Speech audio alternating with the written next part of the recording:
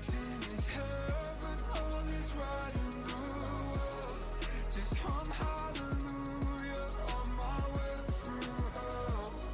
I'm stuck in the middle, oh I hate myself. Just hum hallelujah, just hum hallelujah. Hum hallelujah. Hoping no one's never found me. I've been swimming up higher, but I'm too deep. We're driven by the fire, but soon you'll see that the lighter is breaking down. But I'll take another step, and I'll keep on walking. I don't need you, so just keep on talking. I got needs too, but your love is falling through. Like what the hell was I supposed to do? Cause we're all going there anyway. We're not meant to live on, we're not meant to be saved. Left with our vices, guess we'll just pray and hum hallelujah. If God's in his heaven, all is right in the world. Just hum hallelujah on my way through hell. I'm stuck in the middle, oh I hate myself. Just hum hallelujah, just hum hallelujah. Just hum hallelujah, just hum hallelujah, just hum hallelujah. Just hum hallelujah, just hum hallelujah, just hum hallelujah.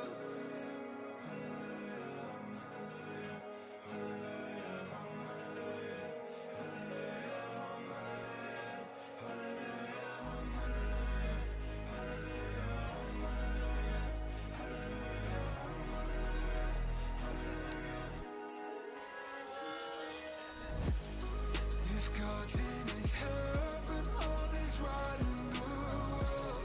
Just hum hallelujah on my way through hell. I'm stuck in the middle, oh I hate myself. Just hum hallelujah, just hum hallelujah. Just hum hallelujah, just hum hallelujah, just hum hallelujah. Just hum hallelujah, just hum hallelujah, just hum hallelujah. Hello. Willkommen im Formel 1.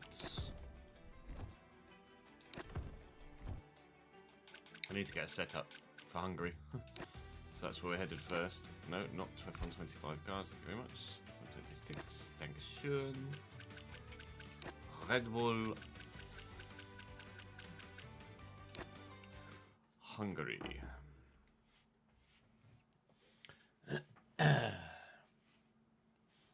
Not at the minute, Reese, no.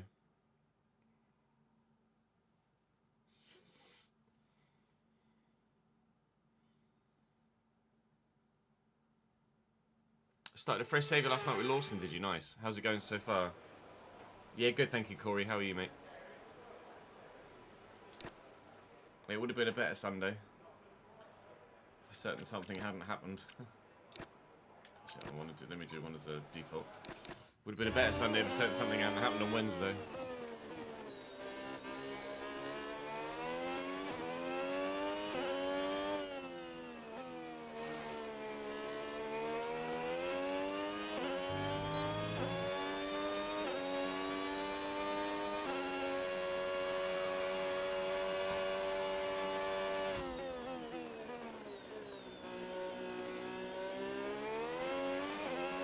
AJ, 64th month total and 28th month in a row. 3 months away from the funny number. I was thinking 69. Not. Getting there. Nearly there. You found a new track in F1 you loathe more than anything. Oh, enlighten me.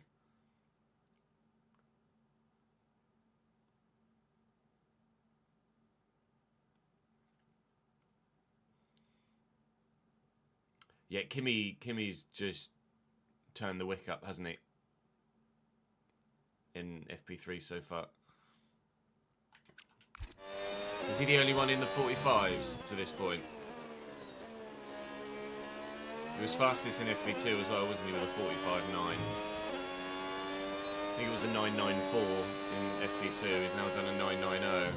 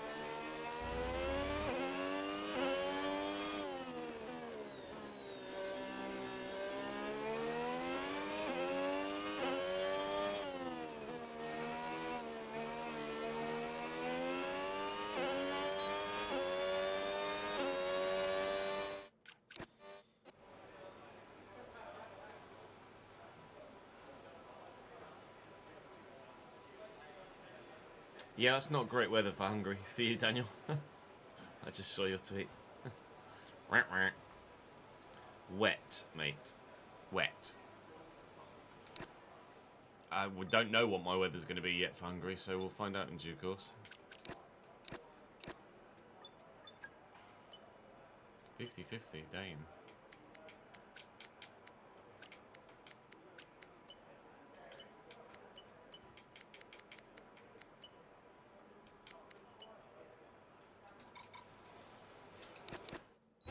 Yeah, I suck in the wet as well. Don't worry, not the only one.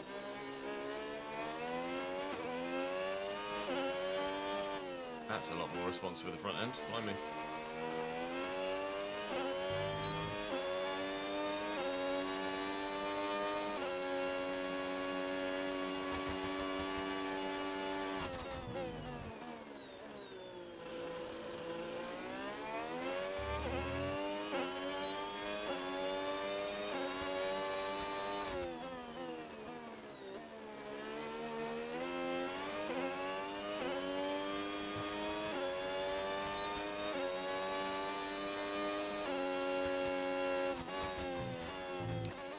Can't take that with a lift.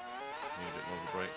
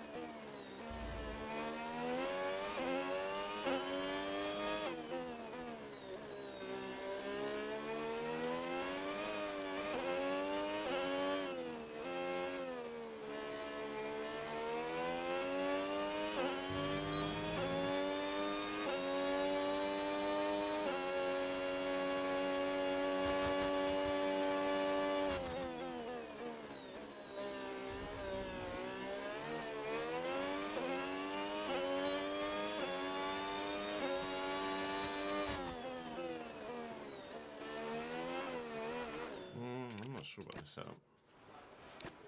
It's a bit loose at the rear, you know? A bit loosey-goosey.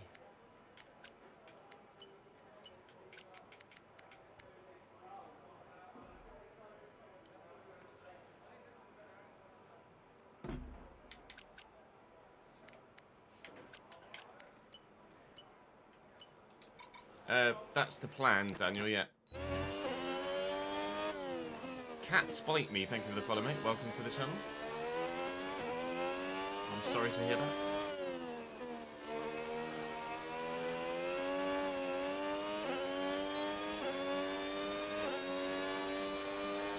Madring sucks in the wet, does it?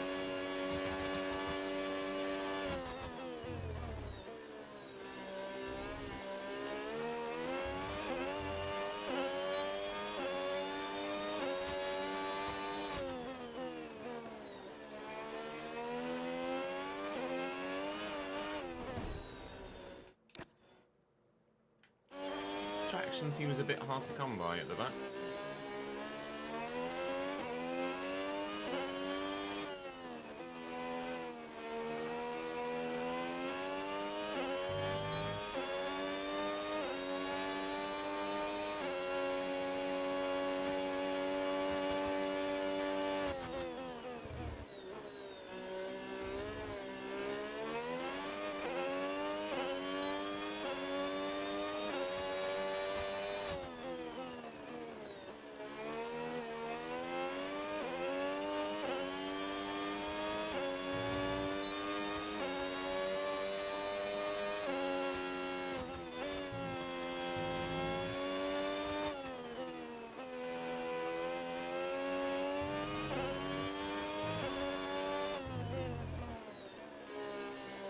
Stop in there, did it?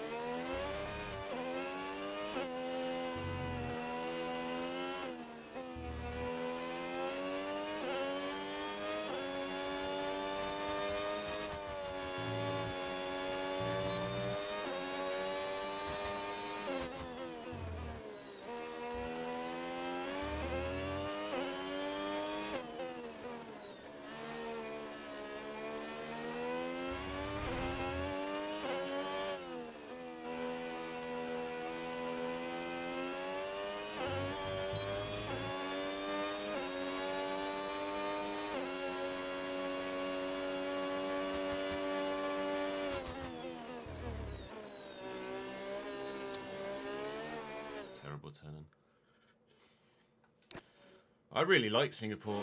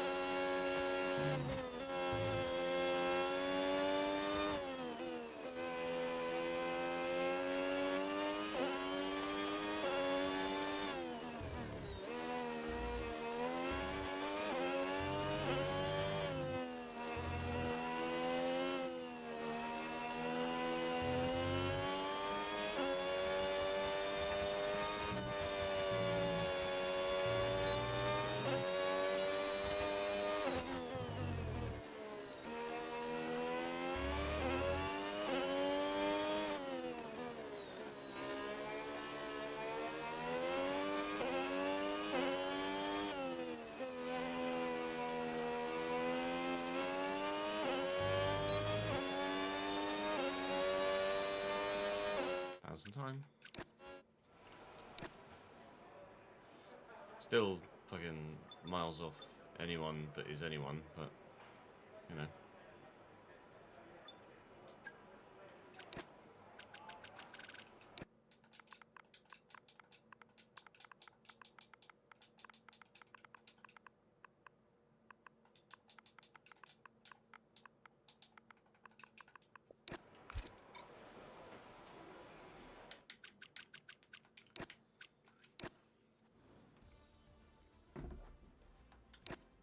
Nobody's within effectively 8/10 of Kimi at the minute.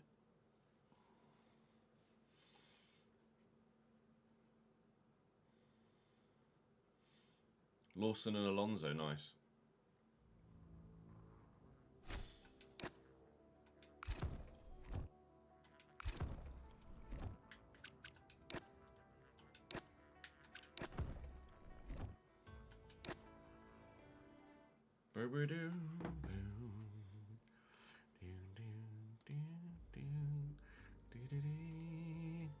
Quali's at 3, right?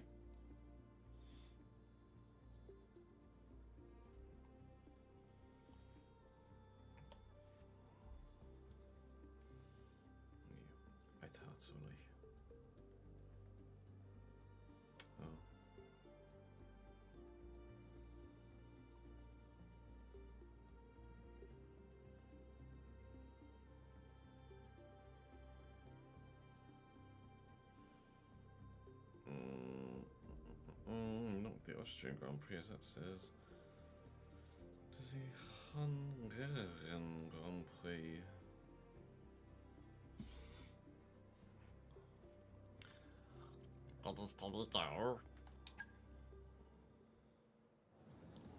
Oh, hello. Welcome back. Thank you for joining us. And the track action will be getting underway very shortly. Welcome to Anthony Hungary. Davidson, Naomi Schiff alongside This me. is different. Before we focus on that, Naomi, I'd just like us to consider some of these big rumours that are circulating at the moment about driver moves up and down the paddock.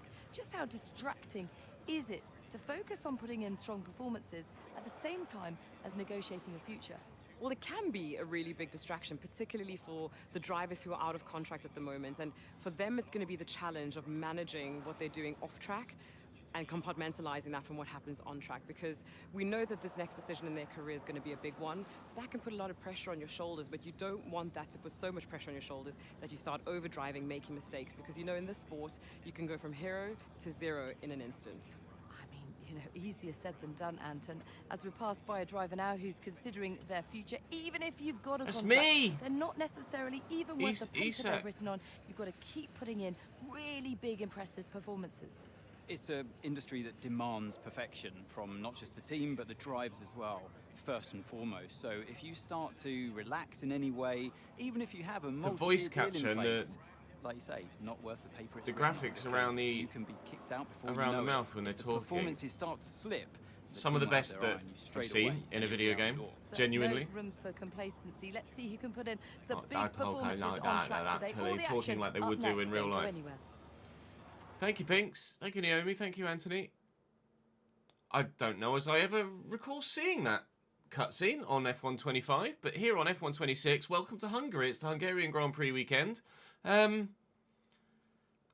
Big rumours about my potential future, apparently. We were in talks with McLaren, but we halted those talks with McLaren and ended those talks with McLaren when we saw that Red Bull were advancing faster and had the better car. So whether there's any further talks with a secondary team, or technically a third team, we shall wait and see. Weather here in Hungary is great until the race, in which it is going to get wet at the end, unfortunately, which is not ideal, especially at a track where overtaking can be a little bit troublesome. Well, I'll put some older bits in the car to go and do practice in. We'll get as many resource points as we can, because the car is improving and getting better every round of the championship at the minute. But I'm still annoyed about what happened in the last race, to be completely honest, at Belgium. But it was my fault, so nobody to blame but me. Let's not make any mistakes this weekend, shall we?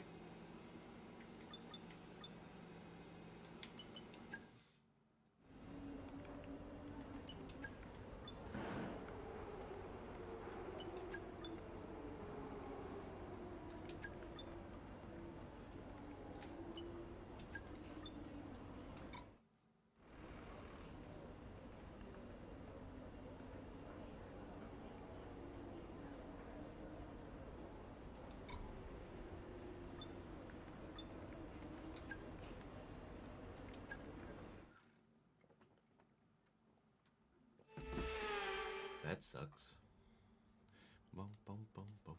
The Hungara ring. Radio check, radio check. Radio check.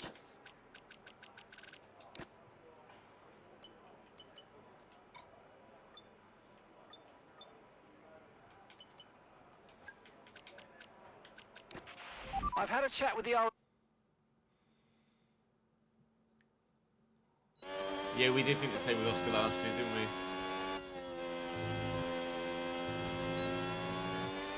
It was more Oscar falling off than it was the others getting better, wasn't it?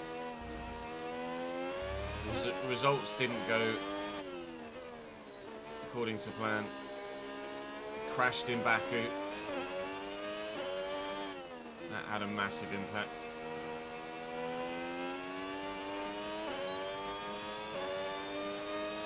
Still feel like it was Oscar's championship to lose last year. It's more, I mean, obviously full credit to Lando for getting the consistent results, but you do feel like Oscar threw it away last year.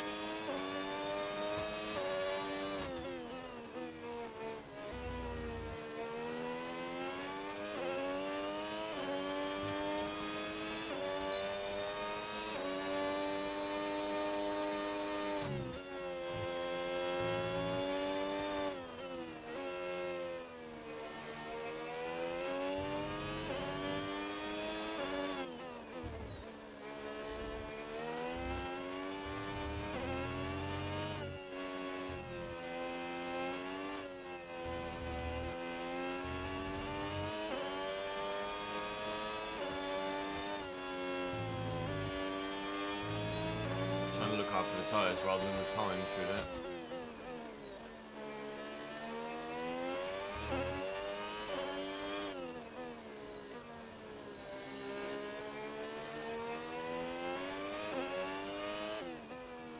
I was going to say, can we sneak into the purple around the final turn? Yes. Program complete and a job well done. We got some excellent data with that run, so come on back to the garage and I can take you through the numbers. It's hard to tell who's going to be Kimi's biggest rival in the championship this year. I think Kimi's biggest rival is probably going to be either himself or the engine. I don't think there's another driver at the minute that is on the same level that Kimi is in terms of the way that they're driving. Holy legendary pull on YouTube. You used to watch the old FIFA 17 Career Mode. My guy, Dev, thank you for the support a decade ago. Welcome back. I'm still here. I still exist. Hi, it's me.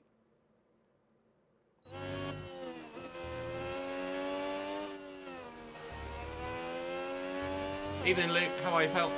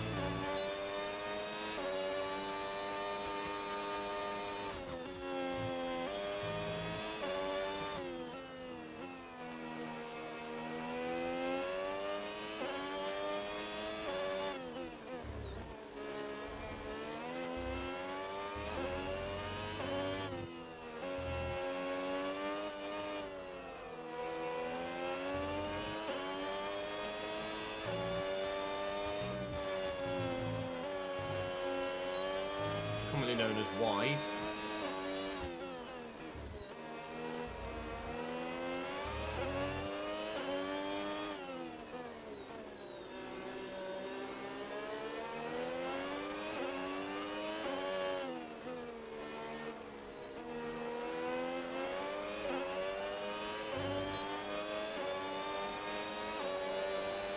Thank you, Franco.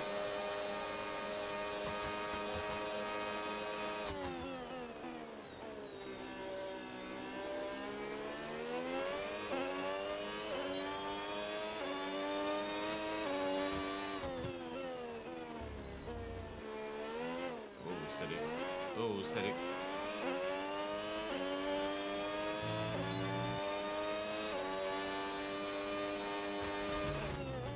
Oh, God. What's going on there? 135 for Sam. It was Rory was at 145 earlier.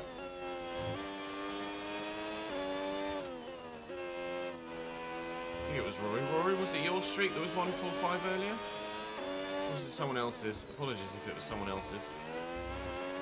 It was Rory, I thought so.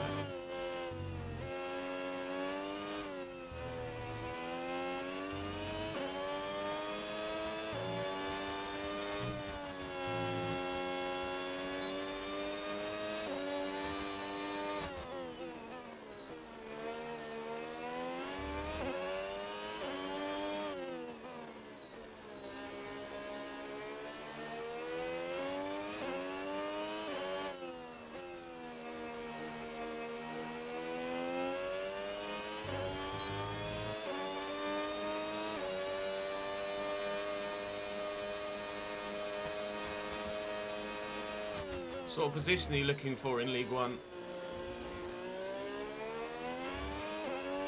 Ella.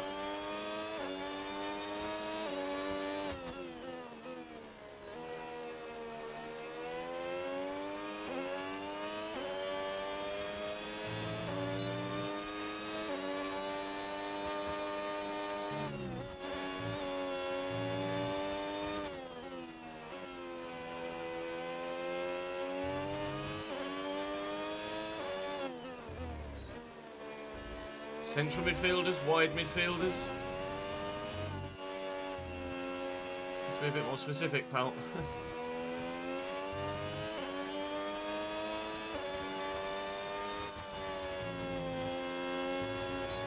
Hey, Wavy.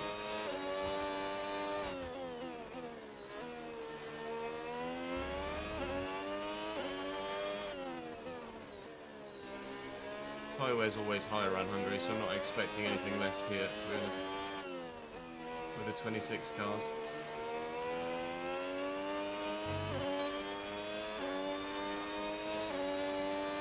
104, I think, is the AI.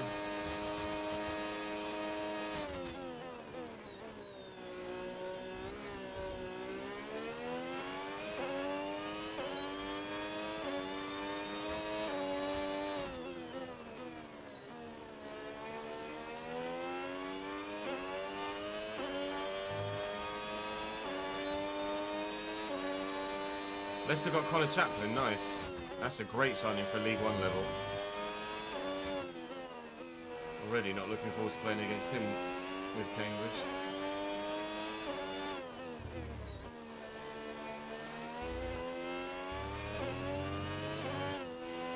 Box to box for League One. Kelly Ruddock and Panzu, mate. Absolute baller.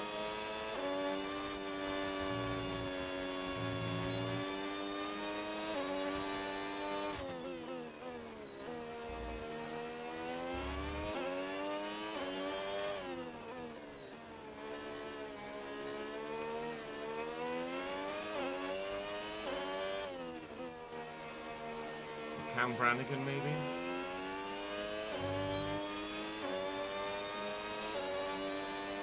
Tywear at Miami? I don't know about Tywear at Miami, actually, with regards how high it is. I think so, but not abnormally. Just on the higher end.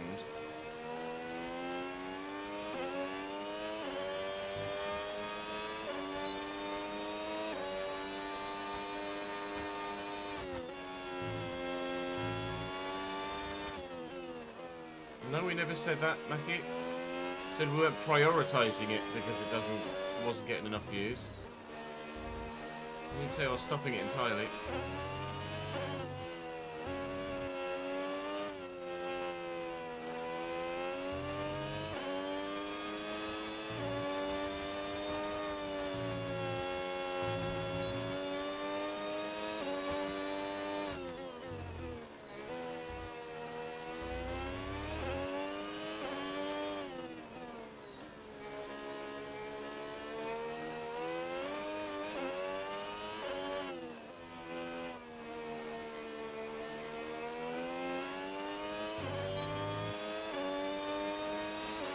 Okay, test complete, and that was a really good job indeed. We got a lot of valuable information out of that. Well done.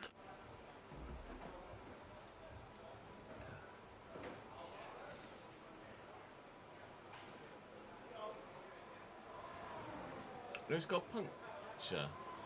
Oh, that's more than a puncture. Lewis with big damage. Just hit a wall. Suspension broken on the rear right. Do you think it's the same as Gasly? But just with less damage?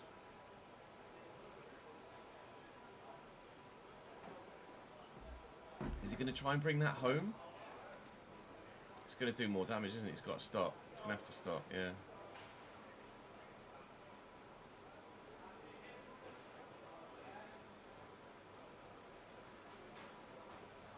Coming out of Puon. Yeah, it's the same place as Gasly, isn't it? Going to go slightly wide on the left-hander.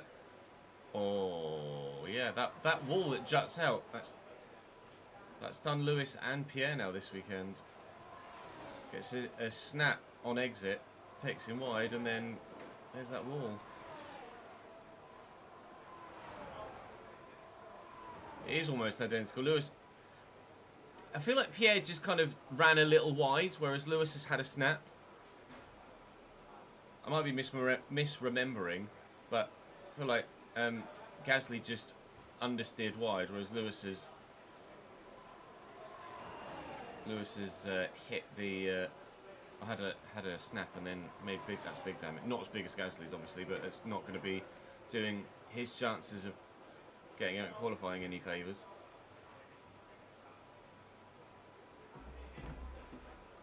I don't think they need to tuck that wall in. Fuck it. I like the treachery for the drivers. Don't get it wrong. Can't move a wall just because people are making mistakes. You wouldn't at Monaco, on the second chicane of the swimming pool, be like, oh, you got to move that inside right wall because people keep hitting it and then breaking their suspension and going straight on. Nah, fuck it. Don't make a mistake. If you do, get punished for it. Okay, people got a lot quicker to Kimi at the end of the session there. Norris and Max within 1.5 tenths.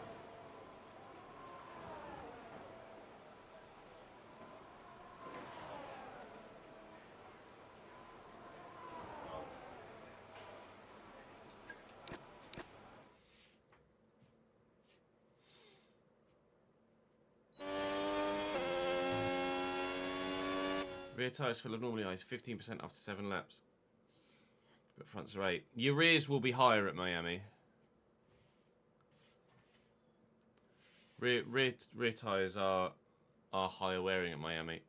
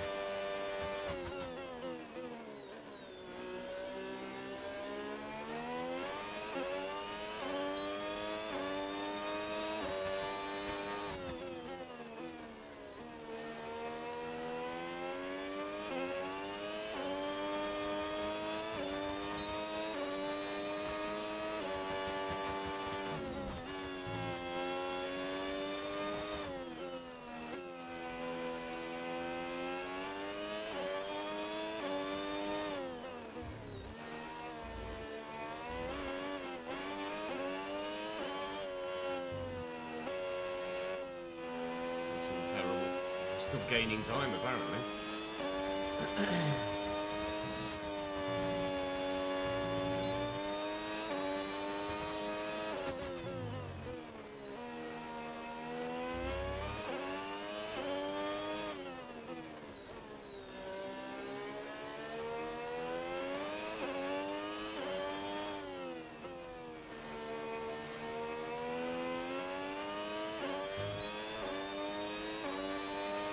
Program complete.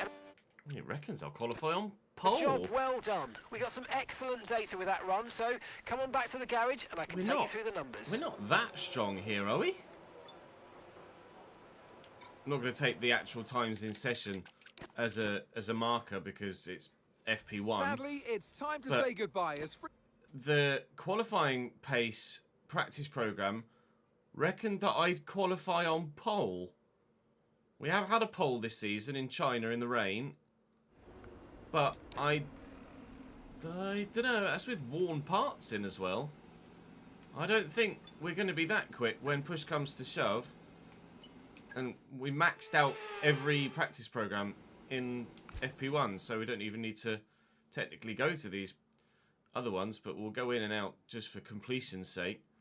Well, join me in qualifying then, where we might be really competitive in Hungary, or that might have completely lulled us into a false sense of security, and I'll qualify 12th.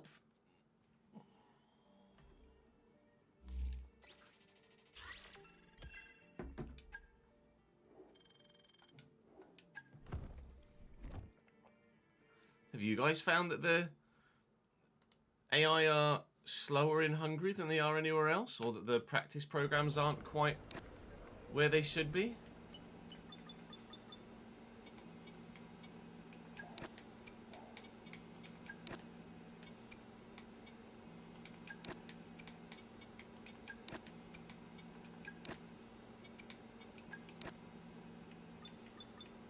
because that's very strange.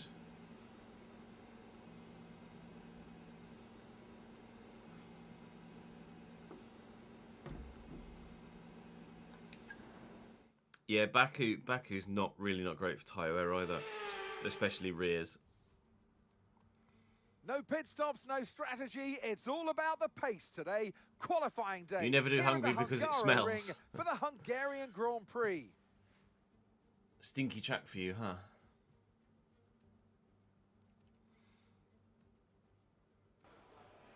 Hey, Janvinta, thank you very much for dropping by your first stream, mate. I appreciate that, pal. What did we do? A 17 something, Okay, mate. wasn't it? Radio check, please. Radio check. Radio check, okay. See what everyone else is doing. That's when they're in the 16s, and I'm like, oh shit. Oh shit. Right, okay. Bugger.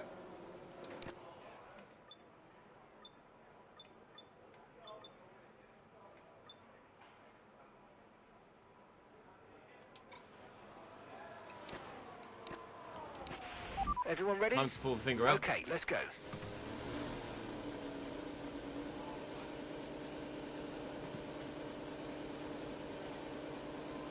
This is career mode, yeah, F1 driver career. We're driving as Isaac Hajar.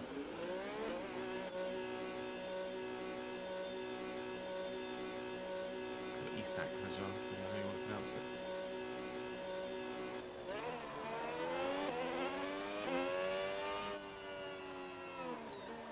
Get out of the way of And that's P13. Valtteri P13. Bottas. We'll have a nice gap to do our lap in at least. Got an Alpine coming into the first corner now, but we'll let Valtteri and the McLaren get down the road.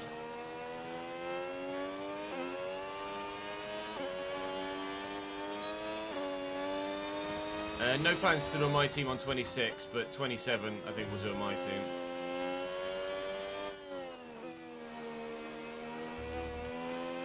There's also something else we're going to do on 27 if they're able to put together what they're planning to put together.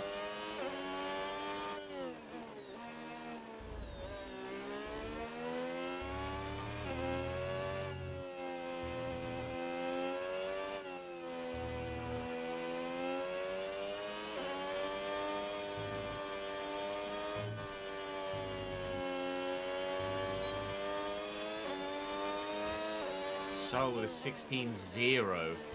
Holy, okay. A 16-0. Bloody hell. Either track conditions are entirely different or I'm in trouble.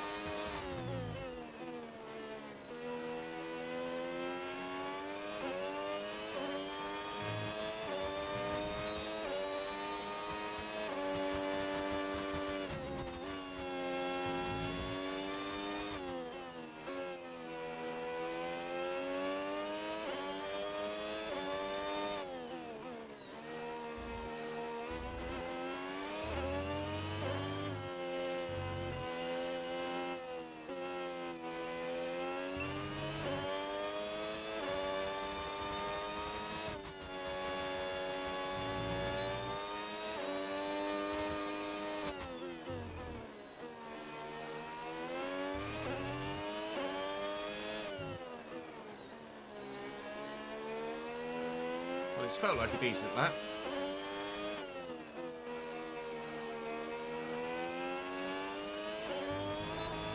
Till then, 16.7. Well, I'm nowhere near a 16.0, but it's also a second faster than I went in practice, so we do have some pace, but not as clear and obvious pace as we were perhaps led to believe by that practice program. But faster than Max by 0.03 of a second, so that's certainly something. That'll be us through without needing to use another set of tyres. Lovely.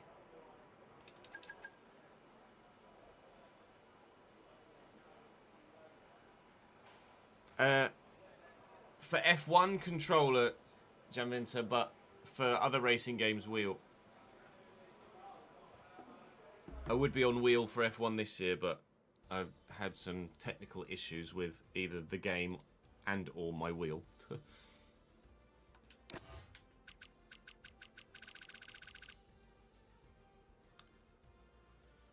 Both Audis, one Aston, one Haas, one V-Carb and one Cadillac out in that session, comfortably through. And if these were the same times for Q2, comfortably through to Q3 as well. We may need to go slightly faster to get a guaranteed spot in Q3, but I feel like there might be the opportunity to go a little bit faster.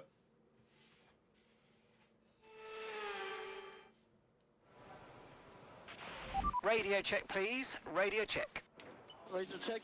Yeah, I basically had every possible issue you could think of that stopped me being on wheel.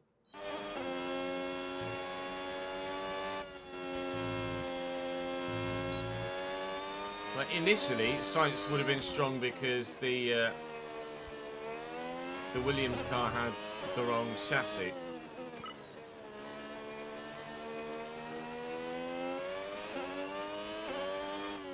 Now, I think it's just because Sainz is like 90 rated or something, isn't it?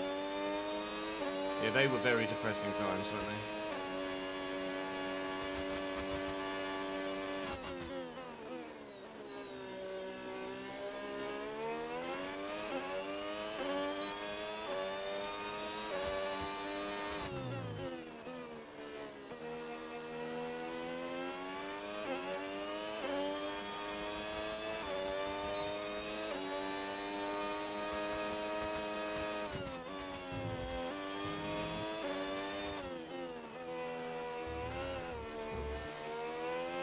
Too eager on turning.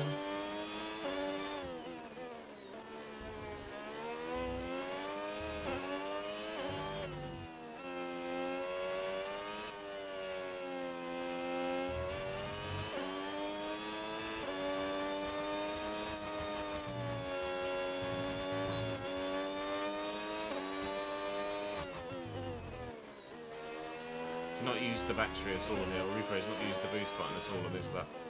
So it's going to be well down, despite the fact it's also on worn tyres.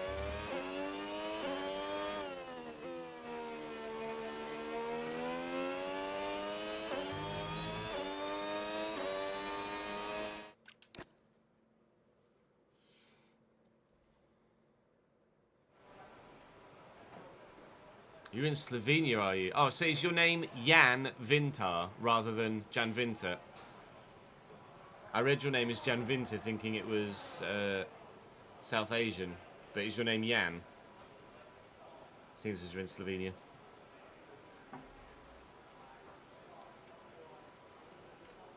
There you go. I read it as one full first name, but no worries, Jan. I shall call you Jan moving forward.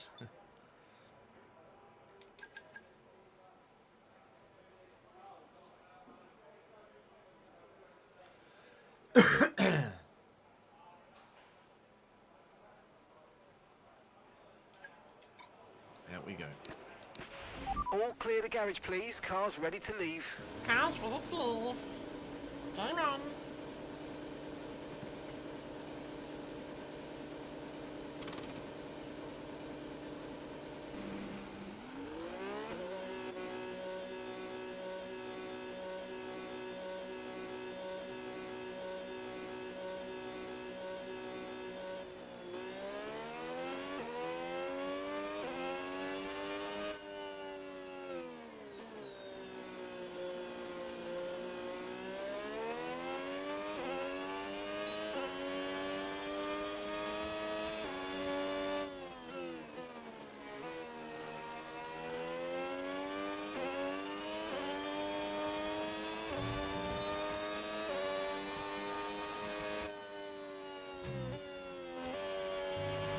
We've dropped to P15. Just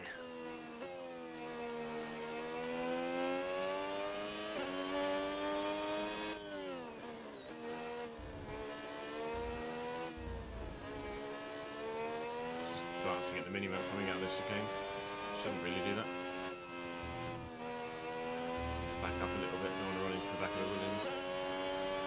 dirty air on my fast lap.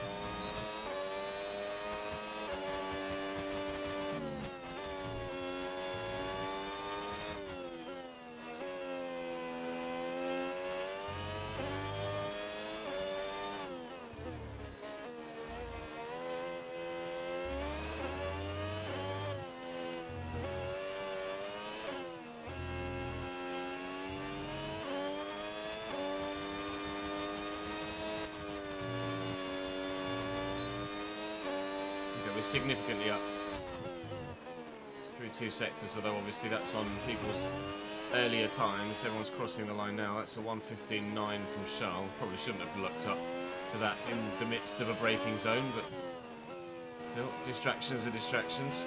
Now we'll throttle, turn the battery on, get to the line, and it is a 16.1.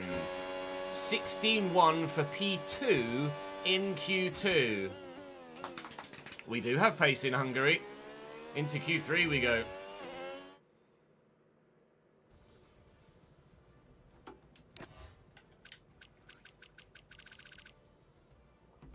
Perez, Behrman, Stroll, Colapinto, Albon and Lindblad out in Q2. We've got an Alpine and a Williams in Q3. And ordinarily, we kind of are challenging for 8th, 9th and 10th in Q3, but here maybe we're fighting for a bit more.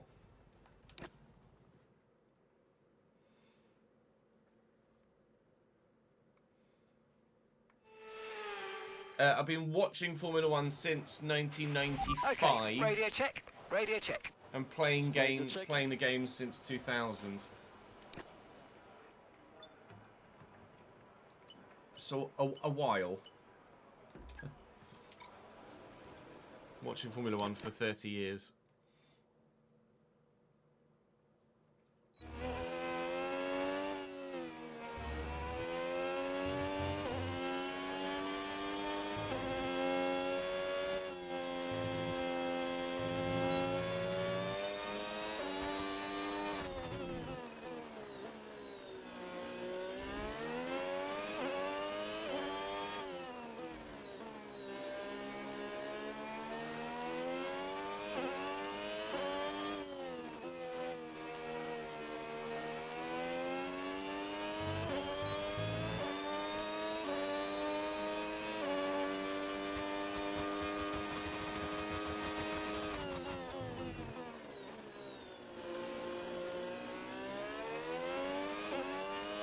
Okay, they found some time. 15.4. Chill, Mr. Verstappen. What the fuck?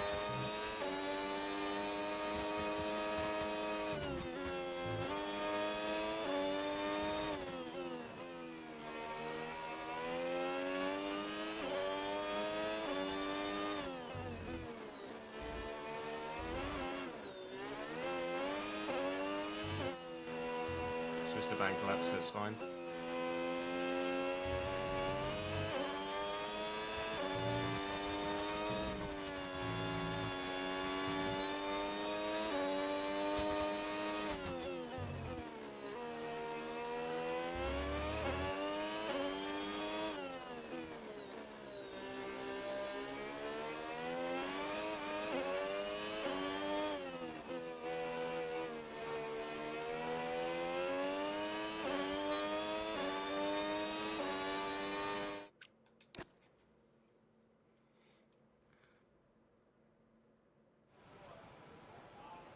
Fuck off, Case.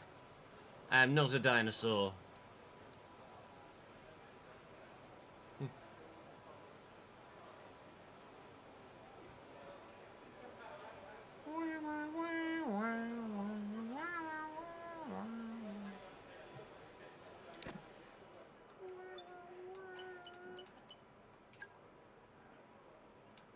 Cheeky son of a bitch.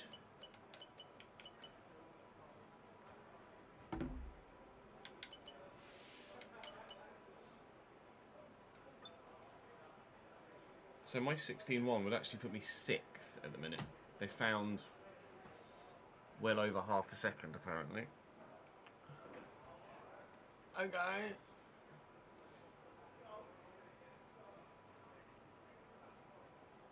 I need to as well then, apparently. There goes, you're up the AI, Rory.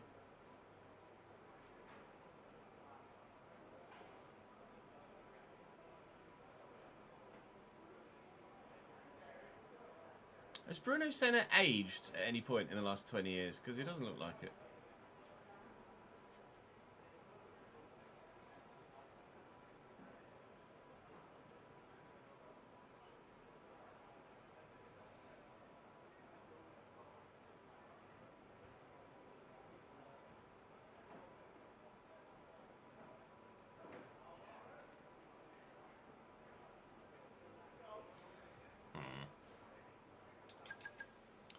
I have a feeling I might be screwed.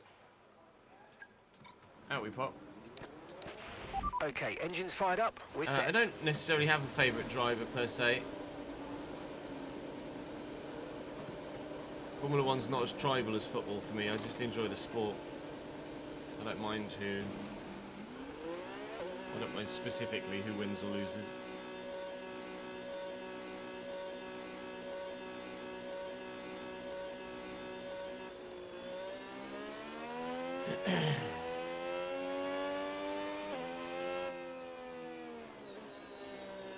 Can't remember what strategy we went for in Miami.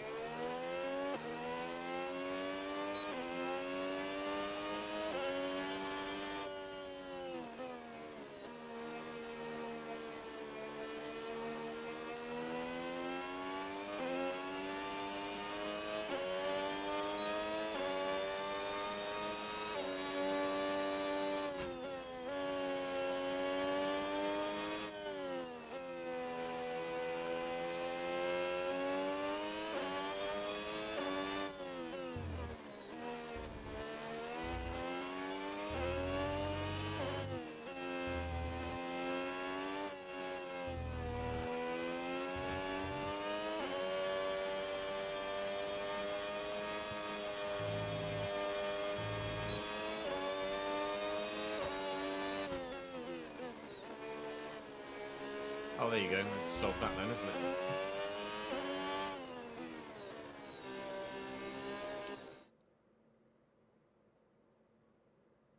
What car is it that Karun's driving there? Is it the old McLaren just without any livery on it?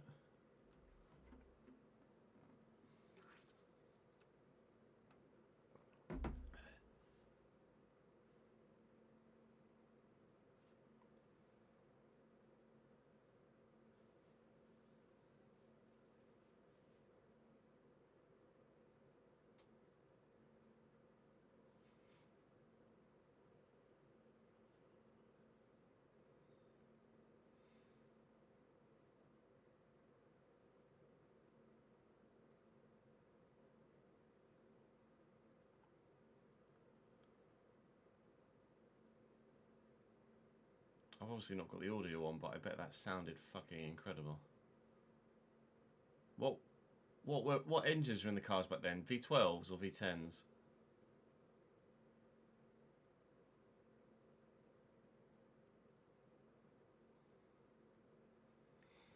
I can't even remember, Captain.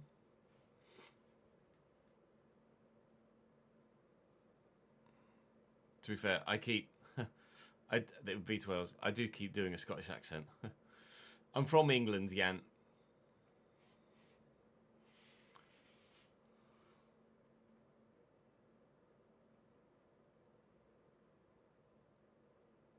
Sometimes I can talk in a Scottish accent, though, you know.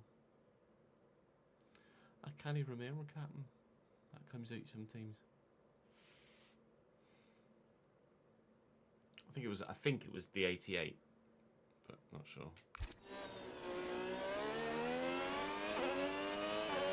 Right, here we go then. Shit or bust, as they say. My Q2 time would have me 6th. That's how much faster they've gone in this session. To the last one, that is a horrendous turn 1 as well. So, safe to say, I'm not going to be getting anywhere near pole for driving like that. Oh my god. Yeah. That I will redo.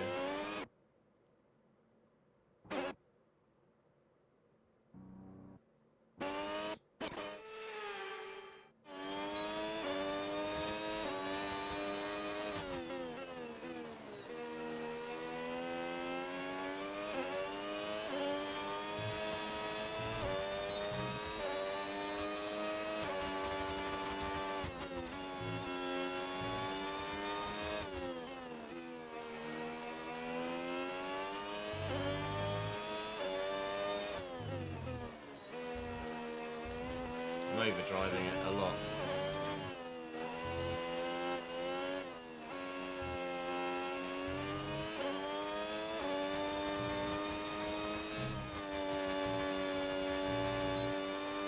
A 10th down on sights in P6 through 2 sectors. Did run out of battery down that last little straight as well, down into turn 13.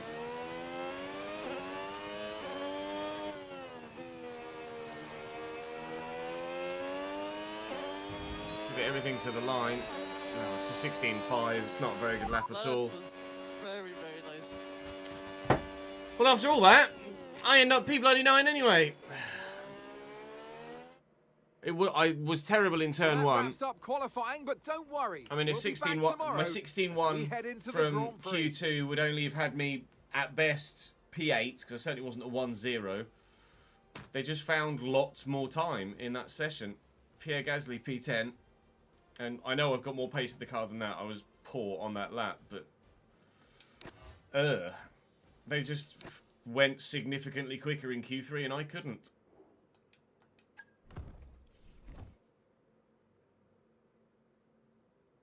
If you go !schedule, Jan, then it will link you to my Twitch schedule where you can see, there you go, Ads has done it in chat for you. If you follow that link, then that will show you when I'm live on any given week.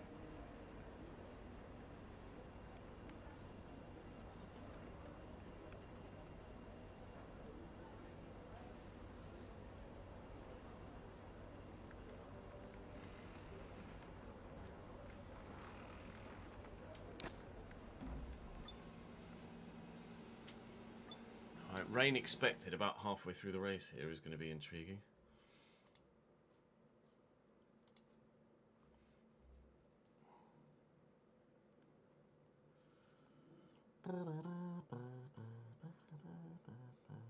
Not sure yet whether I'm actually going to be live tomorrow for more than the final watch long or not. But I'm definitely live Tuesday and Wednesday and Thursday and Friday. Saturday I think I'm on Jude duty, and then Sunday we'll be live as well.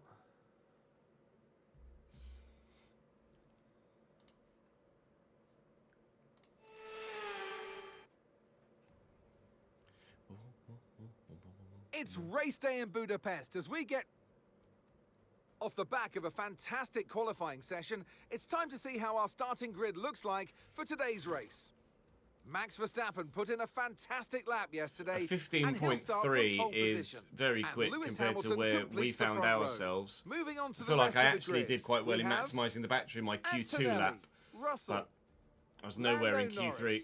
Absolutely nowhere. I had a poor lap for sure, but absolutely nowhere. No penalties for anybody, so we will start P9.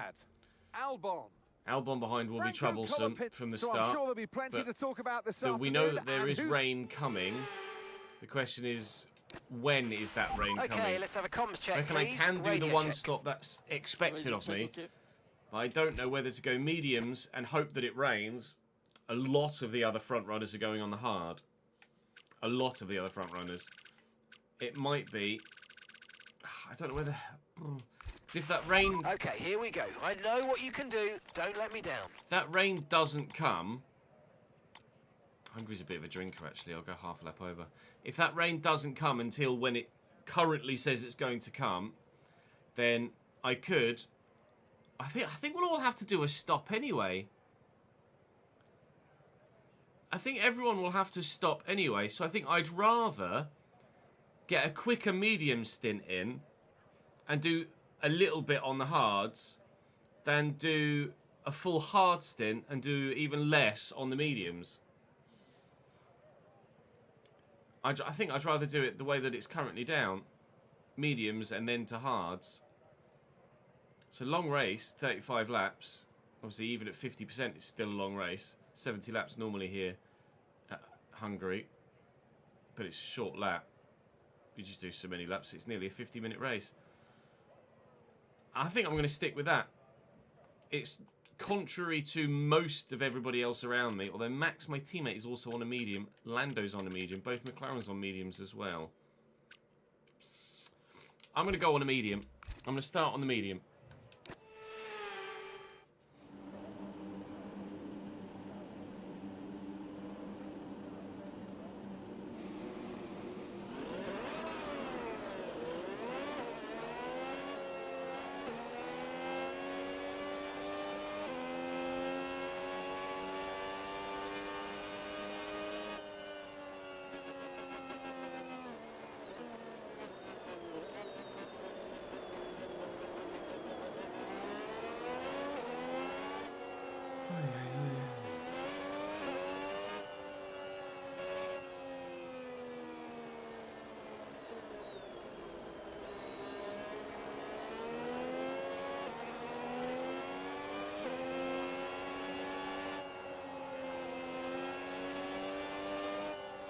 I feel like new tyres are going to be worth a lot around here. Getting onto those new tyres earlier could be beneficial.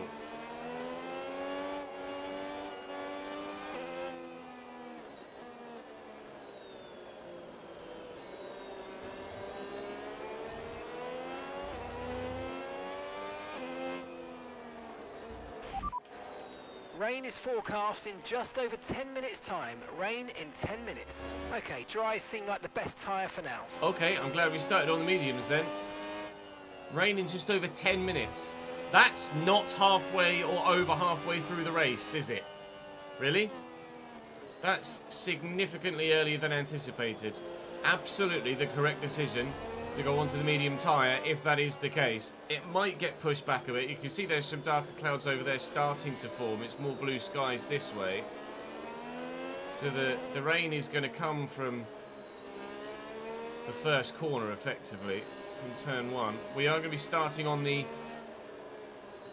racing line, so we should have a better start than we might do if we were on the right hand side of the circuit, but I do struggle with wheel spin on starts this year for some reason. Okay, incredible parking there, nice one. That's going to More give so you the than edge if you normal. can get good launch as the race starts. I'm going to try and get a good launch. Keep an eye on the lights, the start sequence will begin as soon as the grid is formed.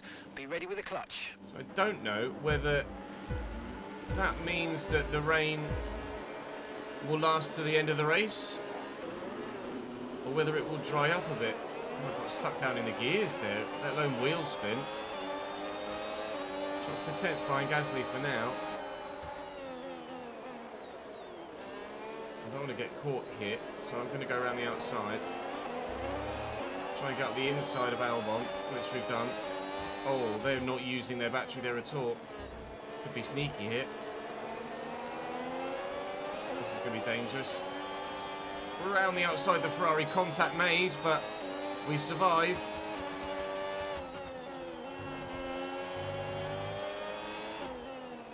Well, that's P7 already. They were so slow into turn 2.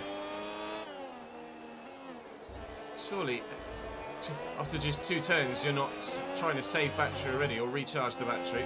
Unless they use genuinely that much trying to get off the line. Medium tired runners making their way through at the minute. Leclerc on the hards falling backwards. Well, after 1 lap, we've made 2 positions, despite actually losing 1 initially. Max is disappearing up front on his mediums. Quite considerably, actually. Time Overtake to mode active. Overtake active. get stuck You've in, got more I think. power now from the hybrid system. Use boost on the next long straight to get past. Hello. This is me getting stuck in, Pierre. Goodbye. Electric start from Gasly to have himself up to 6th from 10th. Now it's my turn. Excuse me, Mr. Alpine. No, thank you. Okay, so you got overtake now. Overtake enabled.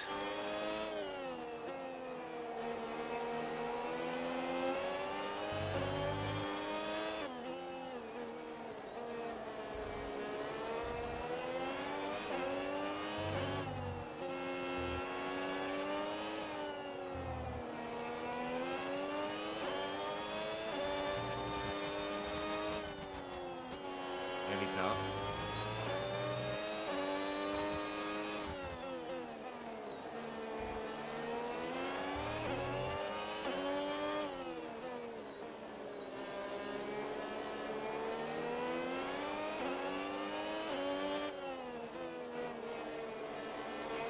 Okay, so that's boost mode available if you need it. Yep. Using it. Not actually Okay, getting the car anywhere behind though. is dropping back. We're seeing a gap starting to form. And a slightly different line through turn 1 didn't work. Max is gone, lads. Max has pieced out. I feel like Lewis is a bit of a bottleneck at the minute. Or cork in the bottleneck. And the 2 Mercedes and maybe Lando as well got a bit more pace than is showing. We know the we know the McLaren is on a Williams, similarly to Piastri, who's currently P8. This is a bit of a procession at the minute behind Lewis Hamilton on those hard tyres. Not noticed any massive dark clouds yet. But we do So we're think expecting rain is coming. in about 10 to 15 No, minutes. it's 10 to 15 minutes, so it's not as close as initially we said that it was. So maybe it was the right decision to go onto the hard, and we've chosen the wrong one. We'll find out in due course. Obviously, you can't predict the future. Antonelli, then me, getting a little bit sideways there. It's going to make Kimi vulnerable down the straight. Thank you. That's P5. Nice move. Good job. Let's go and get these guys, or at least try and stick with them anyway.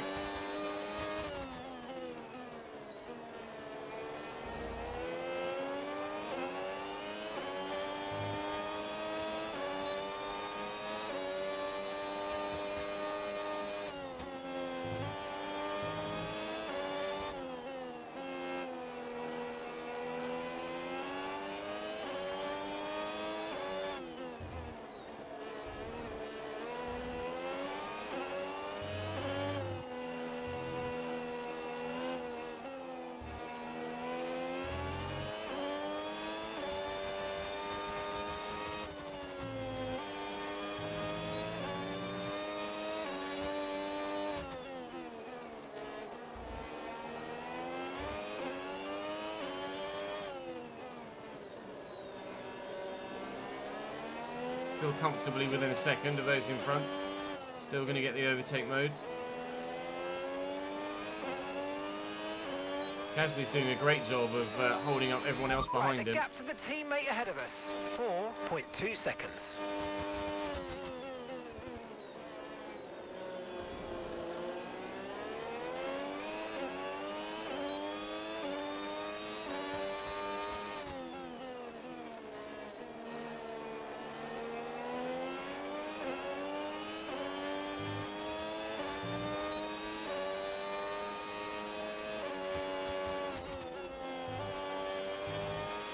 Tyre condition still looking good. Yeah, agreed.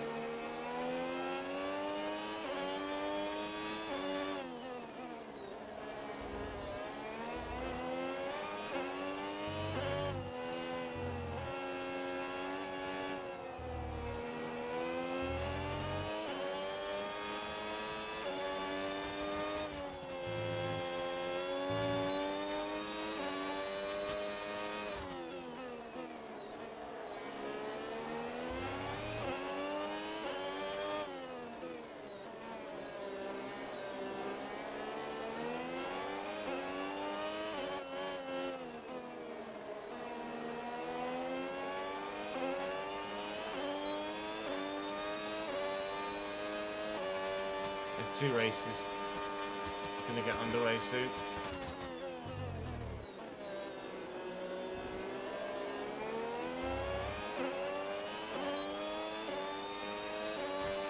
The Red Bull driver's in first place. Yeah, I know.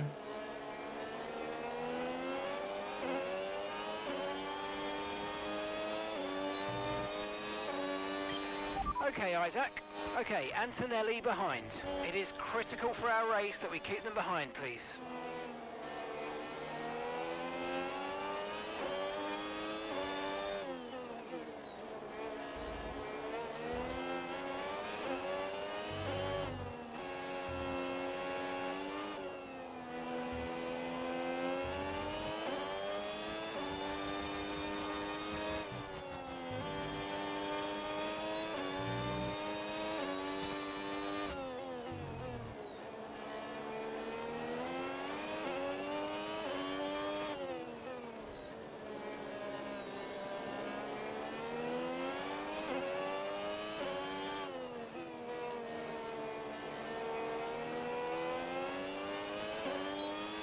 They're very good at the final turn. Noticed that much at least. Oh, George is having a look. George is having a look at Lewis. It's about time someone's tried to get past the Ferrari. Max has stopped getting away quite as aggressively. He's not as far down the road now, or at least he's stopped extending that lead anyway. Worried about Antonelli behind having a sniff every time we end up going slow as George and Lewis battle. But we're alright for now. I'm happy enough with how the race is going so far. I don't think we've got any cause for concern at this moment in time. It's just a case of how competitive we'll be, or won't be, in the rain when it comes. But we're running a lot of downforce, so we'll be as competitive as we possibly could be in the rain, I feel. Just have to wait and see if that's competitive enough to stand a chance of maybe... I'm not going to make that move. Stand a chance of maybe being able to move further forwards or stay where we are.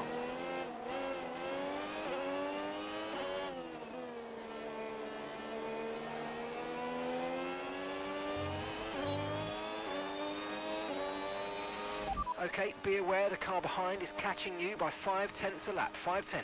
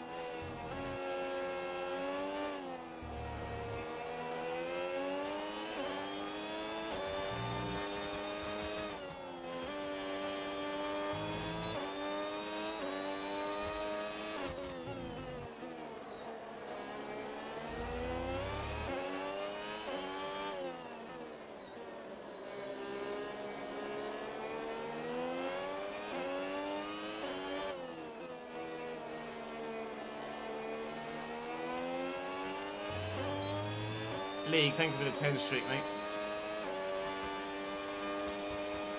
He's going for it again, George. Is he going to get it done this time?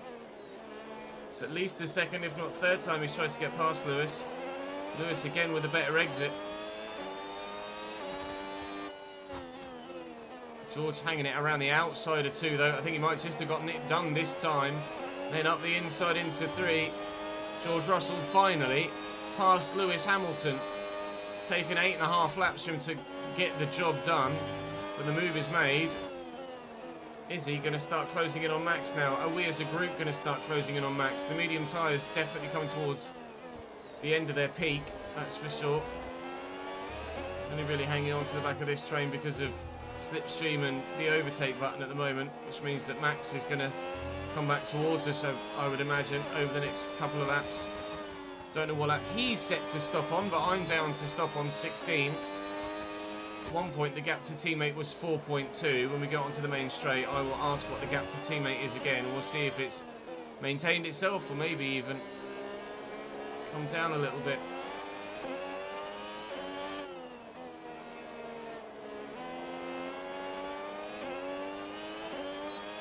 I have to cross the lines just in case there's a piece of audio there. There's not.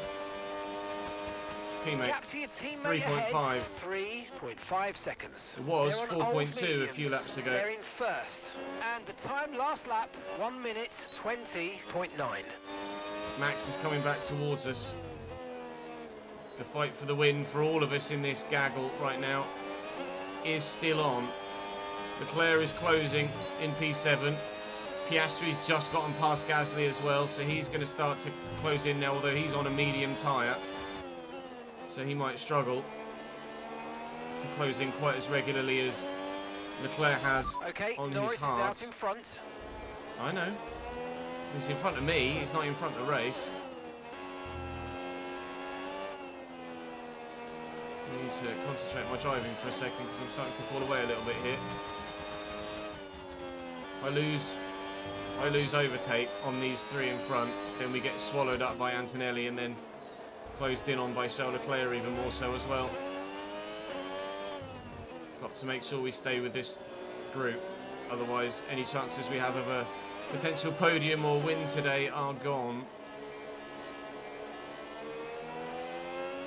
So after 10 laps, the tyres are 41% worn at worst. That's fine. Hit that target. That sets us up nicely for the rest of this race. That's absolutely fine. No issues with that whatsoever. We'll be able to get to lap 16 to box as planned. I'll ask about the weather again next lap. It's starting to get more overcast, as you can see. I don't think it's going to be worth staying out on the medium until the rain. I think taking the pit stop is going to be definitely the best course of action at this stage. But it depends how quickly those clouds let go. Hamilton passed Russell again, as you've seen throughout the beginning of this lap.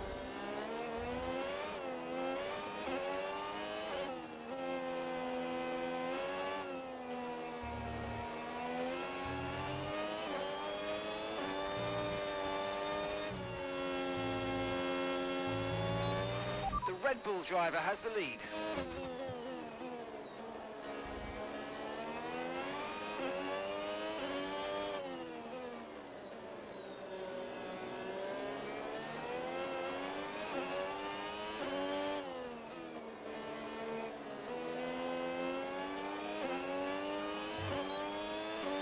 Okay, we don't think we're far away from rain now. I'll keep you updated as conditions change. Spanner works in the... I'm due to stop in 5 laps time at the end of 16 as opposed to the beginning of 12. So maybe the hard tyre was the best call.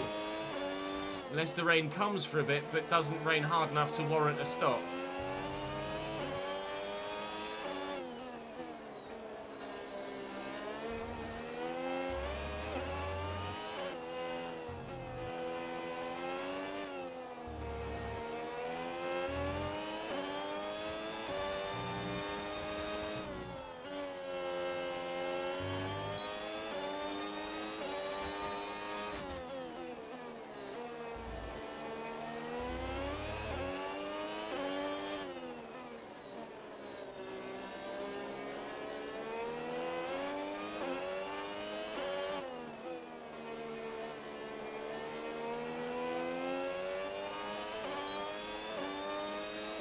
might be a few lap Right, the outs gap yet. to the teammate ahead of us. 3.8, so Max is 3.8 extending again. seconds. The weather's turning. We think it's Rain. time to box now. Really? That quickly?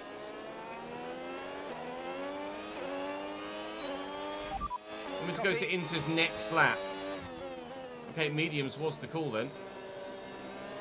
Because we would not have used the full extent of the hard tyre. If it is going to dry up later, maybe the hard tyre will come in handy then. I reckon it's going to... I'm going to need to box next lap for intermediates. The rain is coming early and it's coming hard.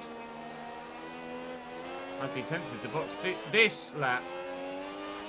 Right, we're no longer sure that these tyres are the right ones. It might be time to come in and change.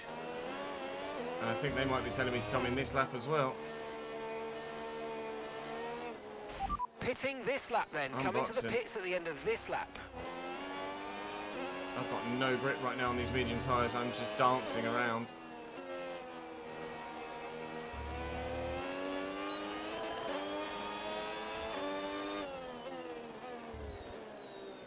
Nothing whatsoever. No grip at all. Jimmy's going to get me here.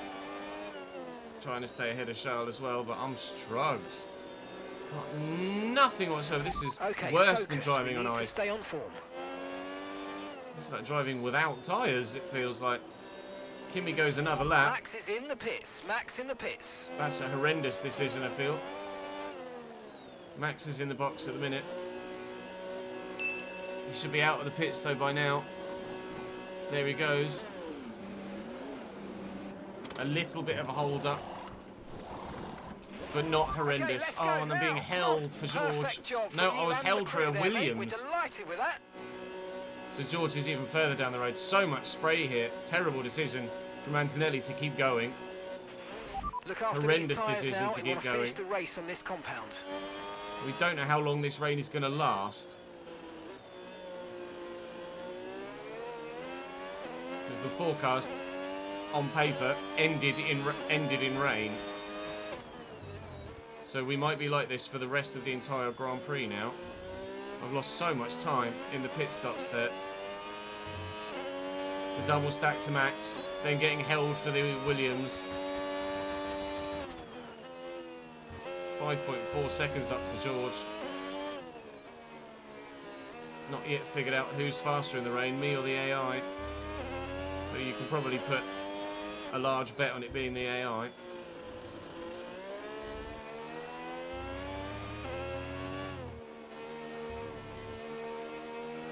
Somehow Antonelli's still maintaining his lead right now.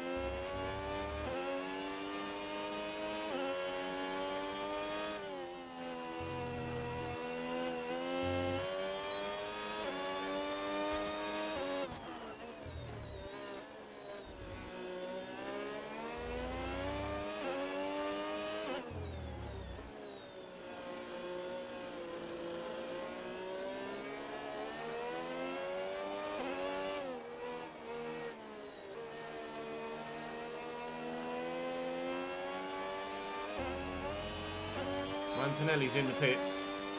We're definitely going to come out ahead of him. Tyre condition for now. Everything's looking good. He's going to lose loads of time there, Antonelli, by doing the extra lap in, well, definitely significantly wet conditions. I've lost loads of time, though, to Russell, like nearly 2 seconds on that lap. I'm not very quick in the wet. I'm going to struggle to finish even where I am right now, let alone any higher. I might just end up being very thankful that we're at this circuit. Okay, Isaac. Let's be a bit more careful about where and when we use ERS, and let's try and be consistent. Monaco without the walls, as they always say. Okay.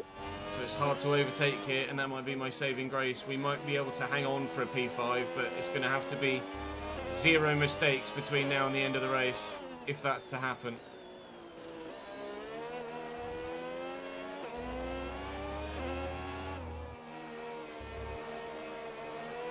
Looks like we've been racing forever already, and it's only about 15:35. 21 laps like this, and I'm going to be knackered.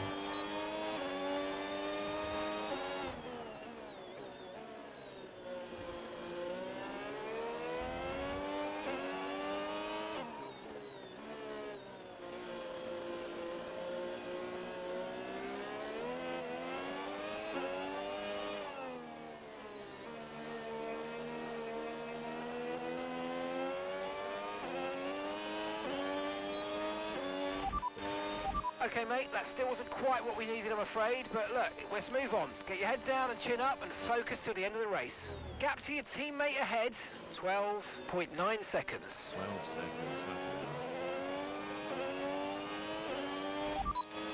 Okay, so heavy rainfall, here to stay for a while. Doesn't look like it's moving on anytime soon. Inters look like the best tyre for now. It rains at the end of the race then, isn't it, really?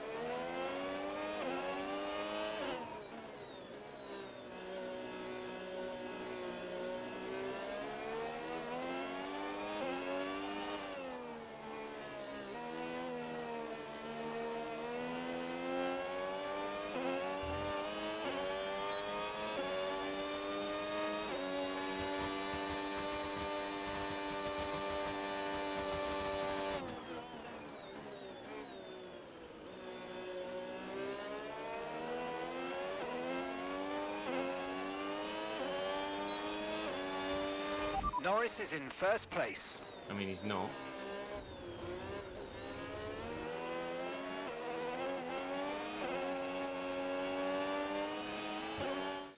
I need a pee, chat. Halfway through the race, I'm going to go for a quick toilet break. I'm not going to do it in my seat like they would do in real life.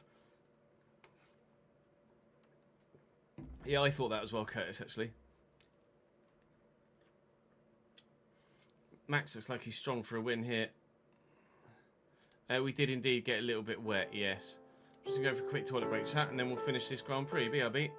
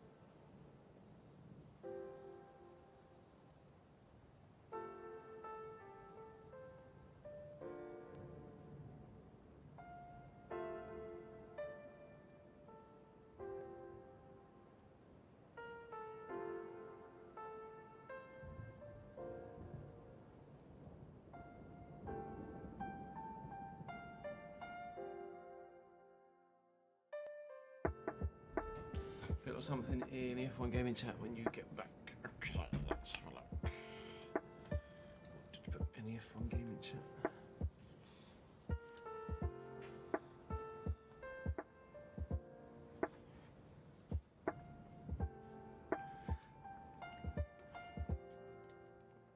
Right.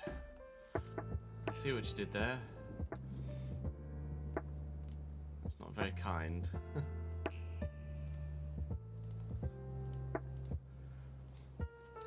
Cheers after hoping you can stick with George was the tag. Pentagon, hexagon, octagon, George gone. Okay, good, bye. See you later.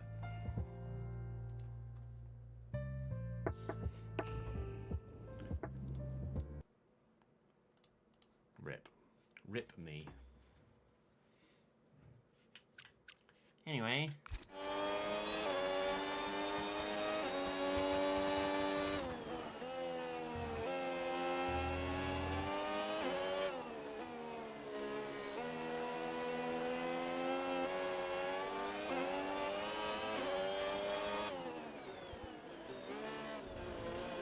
Forward drifting now.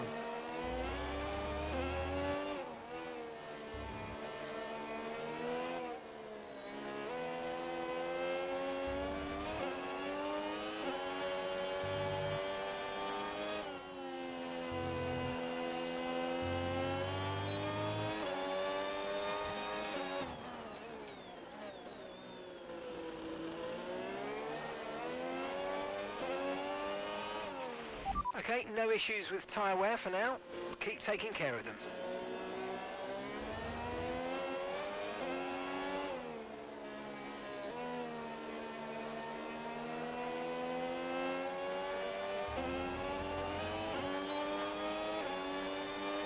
No, Charlie, no, Charlie, no, Charlie, please, not my P5. Oh my god. The Piastri's arrived as well, which is excellent.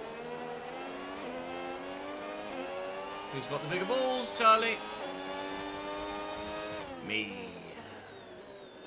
We maintain P5 for now, but it won't be too long before we start tumbling through the places. Remember how earlier Lewis was a bit of a cork in the bottle? My turn now. Piastri and Leclerc behind. I'm just so far off the pace in the way, it's ridiculous. It's not even comparable. It's like I've got the difficulty 5 ratings too high. Looking at 1.5 to 2 seconds a lap off the pace in the wet for some reason. Not great. Let's make sure I get a better exit at the last corner this time. Otherwise, Charles will be having a go again.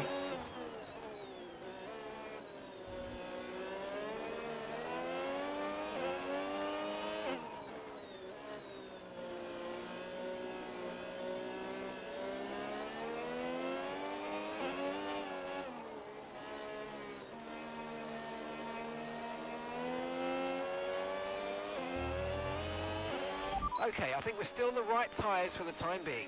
Okay, gap to the car in front, 12.0 seconds.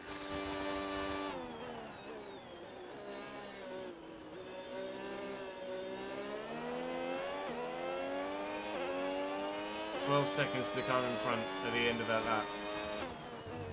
See by how many they pull away throughout the course of this lap.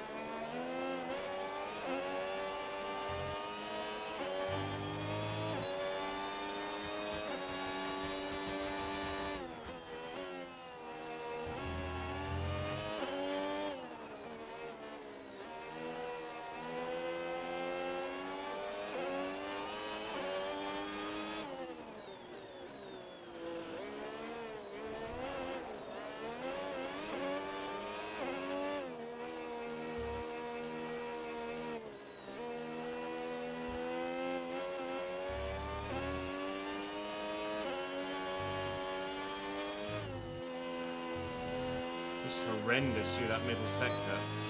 Absolutely woeful.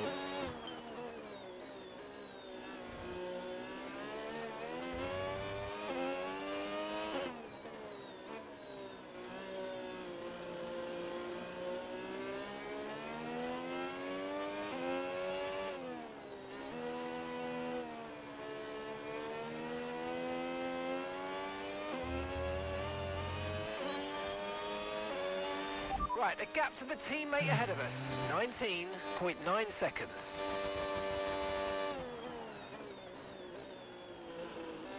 So they're between 1 and 1.5 seconds a lap faster than me in the wet. You're increasing the gap on the car behind by 0.5 a lap. Only because he nearly hit me and had to get out of it. Not because I found any sort of pace.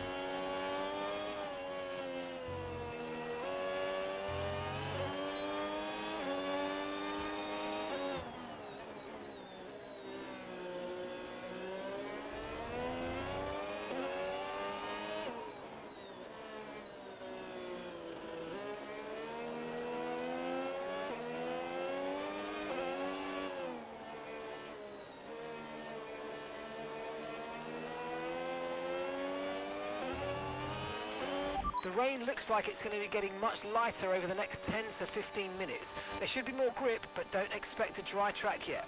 Okay, gap to the car ahead, 14.2 seconds. I mean, that's a bit of hope that it's going to dry up. But I mean, you can see how wet it is. It's outrageously damp right now. Borderline puddles forming. It's that wet. We're holding our own so far, but only because of the nature of the track, not because of the nature of my driving. Thank you, Hungary, for being the one track that this happens at, where I can park it like a bus and keep everyone behind. And it nearly is everybody behind, isn't it? Keeping at least 4, if not 5 cars behind me now. I think it is 5. In a little train. Choo-choo, mother humpers, choo-choo.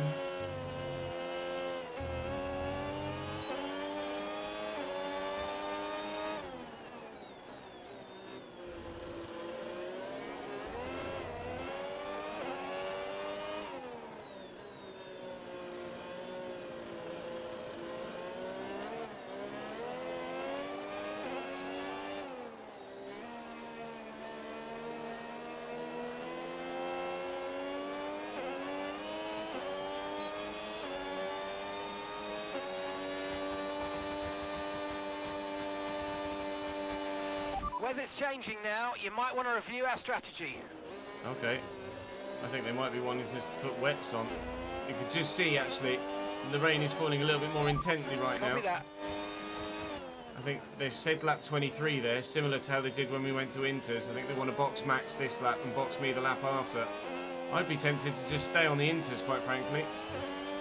They did just say that it might be easing up in the next 10 to 15 minutes, but it's obviously going to get harder before it does. But I'm not having to deal with any less grip than I had, or than I have had previously, so I'm happy to stay on these Inters for now. I am not planning on going into the box for a set of wet tyres. As it stands, anyway. Max is in, however. The others are boxing. Norris is out in front. Norris is not out in front, shut your face. It's like the 3rd year in a row that that pug has been in the game, and it's so annoying.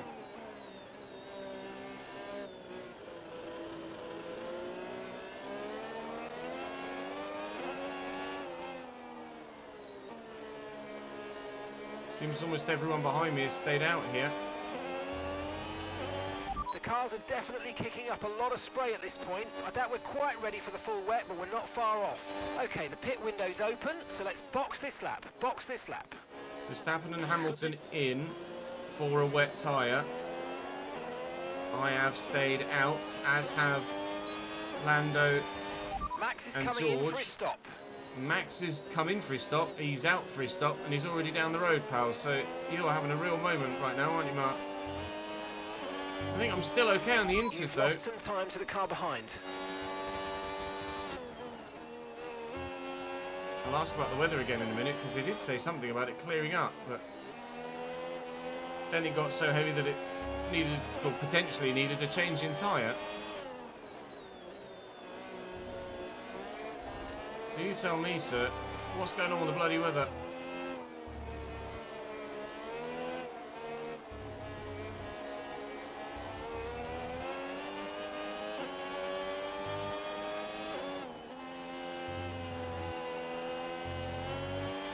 It might be worth thinking about putting a set of full wets on. We've seen a few teams change over already. Nope. Front two are still going on. I think it's... everybody at the back has. And Lewis and Max have. But there's a lot of us here that's still on inters. In fact, it's only the Audis and Lindblad that have gone to wets. Everyone else is still happy to stay out on the inters. Max might have just thrown away a race win here.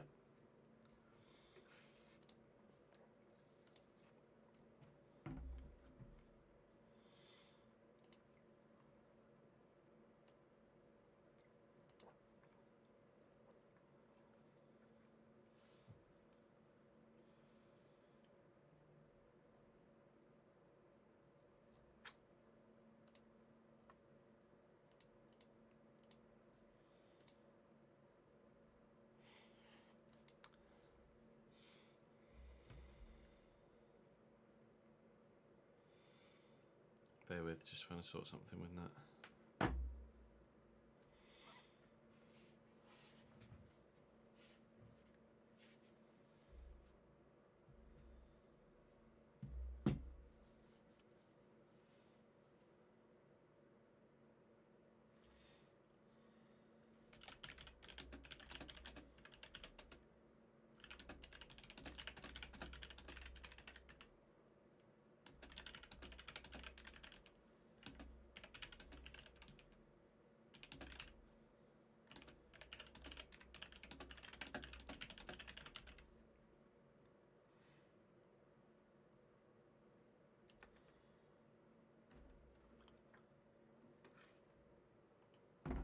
Trying to move off a holiday at the minute to allow me to go on a work trip, but it doesn't look very promising at the minute.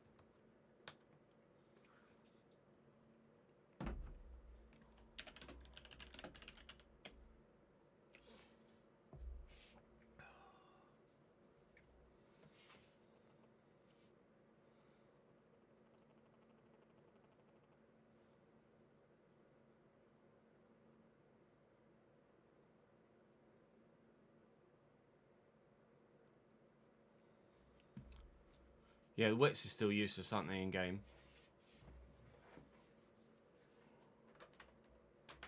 I'm not going to the wets, though. Who have you got in the pre-season friendly, AJ?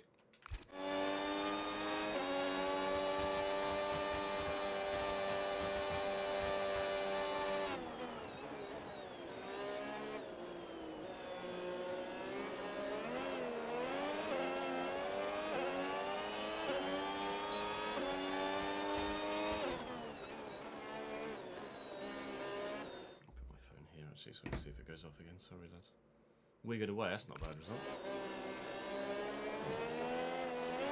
Oh, too busy fucking talking to chat.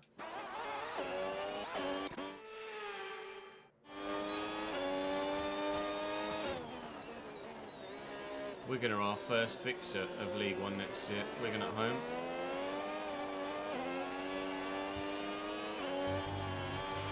Tyre condition still looking good. Okay, Isaac.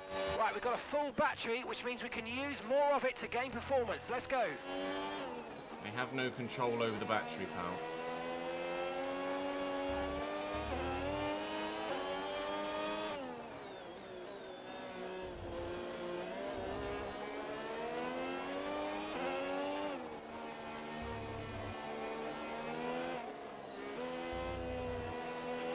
The rain looks like it's going to be getting much lighter over the next 10 to 15 minutes. There should be more grip, but don't expect a dry track yet.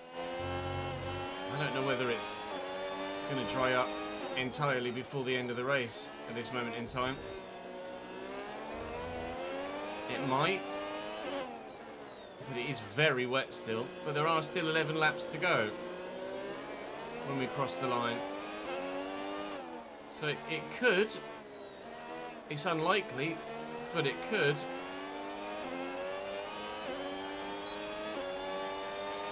The car in front is a second a lap faster, 1 second.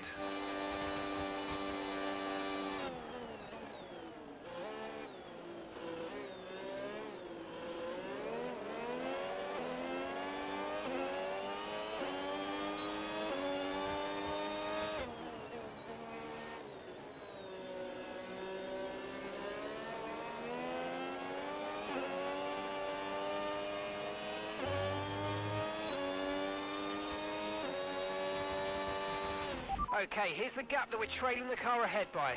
3.8 seconds.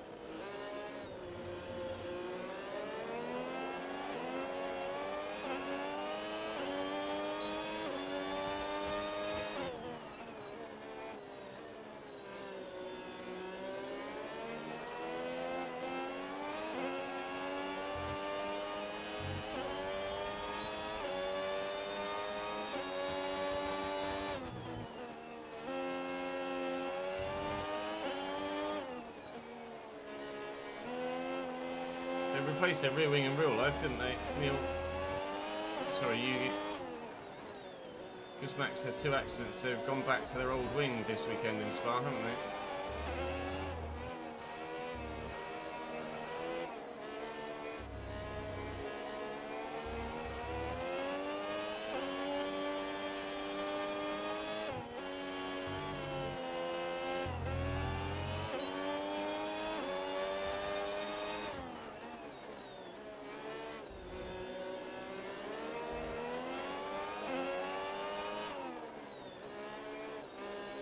No worries, Jan. Catch you later, mate.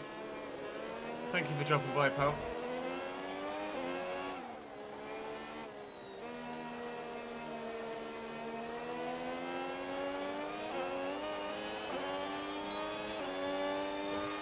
Okay, mate, I'm afraid we didn't quite get what we needed there, but let's not worry about it. Get your head down now, chin up, and let's focus right until the checkered flag. Gap to your teammate ahead, 11.0 seconds.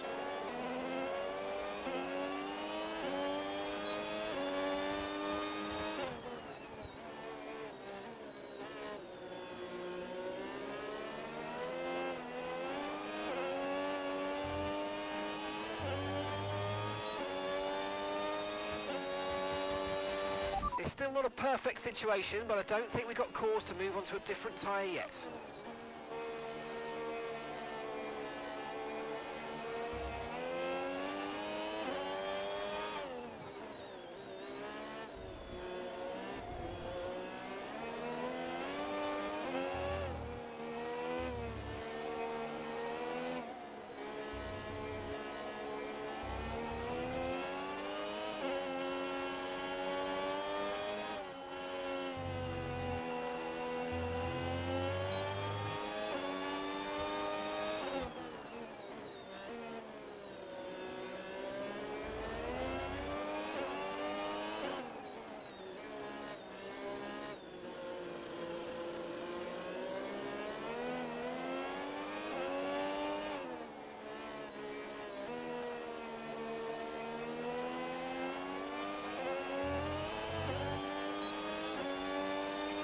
Okay, keep an eye on that gap ahead, please.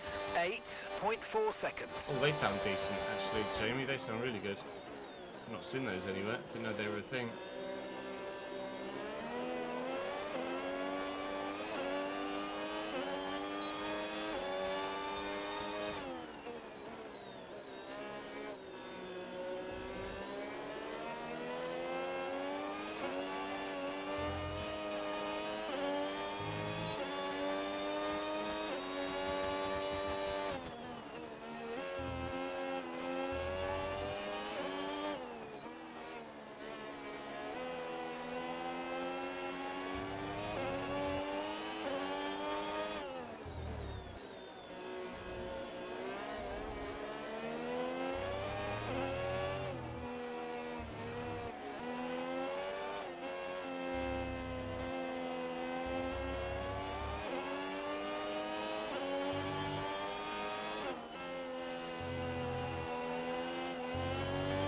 Right, we're no longer sure that these tyres are the right ones. It might be time to come in and change.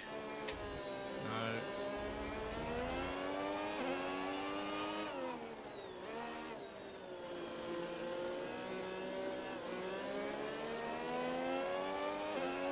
It's 2 safety cars in the F2 now, isn't it?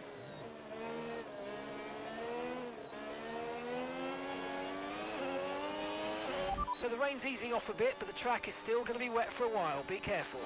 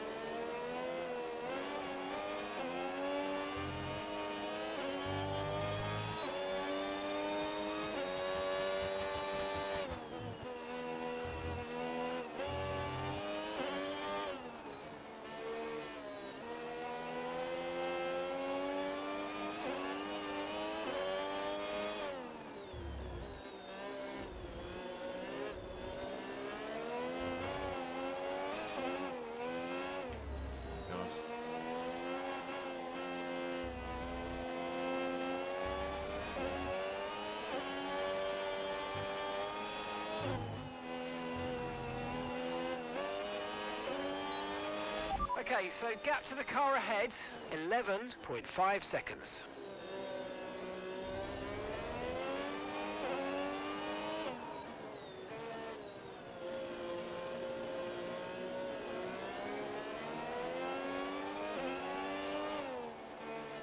Six to go as we cross the line.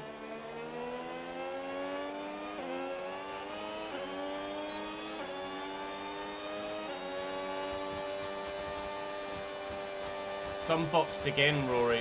Everybody went inters, and then the rain got heavier, and 5 or 6 drivers, I think 5, went wet, boxed again, and the rest of us stayed on the inter.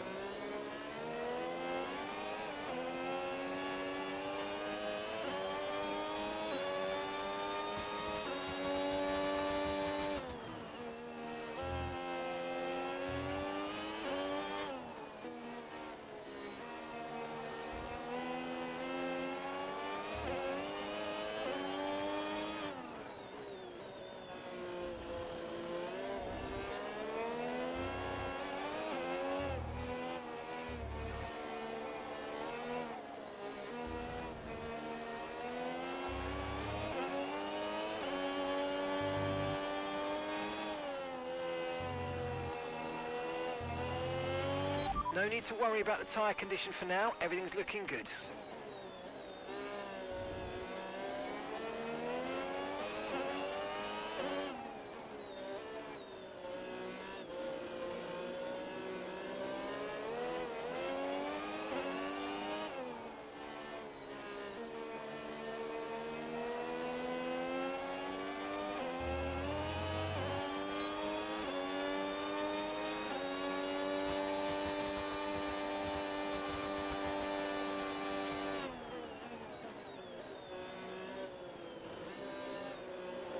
Stop reading chat, Chiz.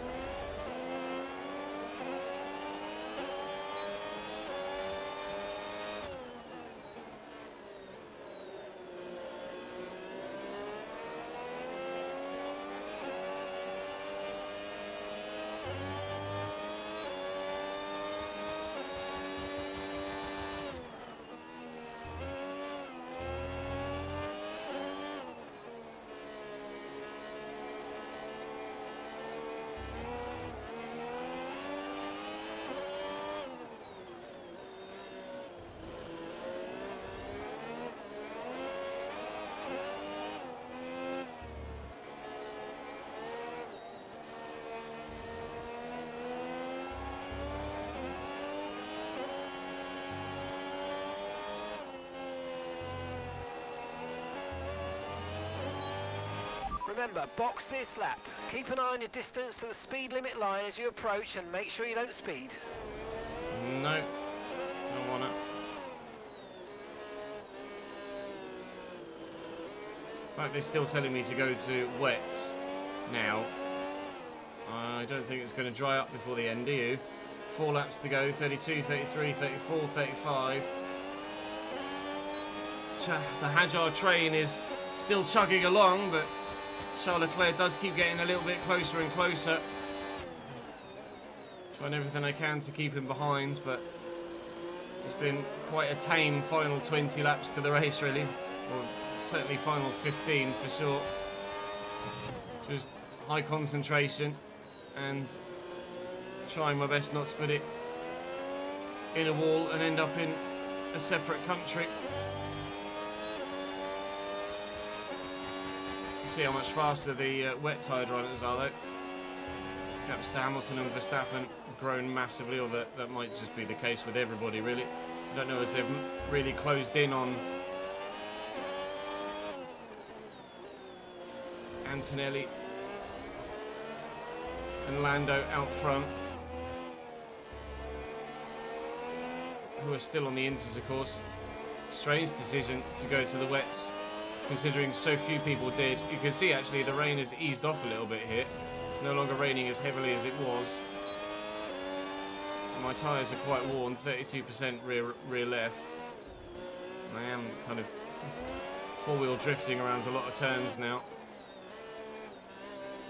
If the rain eases off, then those wet tyres won't be as competitive, but they're not going to lose 20 seconds in the next 3 laps, are they? We've still got 5 cars behind me, or is it more? I think it's still only 5. The 6-car train continues. Charles probably going to have another look here, so going to get a great exit. I'll go defensive. You can try it. I'm not going to let him. Let's get myself to the end of the race, shall we? Come on then. 33, 34, 35 to go. I want this P5.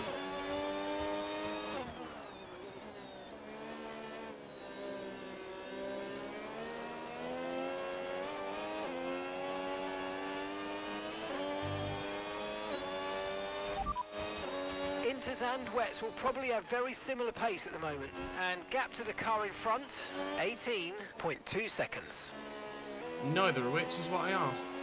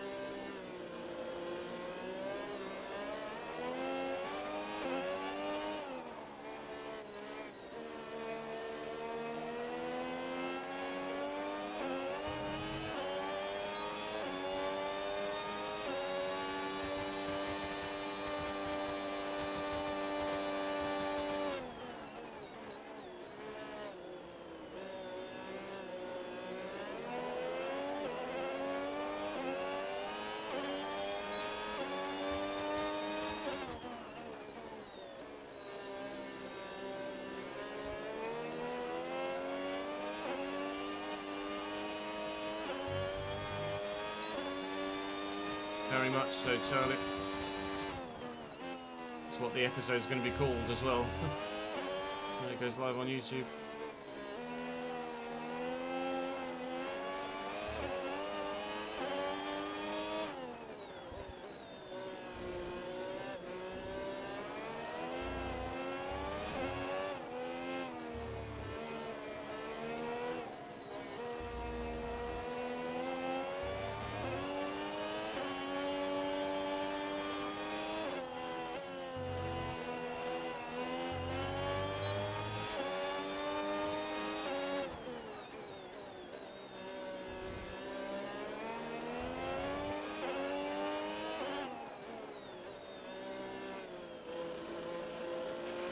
Okay, you're doing well out there. Keep it up. Where did Solov finish? 4th this time. Solov's been winning left, right and centre, hasn't he, in F2 recently. Joshua Dirksen getting the win this time. We're looking at about 10 more minutes of rain. 10 minutes.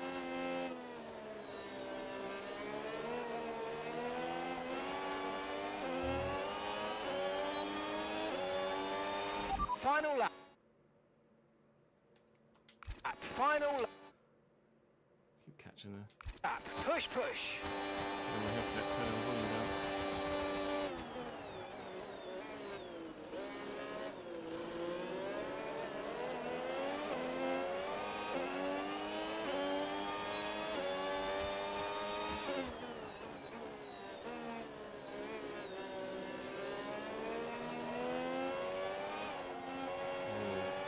That was shaky.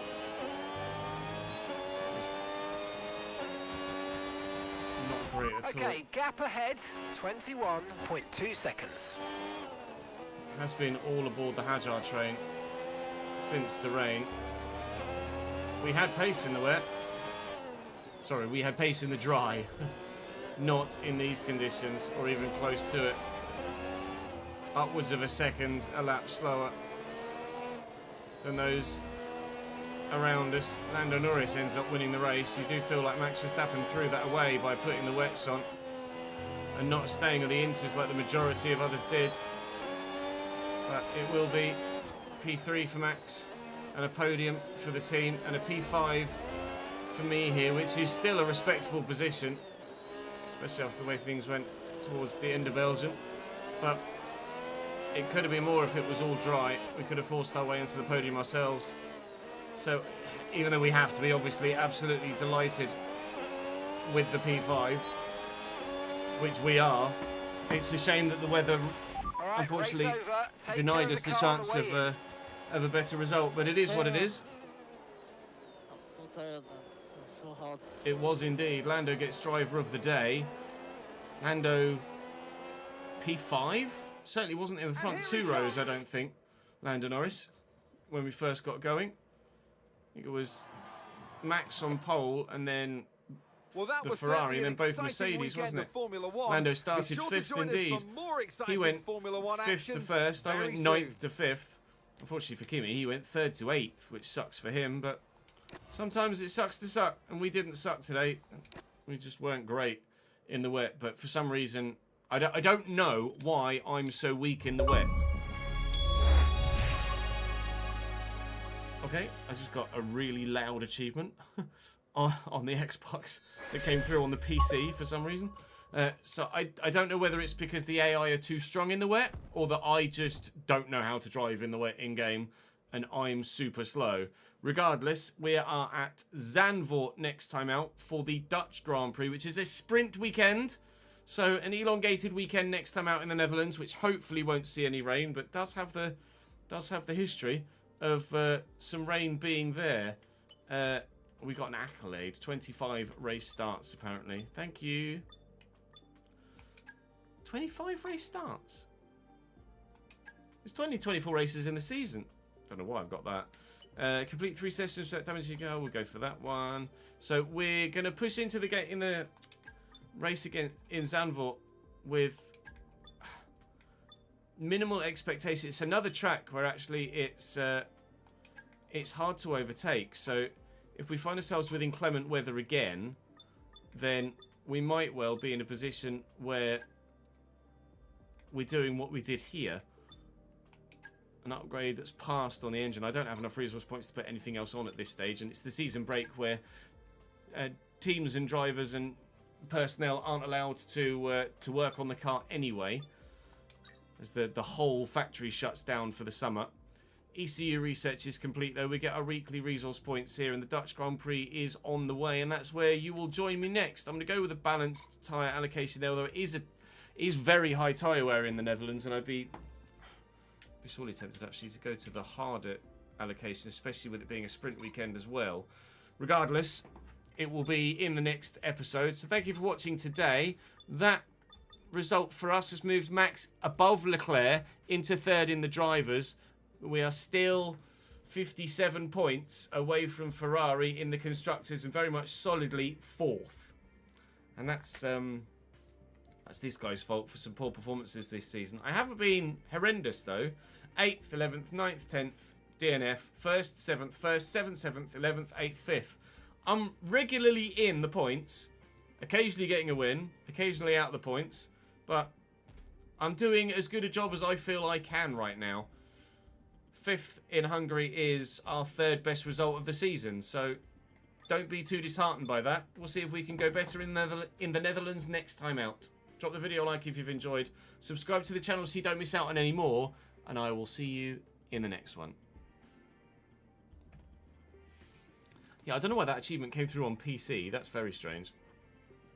And it was super fucking loud.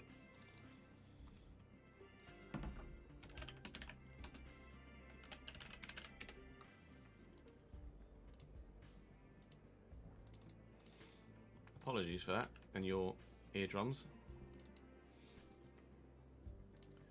Did I upload that video? Did I just render them? I just rendered them.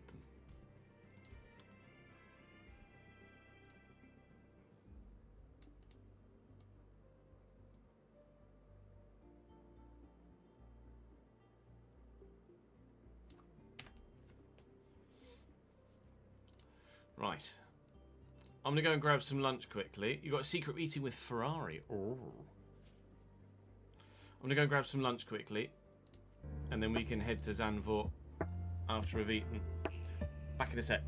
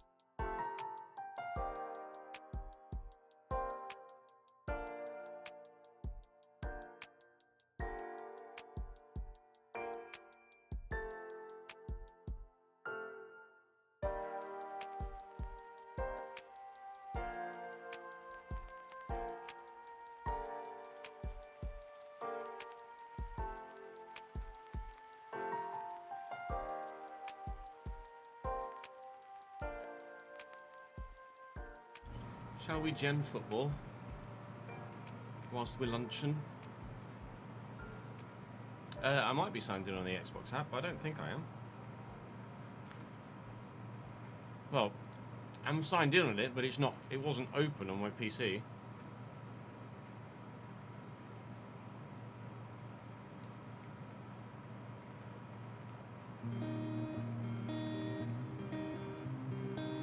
Don't know. It doesn't have to be, does it not? That'll be why then.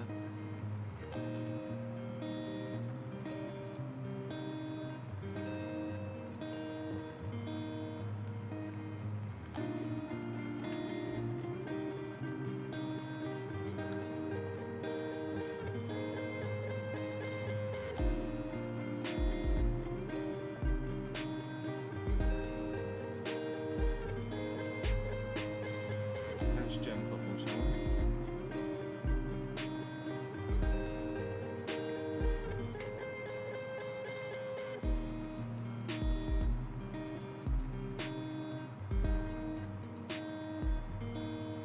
Oh, I'm still logged in as Jack, that's why. Well.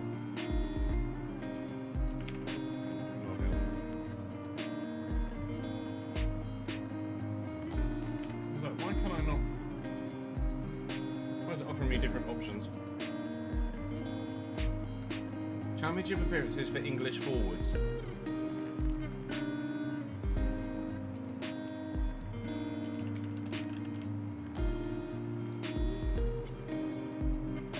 Thought Tony would be more than that in all honesty.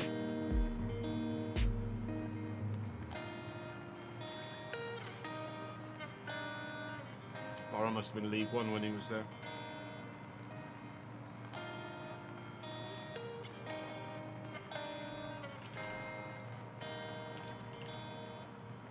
Seeing as you got a mention earlier today.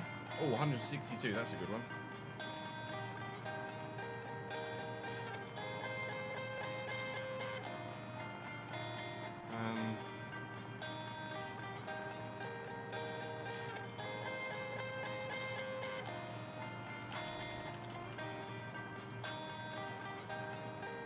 Way too many.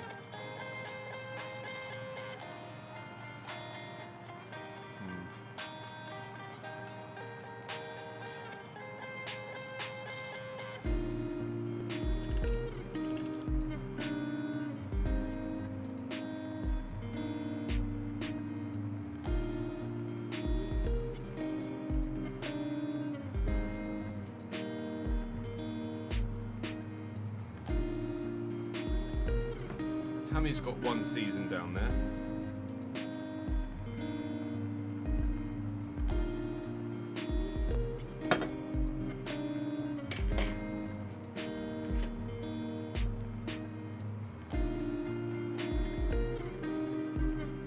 Trying to think of people that for teams that have yo-yoed a little, or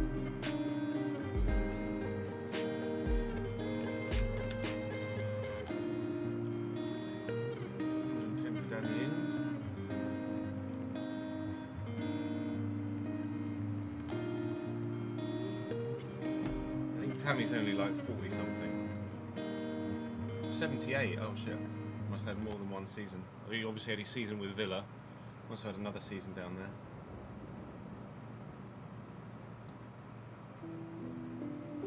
Who's an English forward that's had one season in the Championship?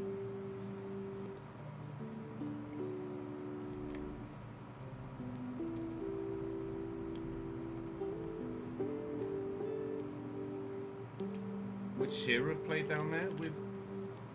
No.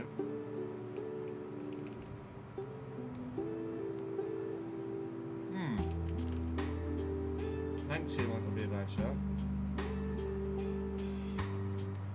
Oh, I didn't know. Jack Lancaster.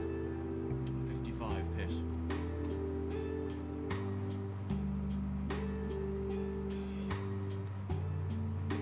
Too many.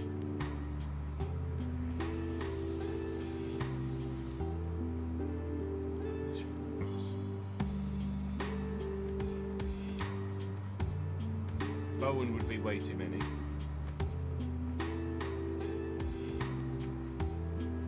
Yeah, Charlie.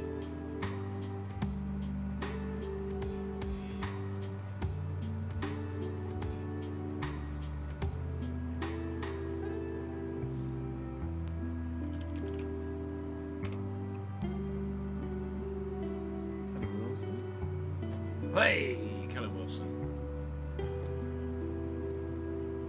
Lebos.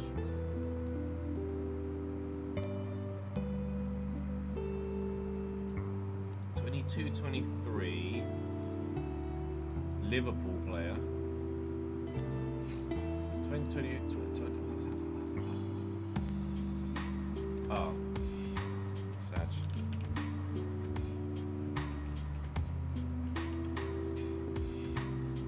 Jota?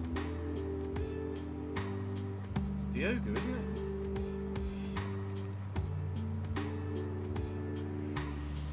No, 2014-16. That's too much for Jota.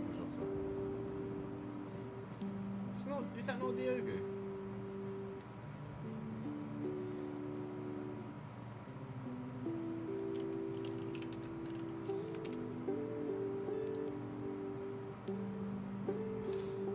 Jota.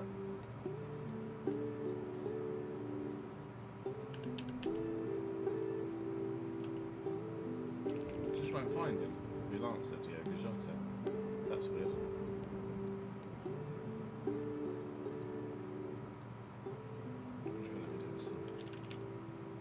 Doesn't find him. It's odd. Sunderland to Leicester, 10-11. Oh.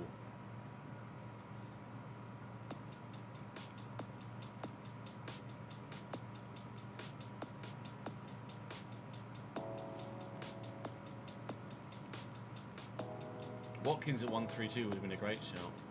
Early doors.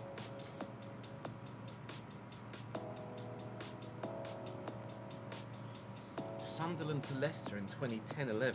Christ. I don't think I'm going to get this one at all.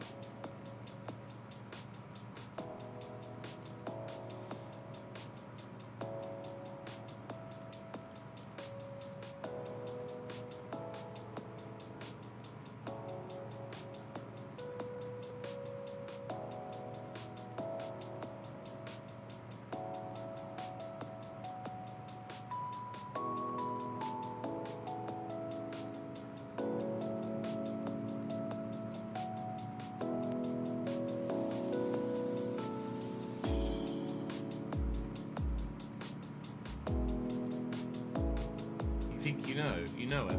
Okay, let me see if I can get there. It's not going to be Darren Ben. What?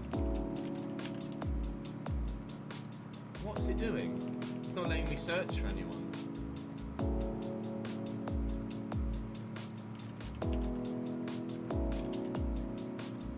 Maybe if I'd have refreshed it, might have let me do the thing. That's probably a bit of a given, really, isn't it?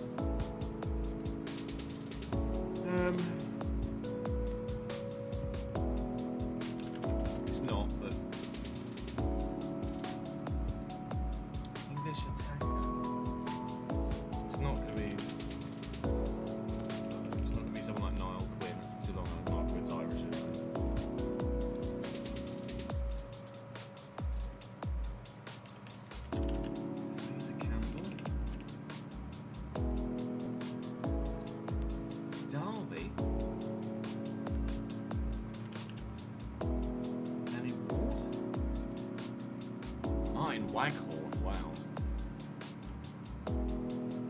I wouldn't have associated Waghorn with Sunderland at all.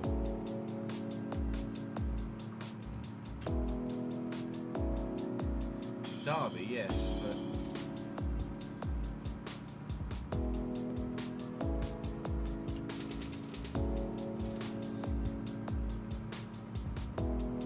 but he started his career at Sunderland.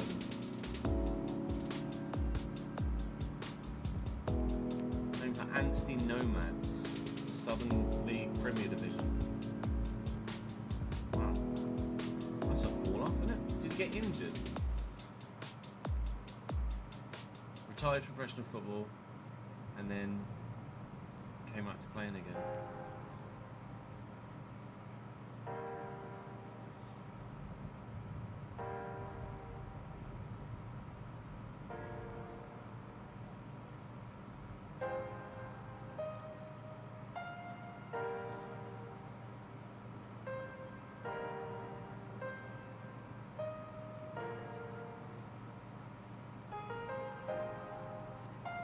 Someone said yesterday the music was drowning me out a bit. Maybe I've just got my mic in the wrong place or something.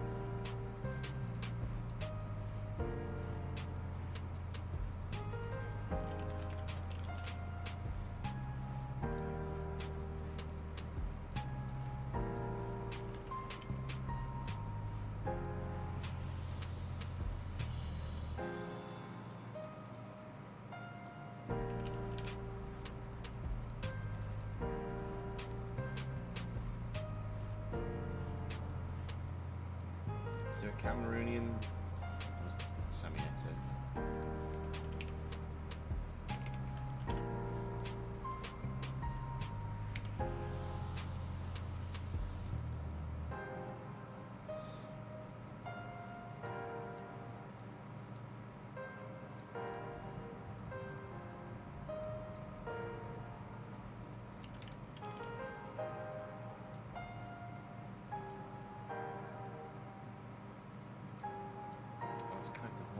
Fucking island.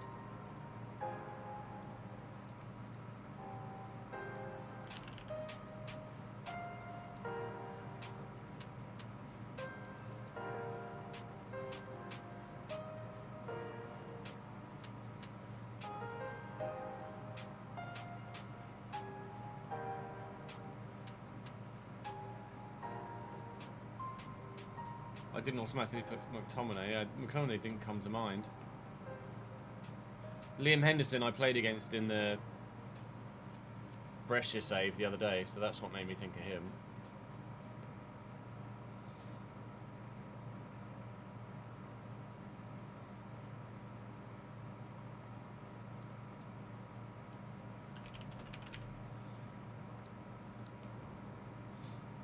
Oh fuck, Sheffield United.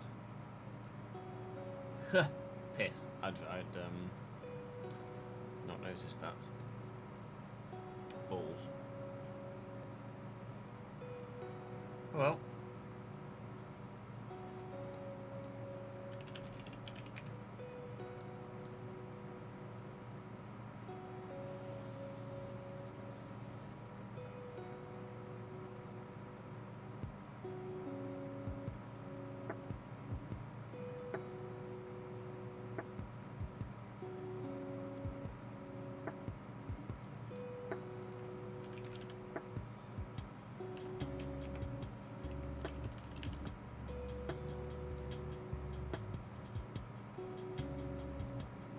I think that's probably as far as I can get on memory.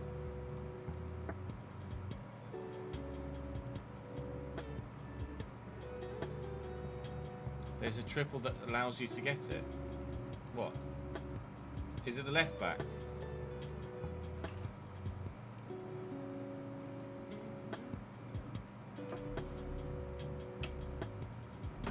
Was it Olsen? Martin Olsen, do you play 4-3?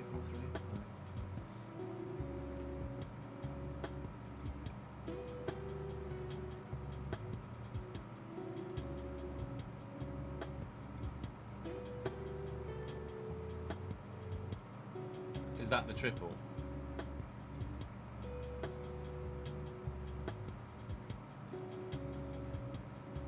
I think in City, yeah, but you need two previously ungotten ones.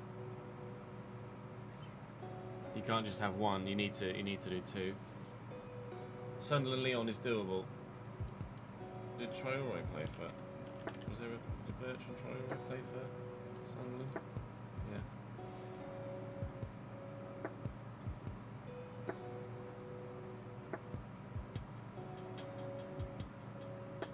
Sam Johnson never played for Burnley, did he?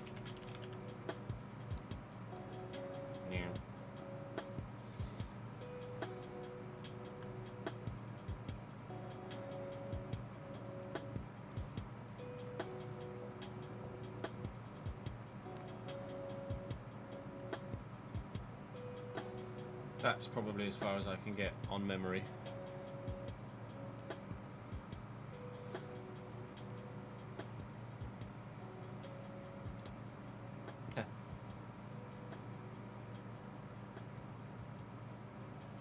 Rangers Villa. Can I? Am I derping?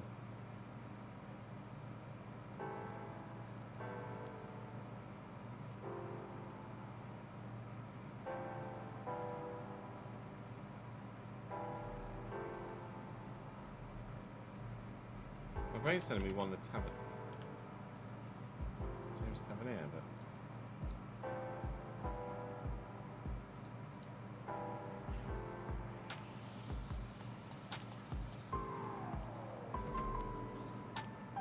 Is it that obvious a player?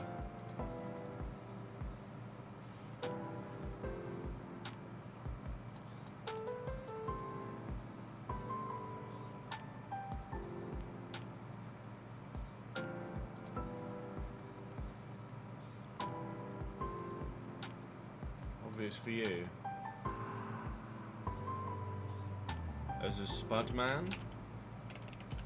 Defoe never played for Villa, did he know? Or as a Northern Irishman?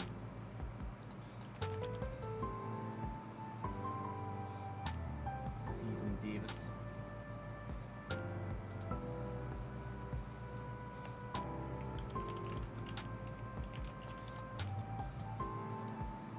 Stephen Davis?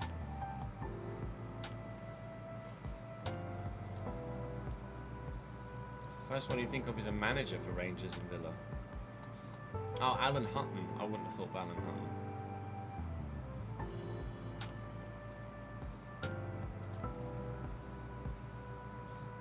We could do that. Yeah, Gerrard obviously was manager, yeah. The managers don't count.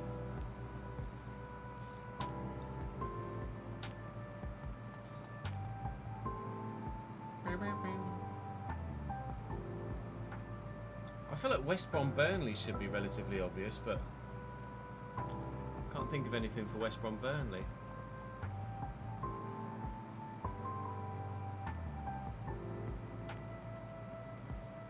Chukwuemeka. Carney Chukwuemeka. First name I think of is a manager for Rangers. Stephen Gerrard, Stephen Davis. Oh, Chikwani's different player. Okay. West Brom I feel like West Brom Burnley should be obvious. But it's not. Don't you little fucking rat bag. Don't now start meowing at me because you can't get through the door.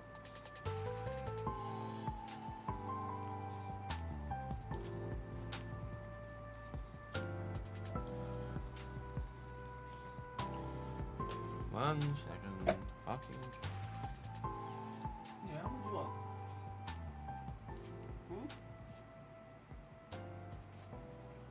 Le chat.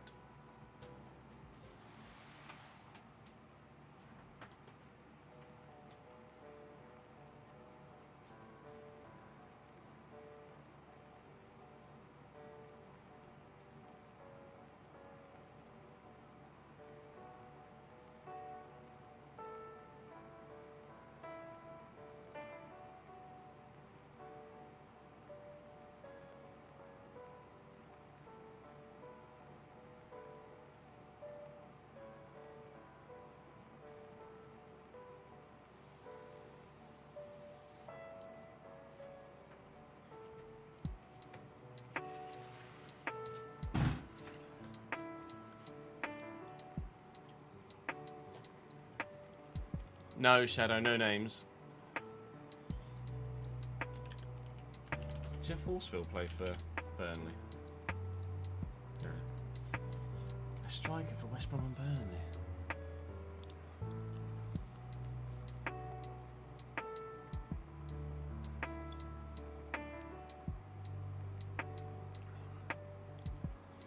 I try and do it myself, Shadow, and then I ask for hints if I need help.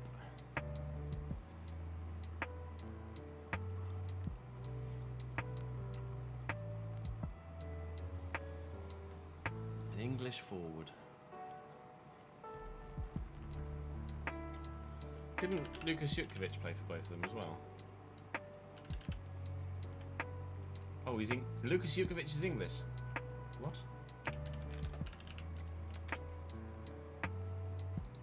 Lukas Jukovic is English, born in Southampton. The fuck?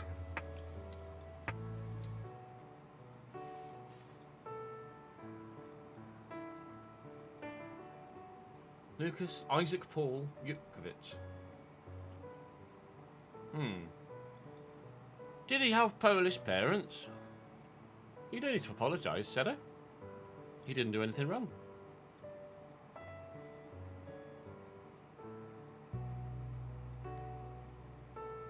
There's the Burnley bit.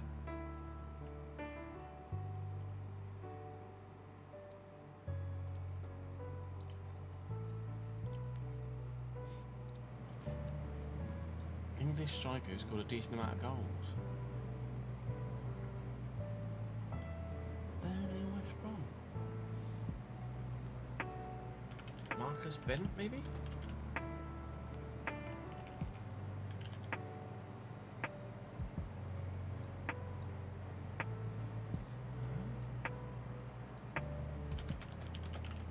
Fonja, maybe?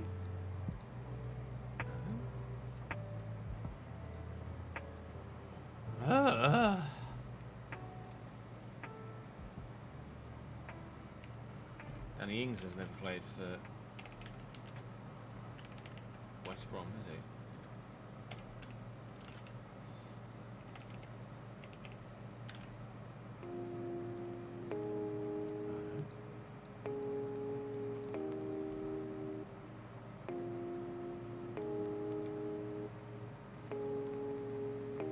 I have initials, please. I'm struggling a minute.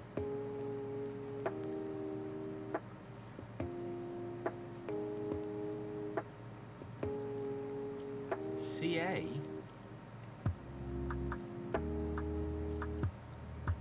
Oh, I know what yours is.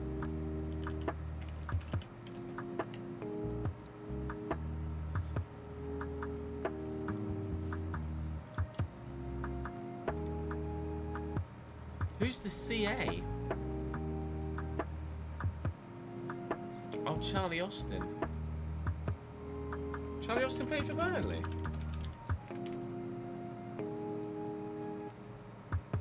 Oh, wow. I don't remember Charlie Austin at Burnley.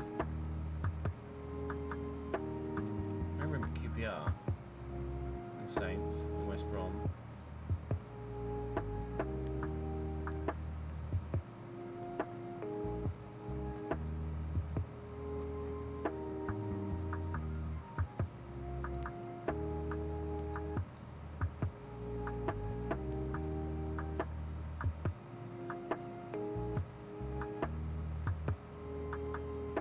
Say Austria Swansea's doable, but it's difficult. So difficult I wouldn't get it, or could I get it with hints?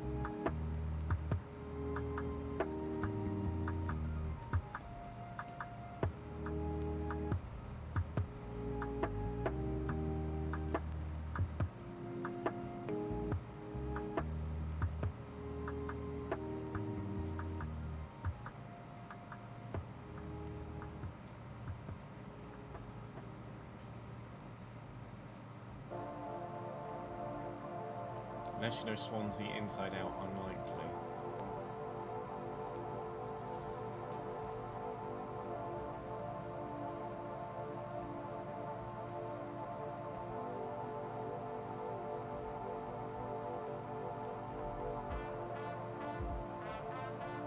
I do not know Swansea inside out. Is he someone that came in and then left and...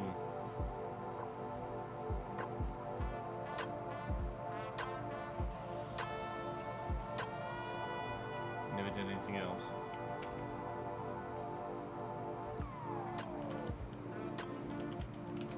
Can you guess and tell I was English? Who am I thinking of? I think that's Stephen something. Stephen Hassel?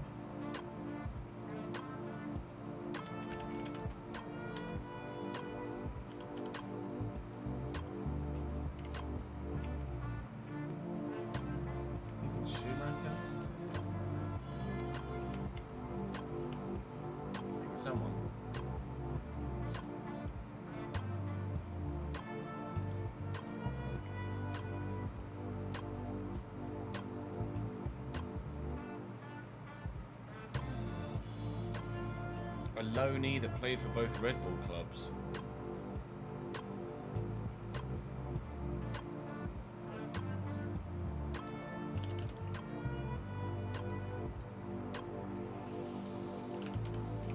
Christian Fuchs played. I feel like Fuchs played for Red Bull, didn't he? My brain is all over the shop trying to figure it out. Charlotte. He went to MLS.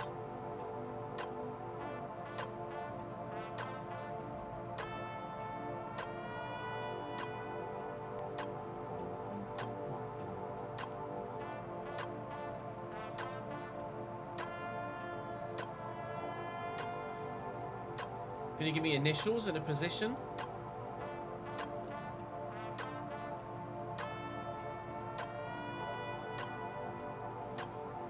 HW. Harry Winks.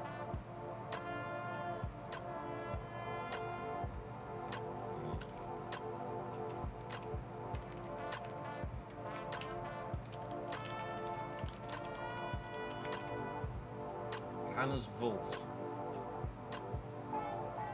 I know Hannes Wolf. I wouldn't have associated him with Swansea.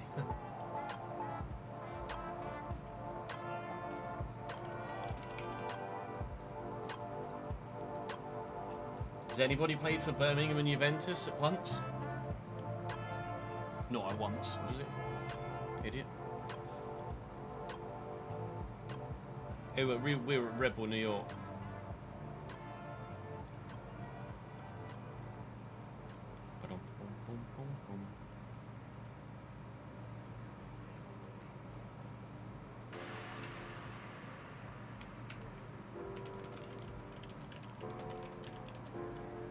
Is it doable in that I could get it, or is it doable that I wouldn't get it?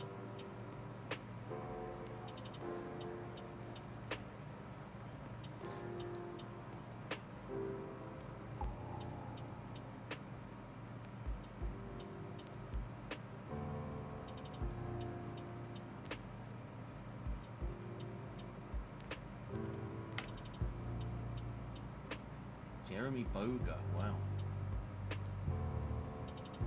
On loan at Birmingham. Well, he's just moved to Juve after leaving Nice.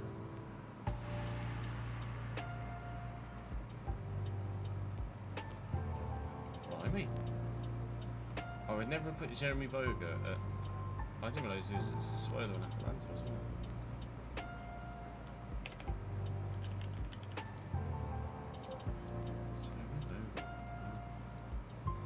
Fair play, Jeremy Boga. I didn't realise he had that good a career.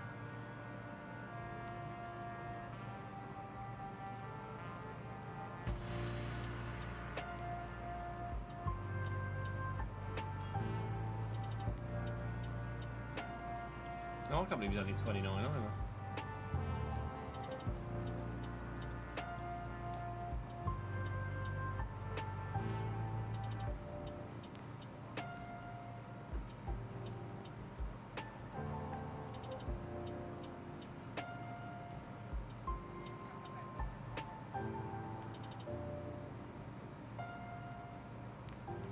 Check other players that played for both. Nicholas Bentner. Bloody hell. Ah, fucking stupid keyboard.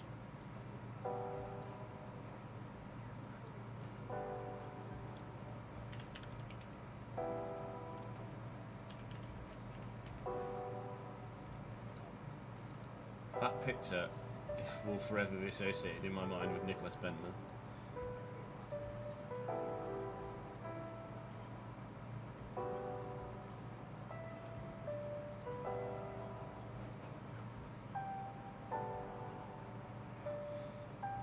Arsenal, Brum, Sunderland, Juve, Wolfsburg, Forest, Rosenborg, Copenhagen. Well, at Rosenborg.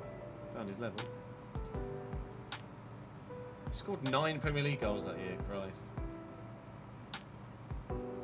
He was like one of the first meme strikers, wasn't he? Nicholas Bentner. I need to edit it, Sank, so I don't know.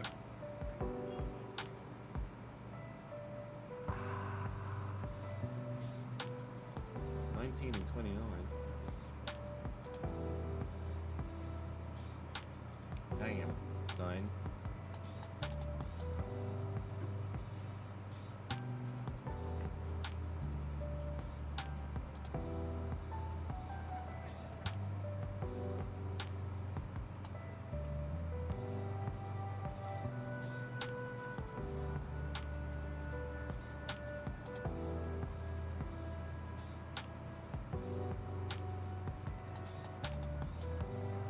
Yeah, nearly time for quality and spa.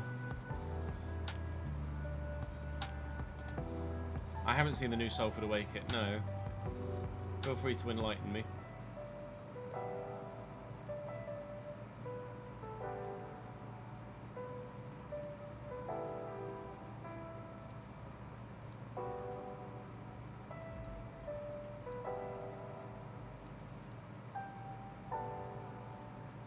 Yeah, I have a feeling Kimmy's gonna boss this one.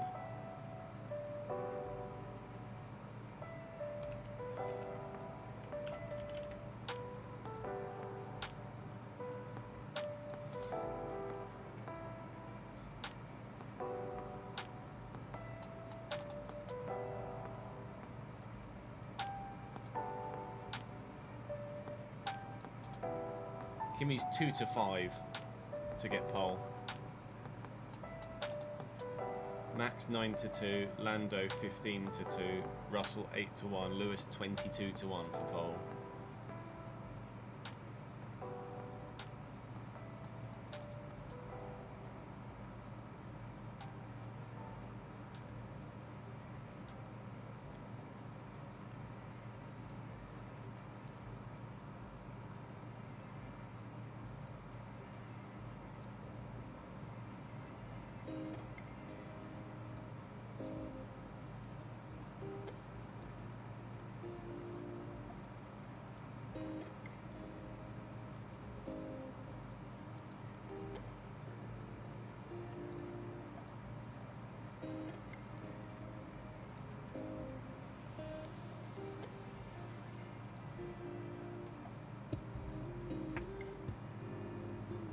Kimmy to be on pole and Lando to be in the top 3 is 2 to 1 as a double.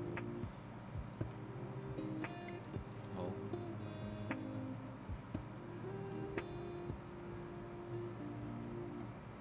You reckon Leclerc gets top 4? I don't see it. You reckon Leclerc front row? Kimi, Leclerc, Lewis and Max? I don't know about it. Well, let's hop into the Dutch race weekend, and then we can do practice and stuff whilst quali's ongoing.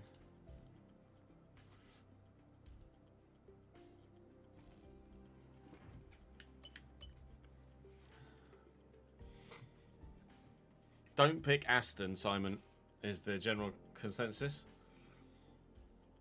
because they're utter shite in game and utter shite IRL.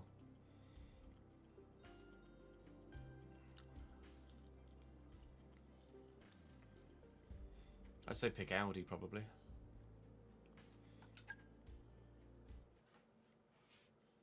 Oh, change the thing behind you, Chess.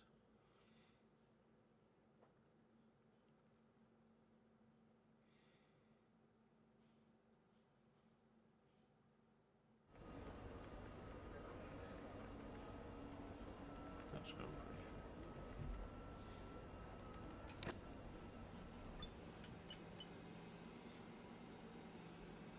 Okay, drive for important sessions, but mixed in practice.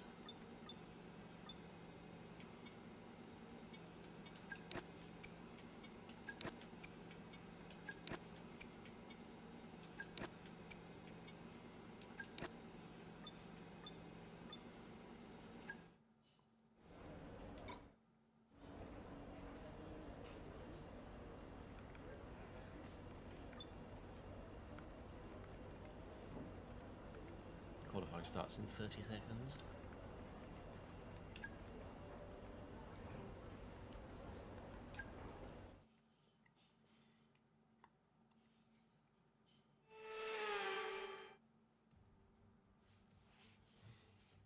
The The banked, sloping corners of Zandvoort is a unique challenge for our drivers today, and they'll be hoping to make the most of this free practice. A very warm welcome to you all. Welcome to Zandvoort, another sprint weekend for this season. Mixed conditions for FP1 and then dry for sprint quali and the sprint and full quali and the race itself. So, oh good, a braking system fault was a good start. So hoping for a positive weekend. A few minutes. I'm afraid we're losing hydraulic pressure. There's a leak somewhere in the system, so just sit tight for a bit. Sitting.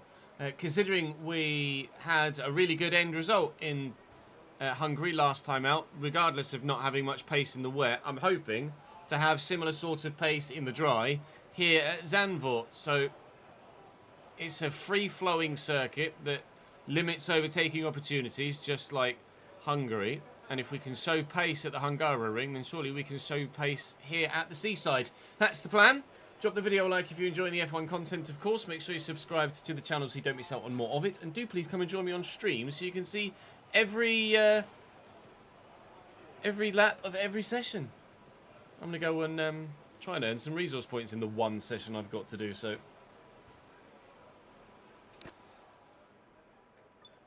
When's the rain coming? Oh, I need a fucking set up first, don't I? Well done, dickhead. Qualifying has begun.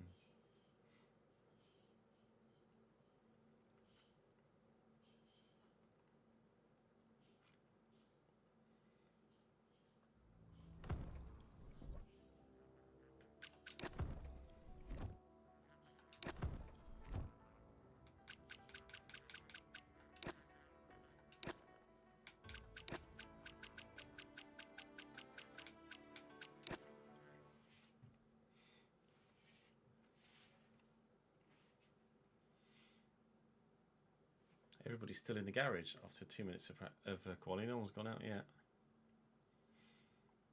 Ferrari's about to go on track. Charles Leclerc about to go out.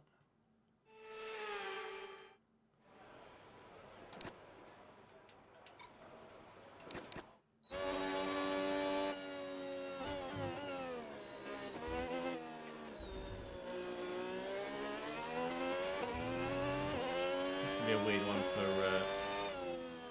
battery as well, isn't it?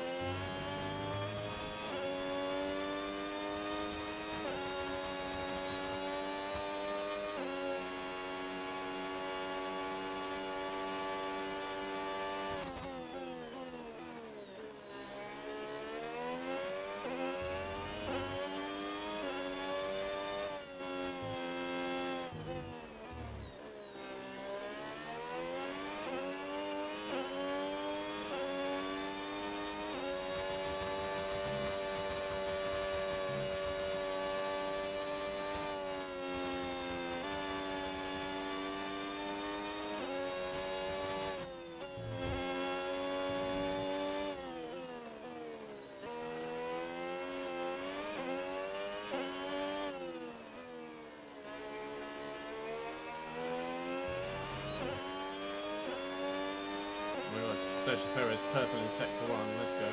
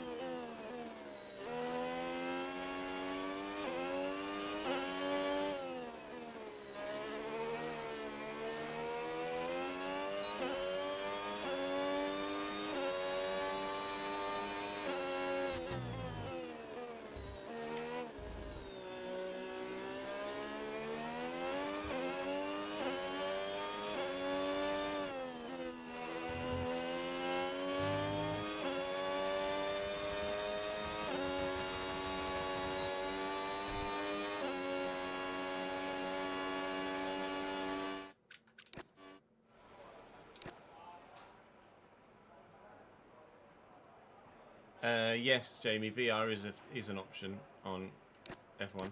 Has been for a few years.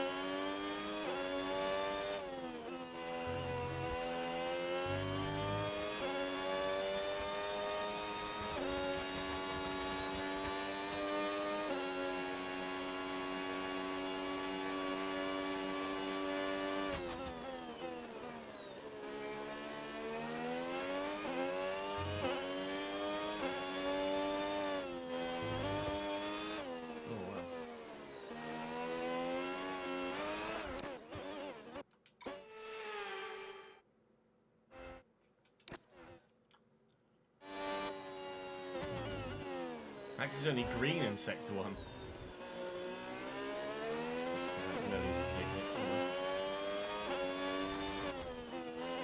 Thought for a minute Max hadn't been able to match the Cadillacs in Sector 1. So, hang on a minute.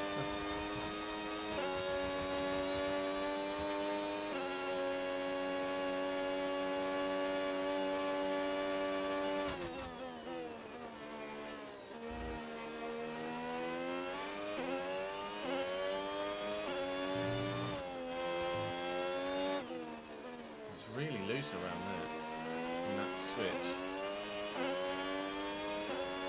Not a fan.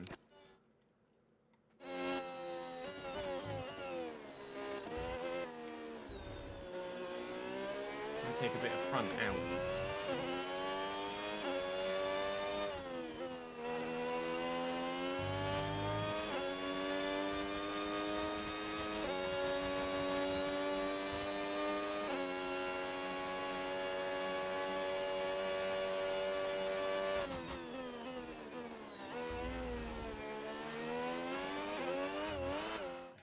Rear's way too shaky, way too loose.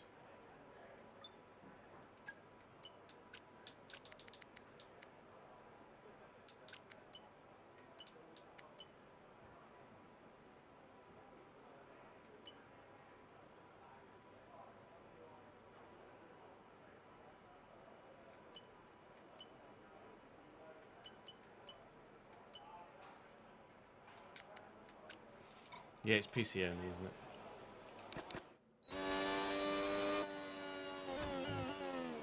There are some that do iRacing and Le Mans in or sim racing, effectively. Some that do sim racing in VR, but it's very rare to see anybody do F1 in VR.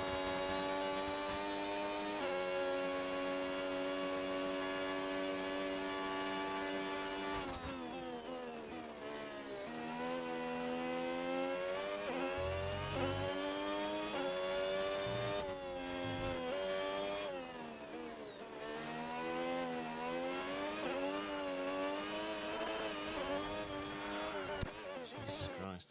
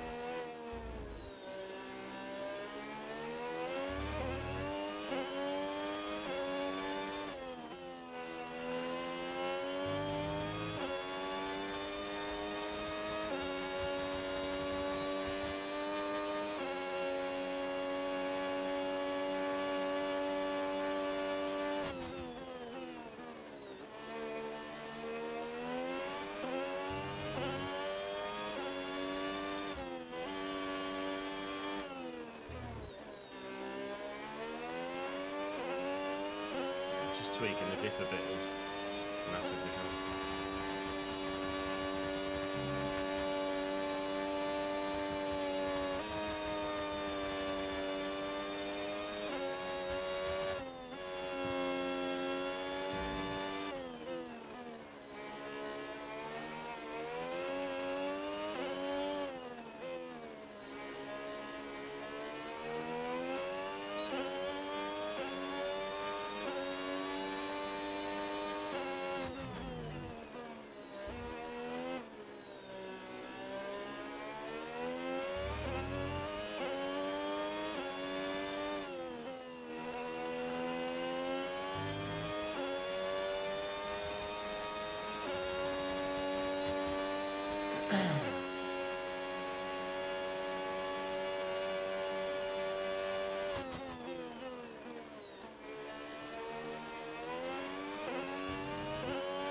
Really any quicker, I went on the bloody default set.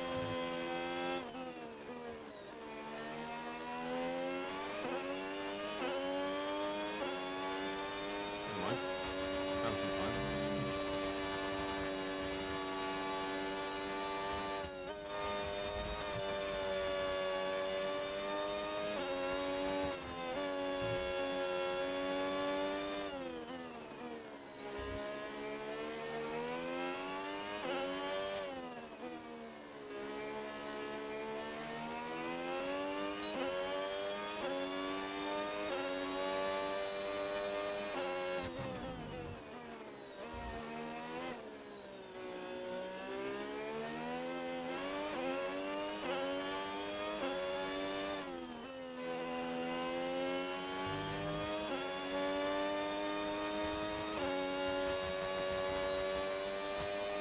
There is significant time in that, isn't there?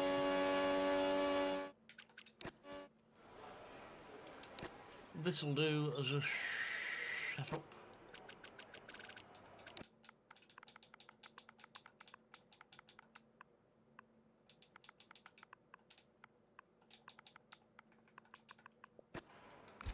Netherlands titty.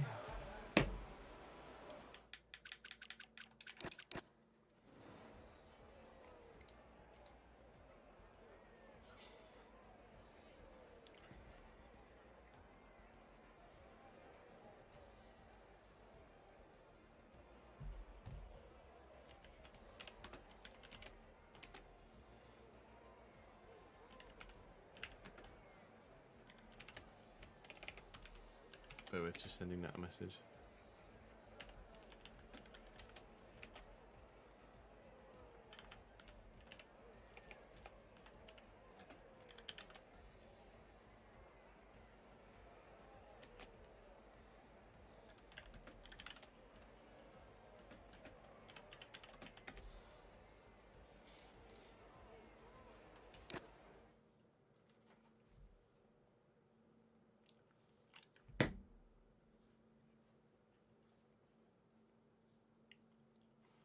So Norris fastest after one run, faster than anybody's gone so far this weekend.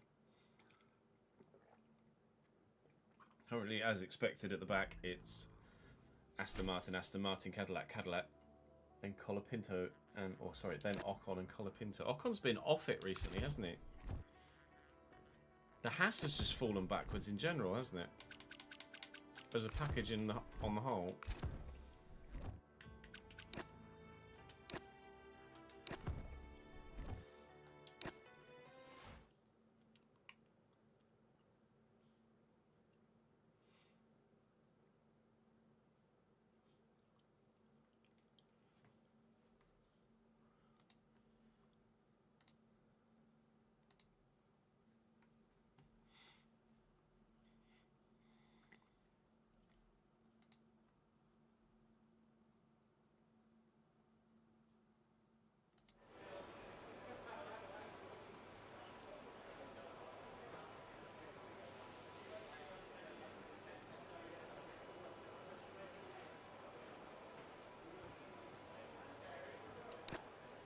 Weird. Who would they replace him with?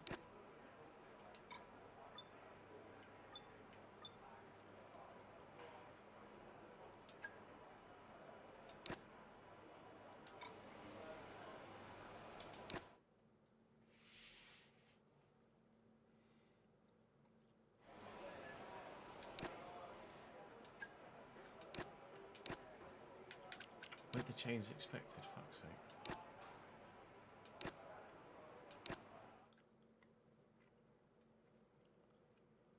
Is it already raining? It's already raining. Excellent.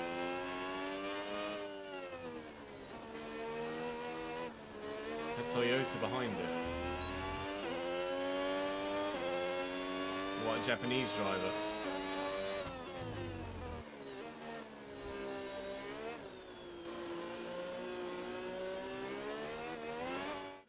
Is everyone else on inters at the minute? No, there's some are out on inters.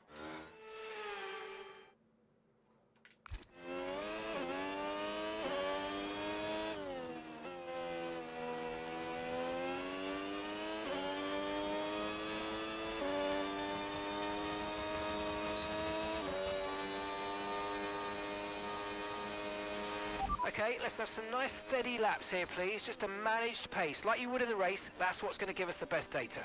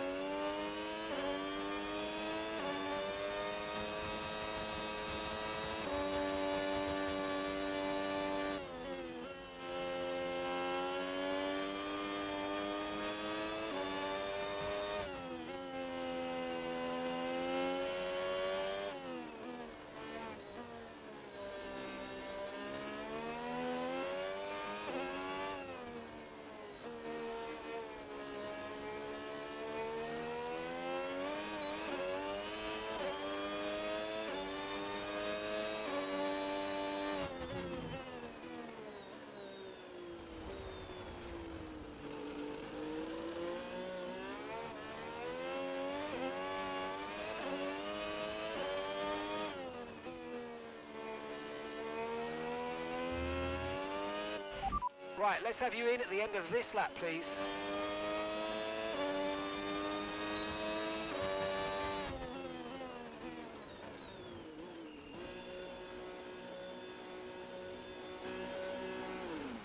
I have to go and do it all on the inters.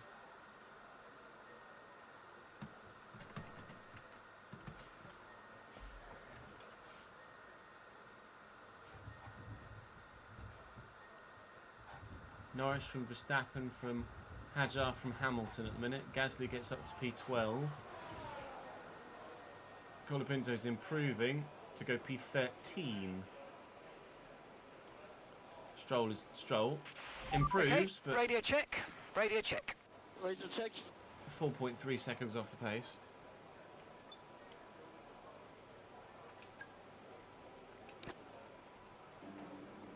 It's going to dry up throughout the rest of the We're going to be session. logging some extra data during this session. Nothing you need to worry about, but as we have some new parts on the car, we'll just gonna get confirm wetter they're and wetter, performing to isn't it? spec.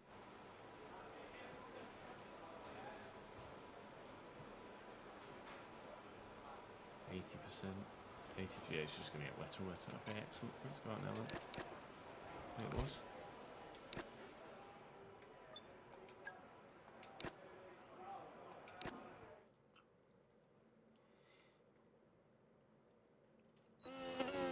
Yeah, it's a bit wet. Thankfully, this is the only wet session, so we should be fine.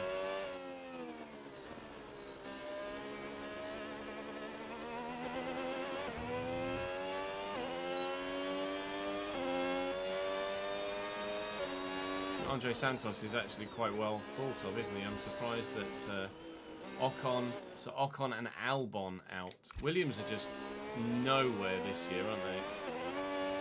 Just at the end of the last set of regulations, they started putting some really good performances together with like 5ths and 6ths and the occasional podium for Carlos. And then new regulations and Williams are over the back again.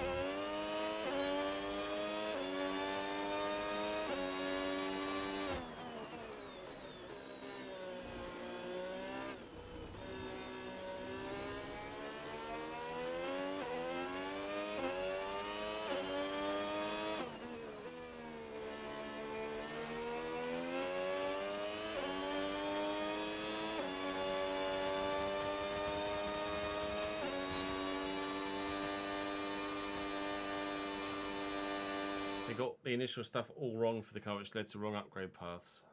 Were rectified, but needed to make up. Oh wow! How can they just? Well, I guess because it's such a technical sport, but nobody else seemingly. Well, Aston Martin seemingly got it that wrong.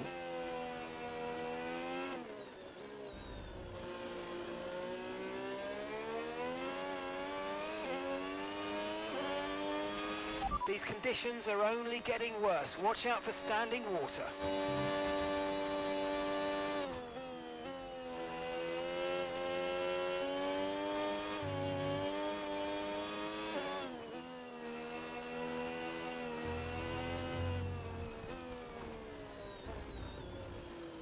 Trying to avoid that.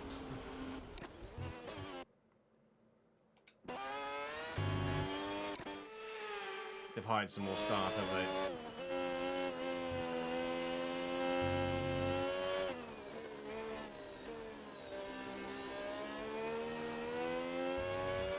I mean, it definitely sounds like they needed to, and looks like they needed to, because they're nowhere.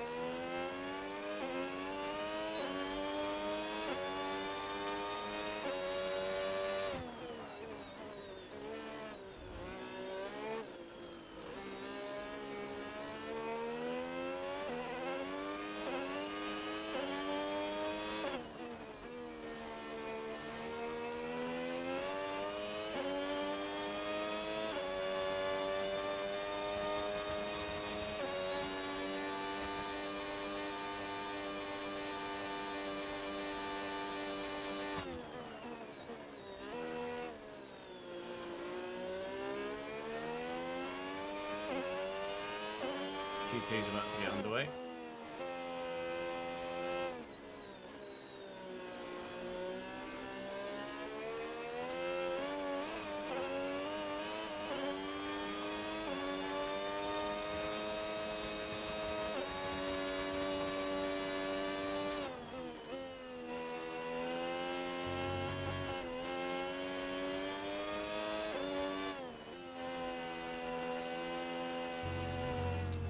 So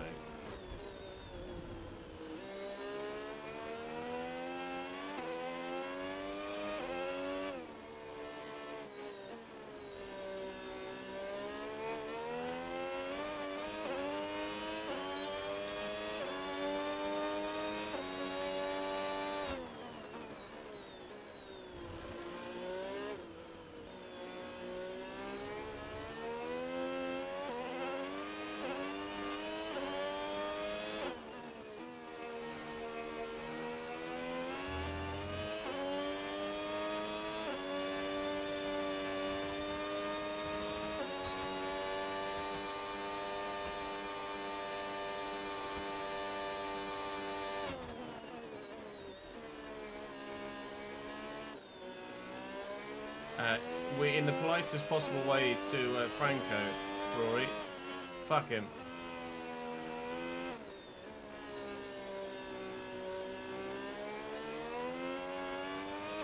Go get your points, pal.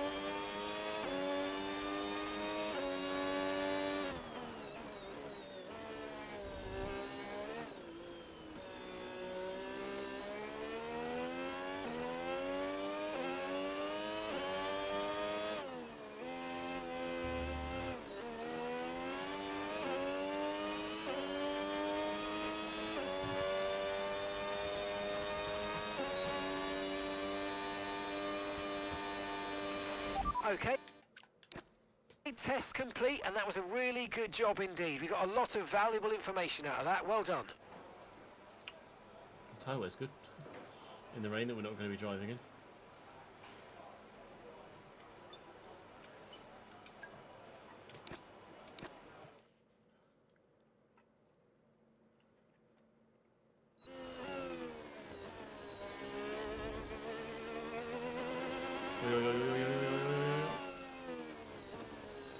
Get a wheel spin in the way.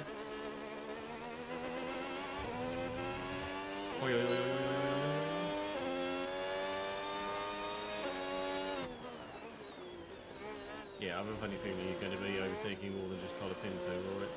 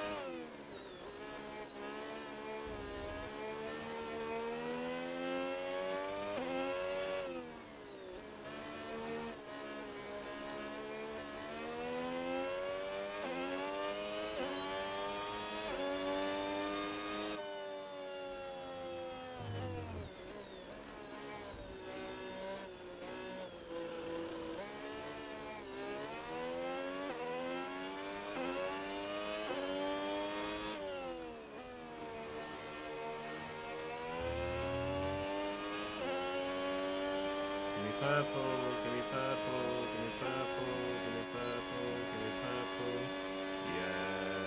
Yes. Thank you. Program complete and a job well done. We got some excellent data with that run, so come on back to the garage and I can take you through the numbers. Kimmy's fastest through two.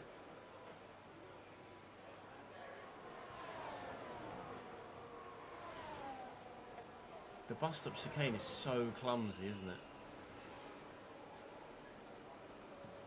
45-1. Okay. Kimmy means busyness. Georgia 45-6. Full half second off his teammate.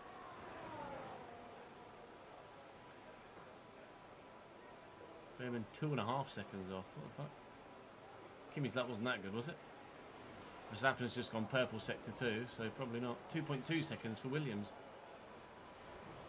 What's going on out there? Hadjar, 7/10 off.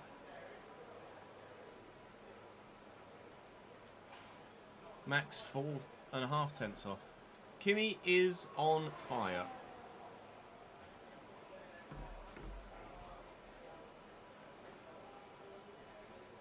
Piastri 5/10 off, P3.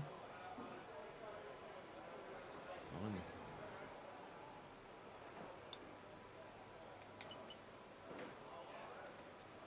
Kimi's untouchable right now.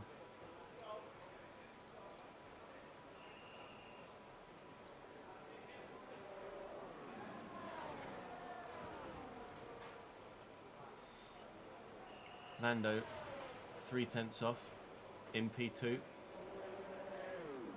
Leclerc 2.5 off. Lewis 4/10 off. Jesus. Kimi's just unreal right now.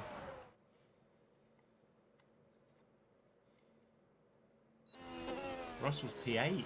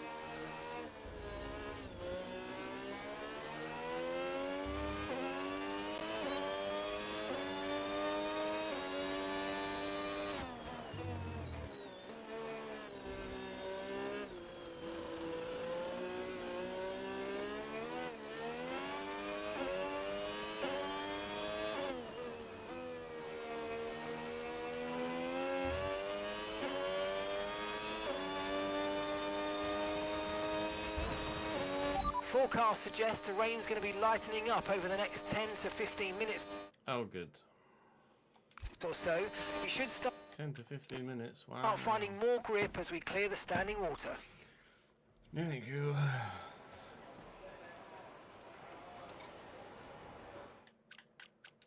Oh, no. Steady on now. And that's it. Practice is officially over. Until next time, goodbye. Toodles.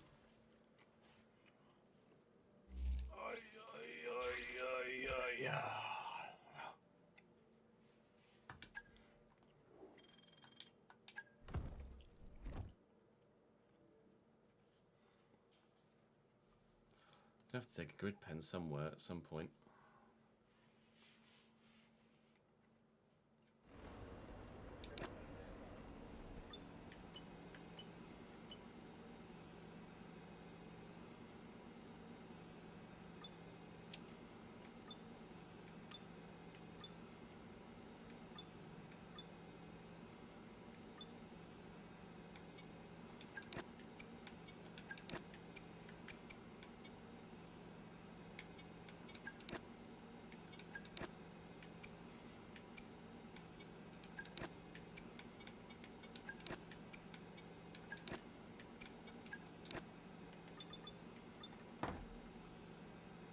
Minutes left of Q2.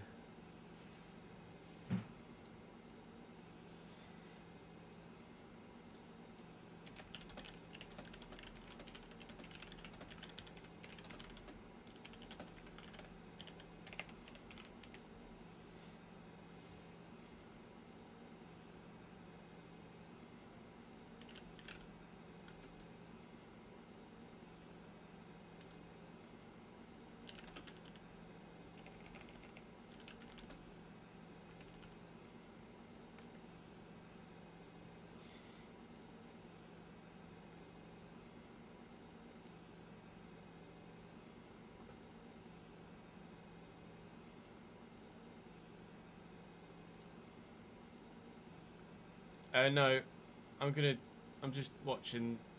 We'll just finish watching quali and then we'll do sprint quali and the sprint race. We might have time to do full qualifying as well before the end of the stream. It's only 3:30. A couple of hours yet.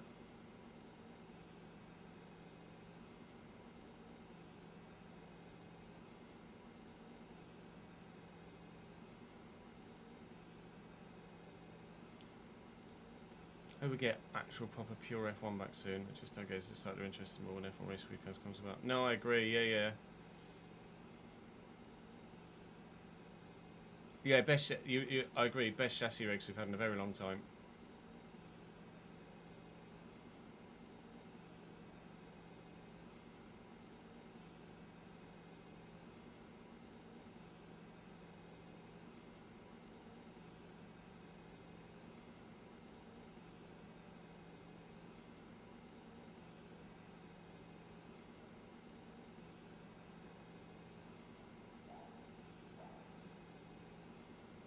Max just starting his final run.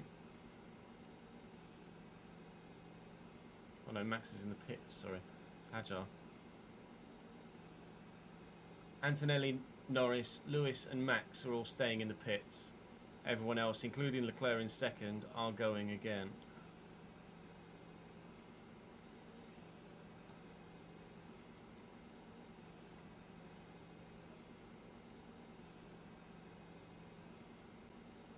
Hajar's 4.5 tenths down in just the first sector, though. Don't know whether he made a mistake around La Source or what. Gasly's up on the time he needs to get out of the bottom 10, or sorry, the bottom 6, but not a personal best in this first sector. Colapinto has set a personal best in the first sector.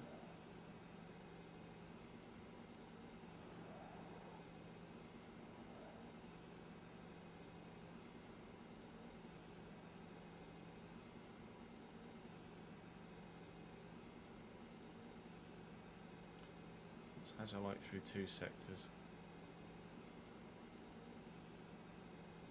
It's not a personal best, but still only 4 tenths down. The final sector is basically just how do you take the bus stop, because the rest of it's just flat.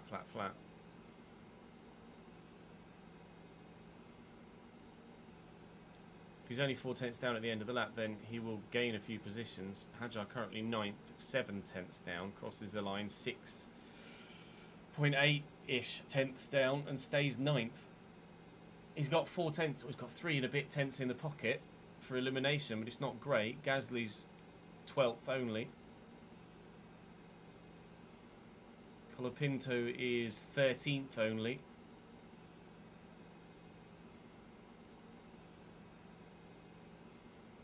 Sainz is 15th only. Williams is just nowhere. Russell doesn't improve, stays 8th. Behrman stays 16th, doesn't improve. Leclerc stays 2nd, doesn't improve. No one's improving at the minute. I don't know whether they're all on worn tyres. Lindblad stays 6th, but 6th was a great time in the first place. And his second lap would have been fast enough to get him through. Bortoletto's on the brink of Q3 here in the Audi. Doesn't improve with the final run. It's Lawson. Lawson, by 0.04 of a second, stays 11th and doesn't get himself into Q3. Bortoletto in the Audi is in Q3. Fair play, lad. And unsurprisingly, Piastri boxes.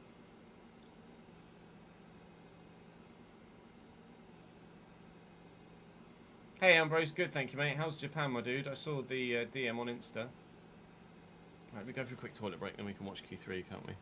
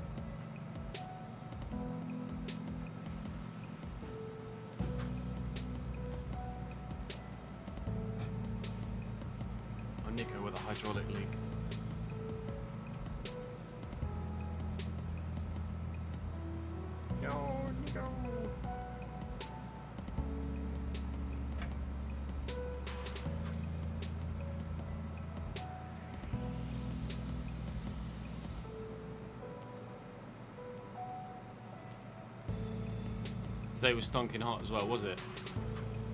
It didn't look like it was that sort of weather in your video, but to be fair, when we looked at the weather on BBC Weather, it said it was overcast but still fucking stonking hot for Japan.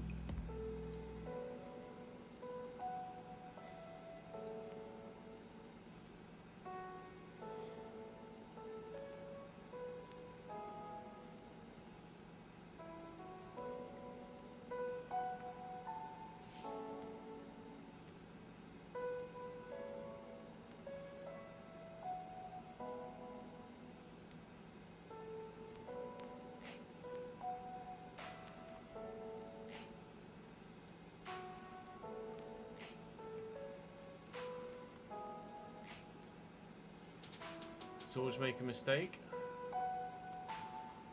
into Lecom.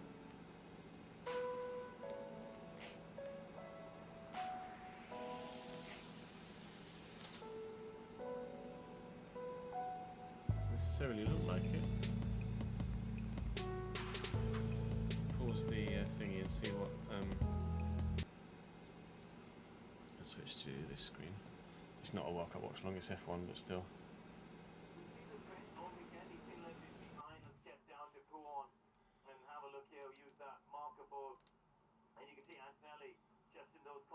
Being able to hustle a bit more is now ahead. So just play along. Actually, we'll do it in the side by side. And Antonelli's able to just get to those apexes a bit more. He's able to get the rear of the car rotated, open up the wheel a bit better than George. And this has been a trend, I feel, all through this weekend. He's just been at one with the car and being able to attack it in a way that we haven't seen George able to do it.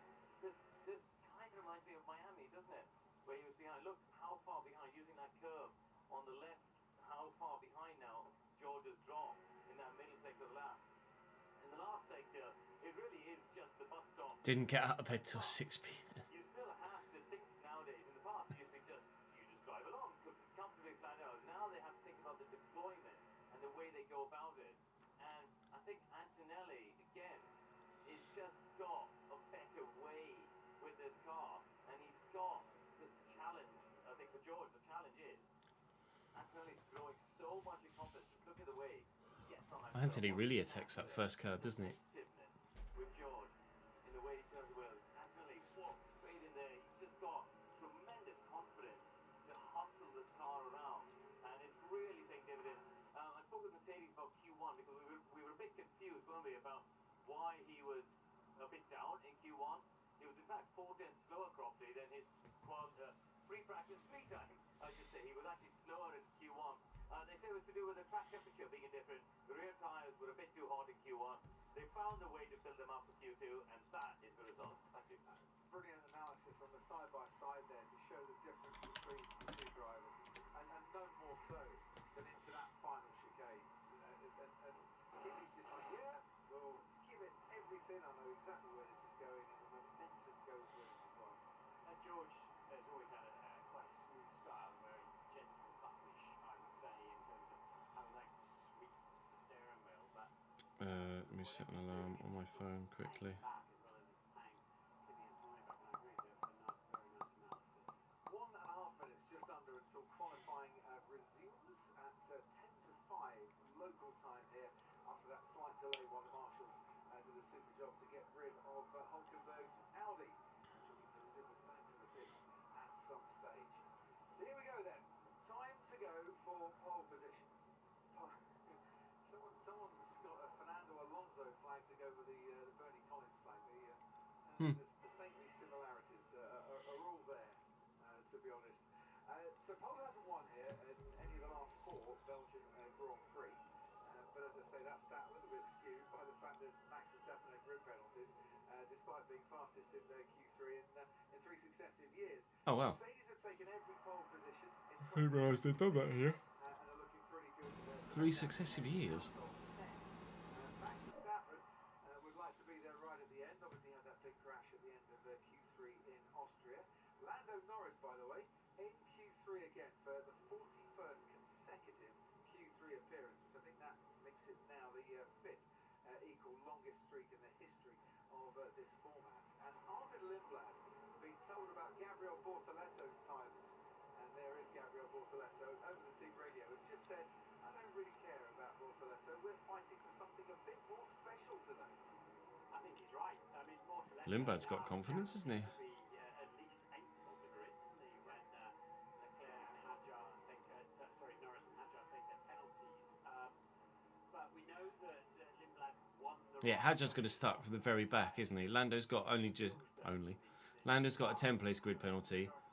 Hadjar has enough penalties to send you all the way to the back. Formula One of P9. So let's see if we can go better today.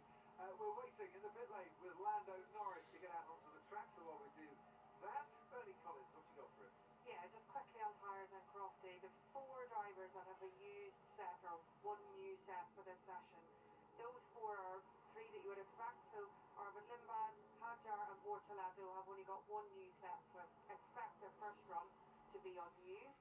And then the No, I've not got really any interest to go live for the 3rd place playoff tonight. Let's call his a half-used set. But it'll appear If England were playing tomorrow, then maybe tonight I would have watched the 3rd place playoff.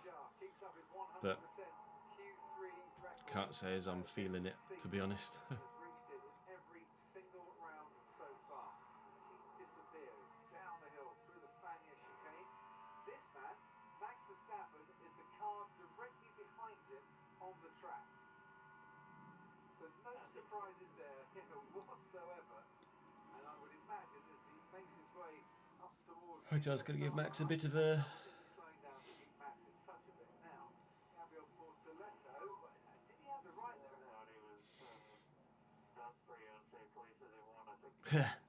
That's fair. He did have his wheel over the white line, so therefore had the right to go and push into the queue. He certainly was clear of the white line, as you say. With They've had to slash ticket prices because no one was interested in going tonight. I'm not surprised. great drive sense in you, I really like it.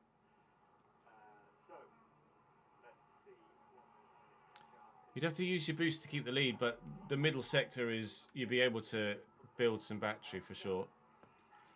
Isaac Hadjar through Eau Rouge as Max Verstappen gets to La Source. Because if you're using your boost to keep your lead, then it means that others are using the boost trying to catch you to stay close enough.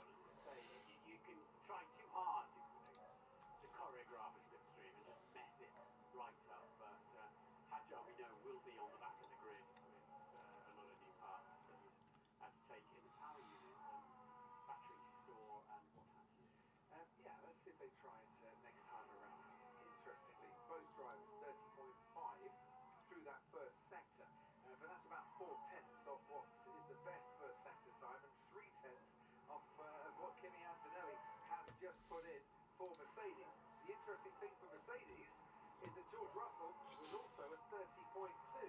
For once, neck and neck with his teammates through that first sector. And it bodes well for Mercedes to be quick in that first sector in terms of raceability tomorrow, doesn't it?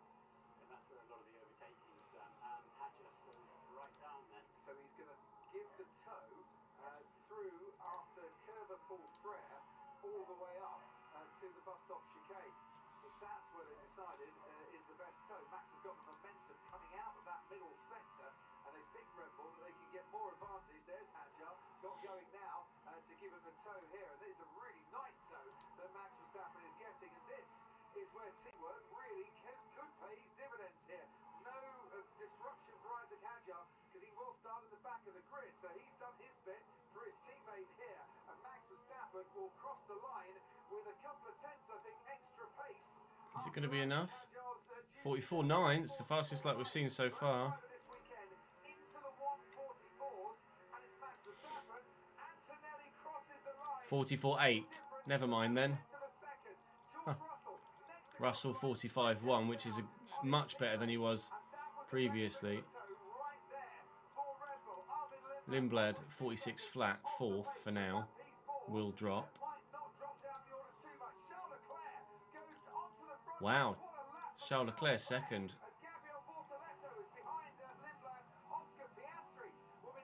Maybe Daniel wasn't quite so off.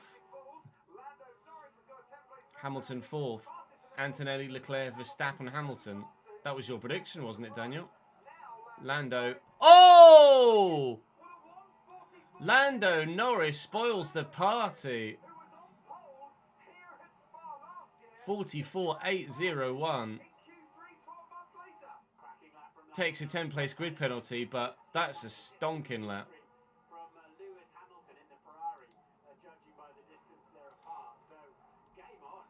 Tremendous. Top three, all in the 1 minute 44.8. So Kimi Antonelli is on provisional pole because of Lando Norris's 10-place grid penalty for taking on new control electronics. You're allowed a certain allocation during the course of the year, and this is his first one outside of that allocation. But boy, is that much closer. Less than 2/10 separating the first 4 drivers, and less than 3/10 separating the first 5 drivers. And George Russell finding himself there down in P6. All of that loss, turn 14 and the run to turn 18. So we lost average for number 3. Pretty much, George, yes. So, what can they do to improve things for George Russell? 14 is that tricky little first part of Stavolo. This is Oscar Piastri before he gets to that tricky corner. Yeah, difficulty. Yeah. Tricky, right? Yeah, it is. And Yeah, it's awkward for Oscar. It's unfortunate. to the final. Yeah. Bertie, what can you tell us? Yeah, I'm just having a quick listen in with Kimi Antonelli, and he's told that he's losing a 10th to Norris, turn 5 and turn 12. So that's what they're trying to focus him on. Obviously, he's leading on Norris for other places, but that's what they're telling him to focus on turn 5 and turn 12. And that's the 2 chicanes that they come and Fanier as well. They've got GPS data, they know exactly what all the other teams are doing. So, Oh, we've got a red flag. I wonder if there's gravel on the track. We saw Oscar Piastri dipping a tyre into the... Well, it's only just occurred to me. That's just the first runs. I wonder if there's a bit... There's still 6 minutes left in the session. They can all go again. Something that happened yesterday in FP2, the first red flag. It would count as a pole for Lando, Track maintenance. and that's hurt nobody. I think, They're all in the garage, so, well, because you qualify on pole rather than start on pole.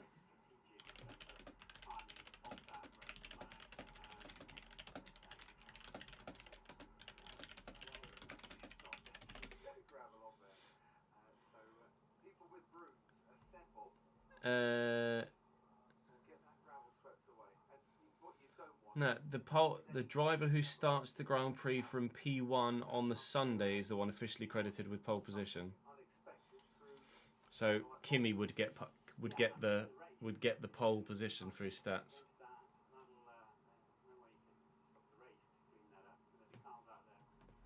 Frequently, I'm going to imagine, because you have to take so much speed to the corner, and there's nowhere to go on the exit if you have a little slide in the middle of the front car or the back of the car. It's a really clumsy little corner that makes the difference, and that's the one where George Russell has been told he's losing a little bit of time to his teammates. So it was Piastri's half-used tyres, wasn't it? But they all get to go again. Lando Norris said he would like to go out again. Now he's taking that 10-place grid penalty, but I think, does he feel it's so tight there that if he doesn't go out again, he could easily... It could well be the final times, to be fair. in this session, starting 15th rather than first or second, and starting 11th or 12th. Yeah, if he can be fastest, that means he's going to start 10th, doesn't it? By the time Hadjar's Yeah. taken his penalty, which is a bit of a save, you'd have to say, if he can do that. Just looking around the underside of his car. There's a bit of glue there. They're just fixing something into place. No notice of a resumption as yet. I sit watching Isaac Hadjar. Do Red Bull do exactly what they did before? Interesting concept, isn't it? To give you that slipstream at the end of the lap, not the beginning of the I was going to say, I was surprised maybe that they gave it all the way What you can't do from Stavolo through Blanchimont rather than down the Kemmel straight. down the hill where your slipstream giver is hurting your downforce because he's sending you a lot of hot, turbulent air. I suppose we're used to the slipstream being been offered up in the first sector because that was DRS in those days. And that was the big DRS zone. So it would make more sense to do that. Now, Active Aero hasn't replaced DRS. It just dumps out a whole load of drag. So if you've got momentum coming through that middle sector, keep that momentum going. Yeah. With a nice slipstream through Blanchimont. You really want to build the speed at the beginning of a straight because you get the bonus all the way down then because the drag starts kicking in, drag squares with speeds, and so obviously as you get up towards a couple of 100 miles an hour, you've got huge amounts of drag, so you really want to get, if you can, earlier in the straight, which again, they kind of did that, didn't they? So Max came out of Stadler and was picking up his slipstream straight away. Q3 to resume in 4 minutes time. There you go. So this red flag is helping the repairs down at Just squeezing a little bit of extra time. Bernie, to you. every ounce of time they can at McLaren to get Lando's car fixed. Obviously the team is playing with it. They know he's got that penalty. What can they do in terms of saving tyres for Sunday? You might think it's going to be a one-stop race, medium hard. He's got loads of those tyres available. But what happens if there's a last-minute safety car, a last-minute red flag, or any of these things? So the team will have done their numbers on what they think holding on to the new soft will be worth for Lando Norris, and that could be crucial coming Monday. It's a fair point. What would you do, Ben? I would try and get Lando Norris to stay in the garage. But I know the drivers think very differently to engineers. But it'll all come down, what numbers they've done. What they'll have basically overnight last night looked at what a new versus used soft will do to his expected finishing position at the end of Sunday should he need it. So they'll have all that ready to go, and it's just risk-free reward. Sometimes it is about keeping. I mean, he could go out. They could all go out on brand new sets, and no one could improve. Should we stay in the garage? But obviously, then there's a chance you pop down another place or two. But what they're looking at is the places that you're playing with. Let's say he loses another position to Lawson or Gasly, he should be easily able to overtake them on Sunday. So although they are losses in grid position, they're not expected losses in finishing position. Exactly. It's a lot of debate over 21 kilometres. Yeah, it's sort of, is it a bird in the hand with an extra grid slot or two, or yeah, do you want the performance tomorrow? Will you even get on the soft tyres tomorrow? Certainly if there's a later safety car. I mean, all it takes is someone to do what Gasly or Lewis did, doesn't it, earlier in the weekend? And that's definitely a red flag. Yeah, I saw ads. I saw the short that BBC Sport put out with Joe Hart and Micah Richards also in tow. Fair play. For dangerous driving, fastest in Q3 didn't get pole. Then there were the power unit gearbox penalties in 24 and 23 here. Kevin Magnussen in the sprint race format in 2022. He officially got pole that weekend and didn't start the Grand Prix on pole because we had a sprint race which decided the order for the Grand Prix, and then Verstappen here in 22 as well. I like Bernie's concept of keeping the driver happy. That's quite novel. I don't remember much of that in my career. It's the new caring, sharing, loving world, isn't it? You've taught me that, Martin, in the last few years that we've been working together. Oh, come on, you work with some benevolent, kind-hearted, wonderful, charitable human beings over the years. I did. And then some team bosses as well. And then I got into Formula 1. Yeah, exactly. Yeah. Keeping the driver happy. Well, they get the closest parking spots to the paddock every time. So what more do you drive? You think Kimi goes faster again? Drive in themselves. Exactly. Somebody to drop them off. Best job is to look the visors and the crash helmet and the rip-offs as well. That's a good job for the weekend. You've got Crash helmet. to be organised though. Yep. Do the right visors. Put the right visor on. It's a very important job. Sun's coming out here, you know. I don't understand why I have so many rip-offs on for qualifying. You're only ever going to need one at any one time, but it's a fair point, Ben. conversation, but there's nothing else going on. But yeah, I'm just surprised to see that many tear-offs on the visor. Yeah. I suppose it depends because you never quite know what you're going to get stuck behind or what's going to happen in front of you and how many flies are going to be buzzing around. We have officially resumed, by the way. Once again, And no one's got anywhere yet. Bernie Collins is stand in front of Lando Norris's garage and keep him in there, yeah? Oh no, don't worry, Crofty, I'm not getting involved in that. I was just going to come in on visor gate. I've worked with several drivers that would take off a visor every run in qualifying. So 6 runs through qualifying, they'll be taking off a visor. They almost guarantee they're doing it as they're going down the pit lane, and then you spend the entire outlap panicking about whether it's gone into an air intake or a radiator on why they didn't do that in the garage. Yeah, you mean when you say you mean tear off on the visor? Yeah, You exactly. can see yeah, you've got to be very careful how you put it out of the car. But then, of course, it's the car following you that can take the pain. Brake duct, as Bernie said, or a cooling duct.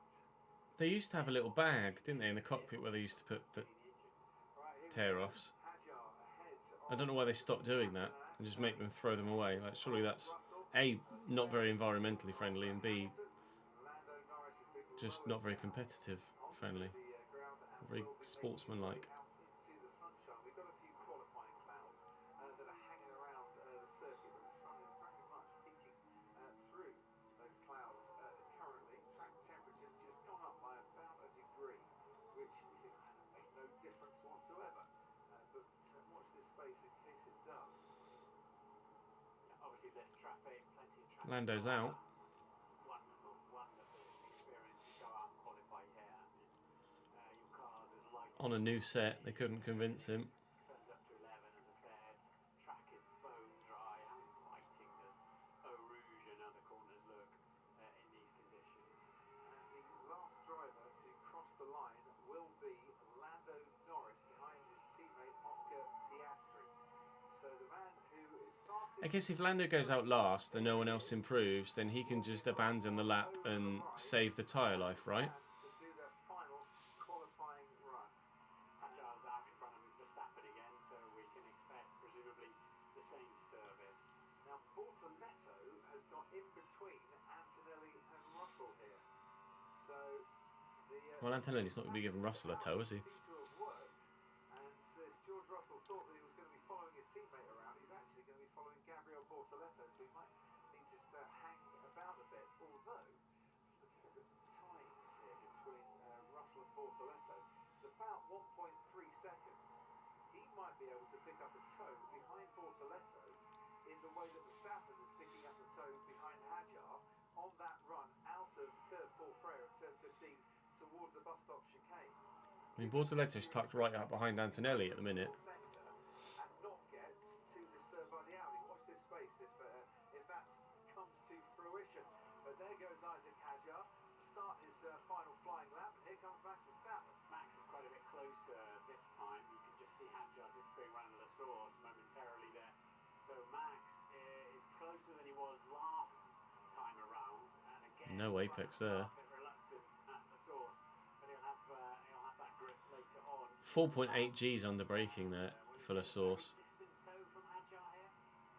And 4.7 through. So he's getting more, he's feeling more G's through his body just braking for the source than he does going through Eau Rouge. That's mad. There's Hajar. Or is that Verstappen? No, that's Verstappen. Antonelli's too far out to get through from that. yeah, that's Max's personal best, but this is not where he's at his fastest on this track with this car. It's through the middle part of the lap. 46.1 is the peak of getting through this section. Absolutely on the limit of I should say it was very close to the gravel there. George Russell faster than his teammate through the first sector. Charles Leclerc only a tenth behind Lewis Hamilton. That same 30.1. Russell was purple sector 1. Getting the same 30.1 as he gets a distant toe. Not anymore. Behind Lewis Hamilton, Bortoletto and Hajar a long way off in terms of those first sector times, but Lindblad with the fastest There's first sector Hajar. of the lot.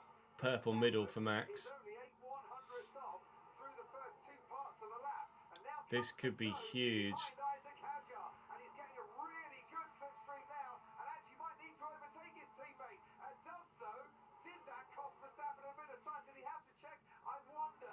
As he gets to the bus stop chicane, a 46. This Hajar may be a bit too close there. 44.6. Huge lap time for Max Verstappen. Antonelli 44.3!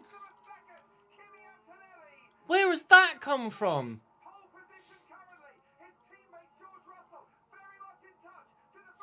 44.8 for George. He's half a second down. 44.3. Leclerc's a 0.9. Hamilton's a 0.8. Antonelli!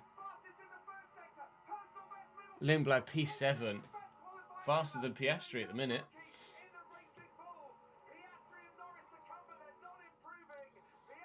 Piastri goes P7, Lindblad P8 now.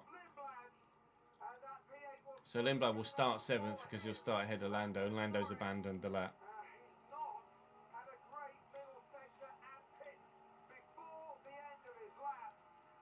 Antonelli, wow.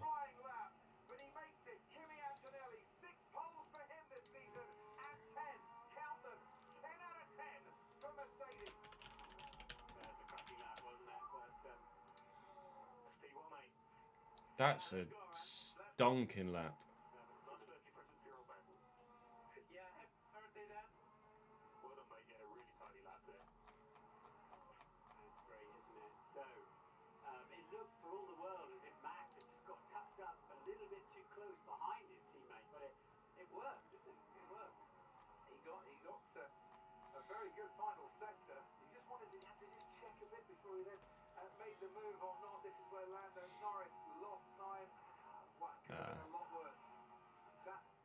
It's the same place again, yeah.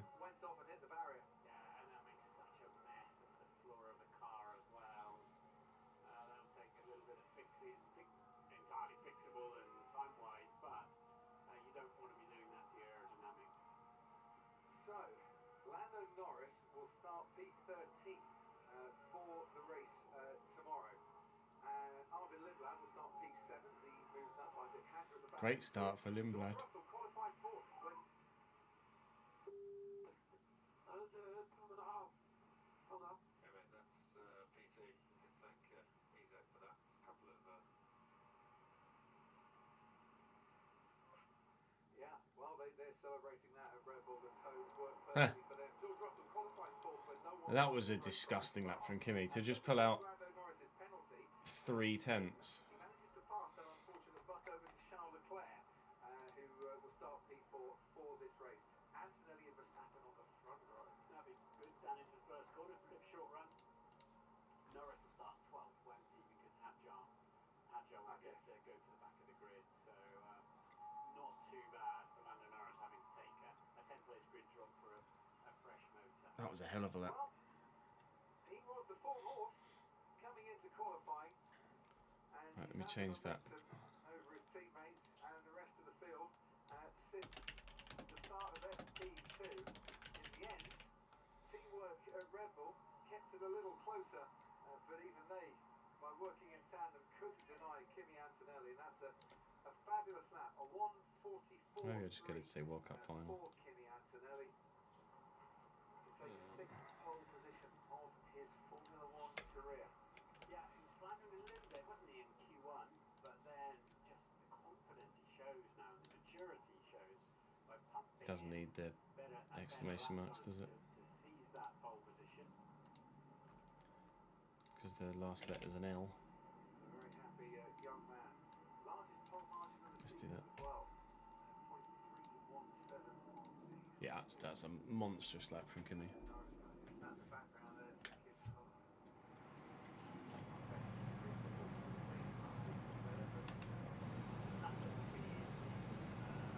Gabby P8 though. Gabby P8, Lindblad P7. They've got to be pleased with that, haven't they, surely?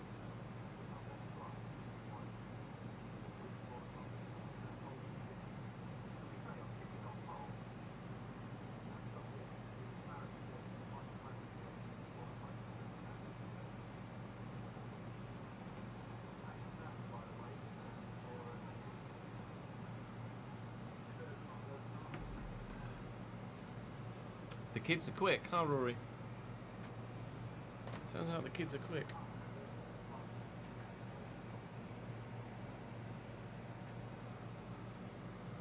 Sweet Lord. Sweet Lord. Whoa, whoa.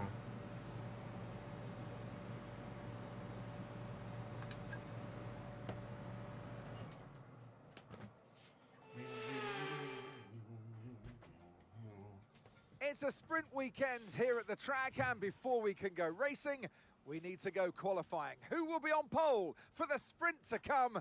We're about to find out. It rained in practice about 9 minutes in, so I've effectively, whilst maximising the practice programmes, I've effectively not practiced for all of the remaining sessions for the rest of the weekend. All right, give me a quick radio check, Because please. I haven't had the Radio check. opportunity to have any sort of retrospective, representative conditions. So we hope to make it through in sprint qualifying to SQ2 and subsequently SQ3 as well.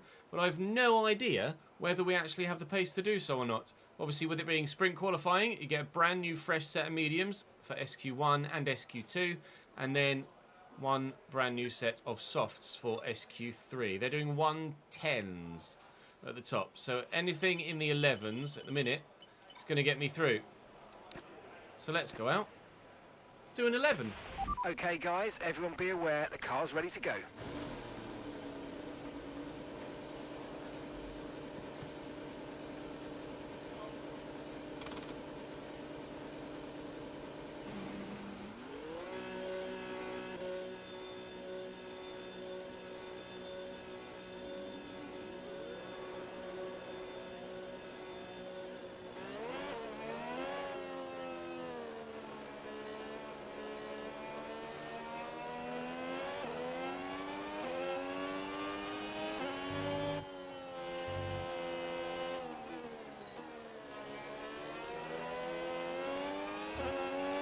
We've been pushed down to P22. Move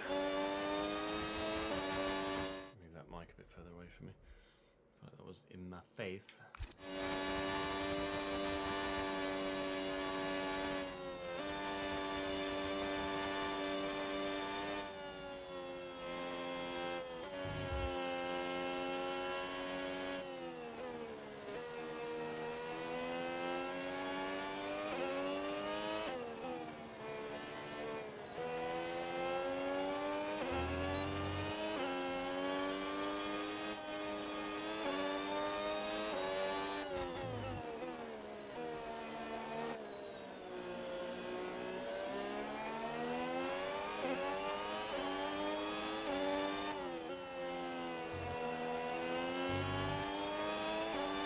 Here we go then. Time for SQ1.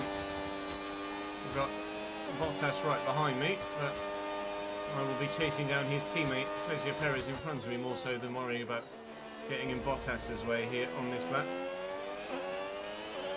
We should leave Valtteri behind. If anything, we might maybe offer him a decent tow that he can use to help improve his lap. So keep an eye on where Valtteri Bottas qualifies, although you can see the gap that we're pulling on him already. Closing in on Sergio Perez if we can, but we don't want to get too close because we don't want our lap to be affected. We are getting pretty close to that second Cadillac here. We're wanting an 11 at worst here. Through two sectors, keep an eye on the time, top left. 1.2 seconds up on Alonso in the Aston Martin. I think we'll be through to SQ2 here, don't you? I don't think we'll have any problems whatsoever making it into the next session. I'm definitely going to run out of battery here on the run towards the line, so we'll need to utilise my battery better in latter sessions, but that is P8 at the moment with a 111, sorry, 4. But certainly I could have saved some extra battery there, could have saved some extra battery there and had a bit of a better run to the line. So I'll try and bear that in mind for SQ2. Fingers crossed we'll be fine to get through that session as well. We'll have another new set of mediums to go out and do that session with.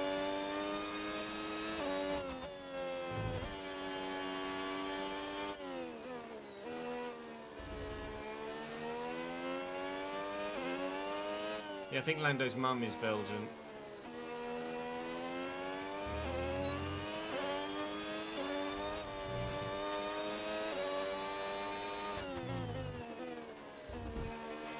Max is sitting in pole. He's in pole position.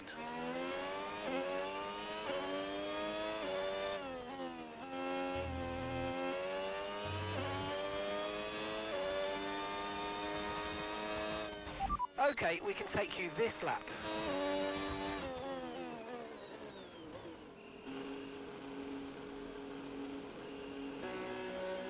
I think his mum's Belgian anyway. Oh, look, Lando Nozza.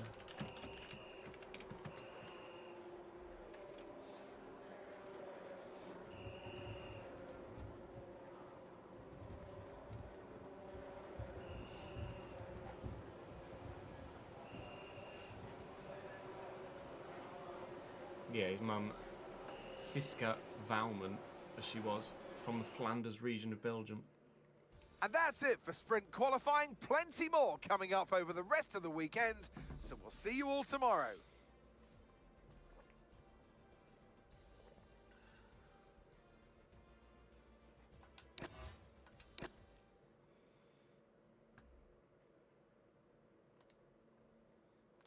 Flanders region is just the north part of Belgium, basically. Okay, radio check, radio check. Radio check, okay.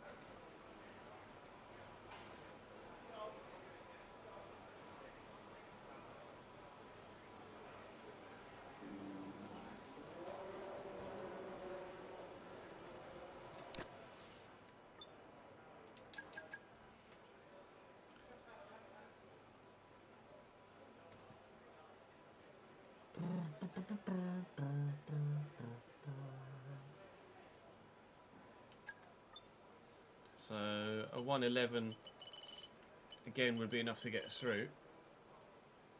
We'll do a 1:11.4. Need to go significantly quicker than that if we're to challenge for pole in the session after this, but we'll go again. Standing by. Standing by.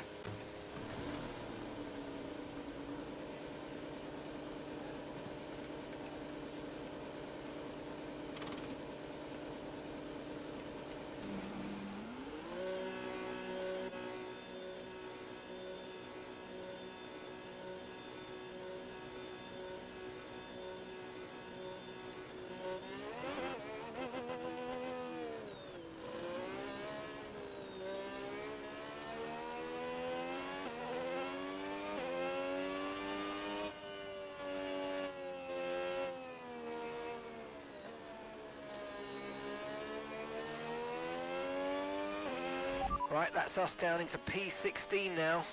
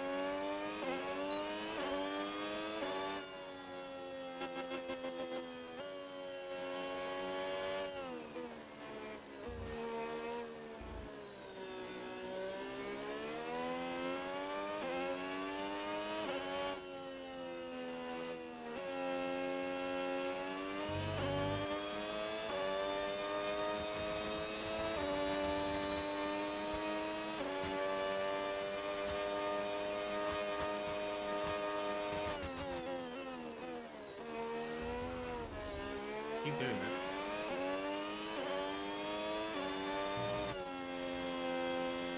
Tucking into turn 1 too soon.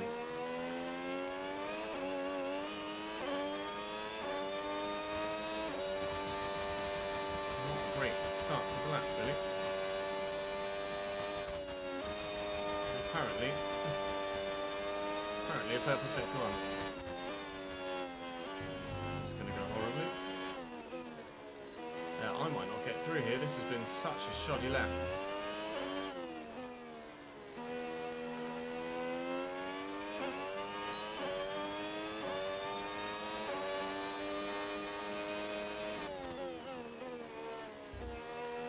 10th up on 30 Bortoleto. seconds left in the session.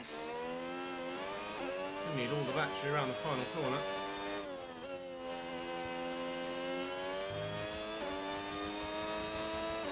All the way to the line as fast as possible. And it's 1:11.6, which is only P9 as I cross the line. I don't know if that's going to be me through, you know. It was a really, really bad lap. I hope it's me through. I don't know as it will be. Still P9 at the minute. To be fair, a number of the front drivers have stayed in the box. I'm looking at the Alpine. Gasly goes 12th. We have very fortuitously managed to make our way through to SQ3. And I cannot afford such a scrappy lap in that third part of qualifying. Otherwise, we will be 10th and nowhere else.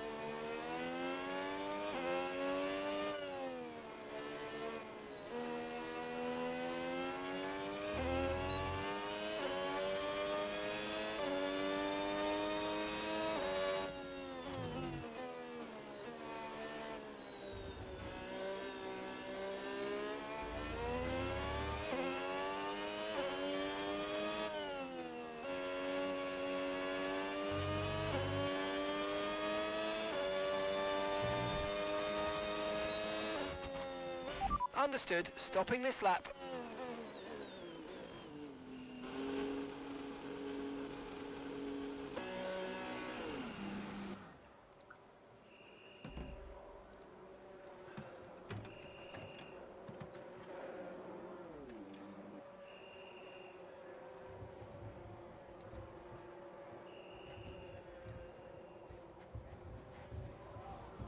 It's very vibrating.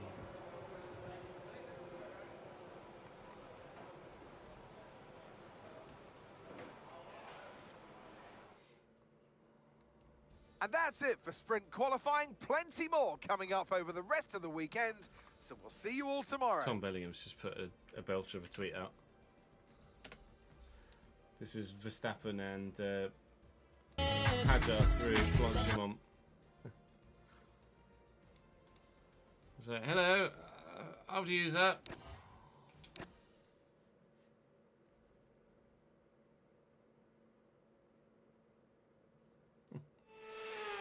That's funny, that. All right, let's have a quick radio check, please. Radio check. Radio check, okay? How fast they're going to go on the softs? Holy. Okay. That's a bit quack. Pull something out the bag, Noid. Otherwise you're in trouble. Check's complete. Everyone be aware, we've got a car leaving the garage.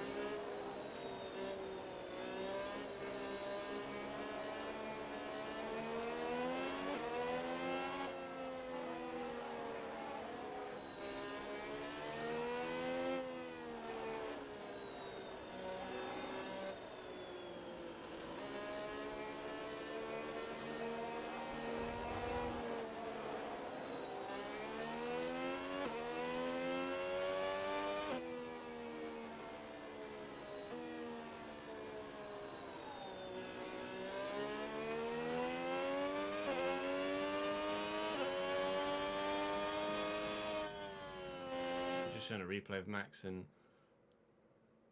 Hadjar now. That is as close to as perfect a slipstream as you can get.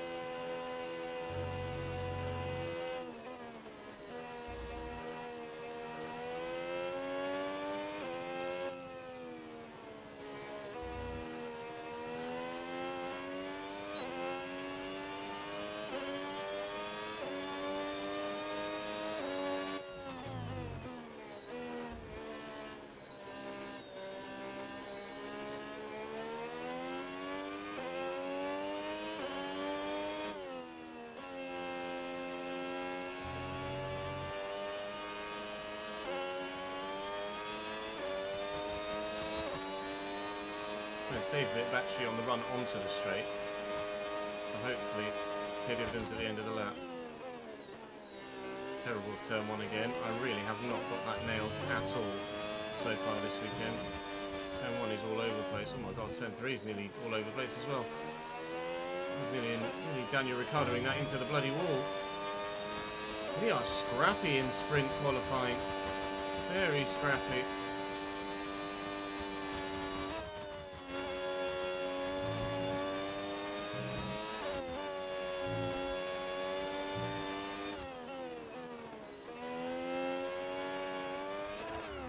And I am round in sprint qualifying. I'm going to flash that back.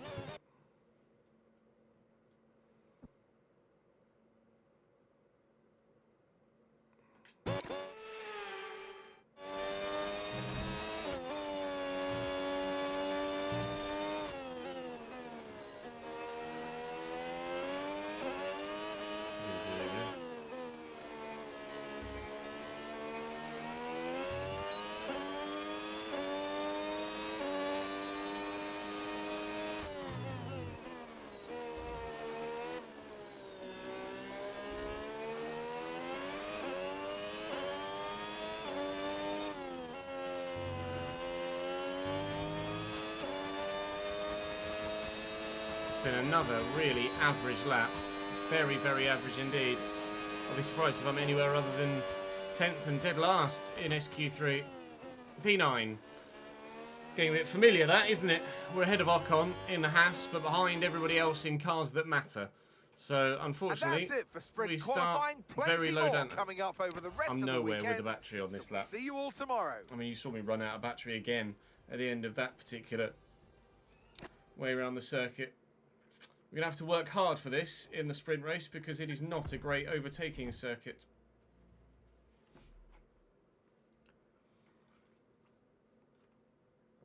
Thanks for the follow, Picklers.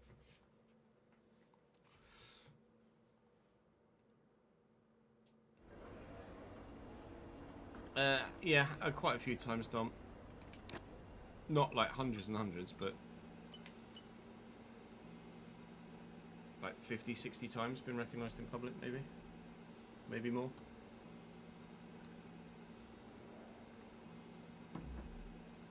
Over the years.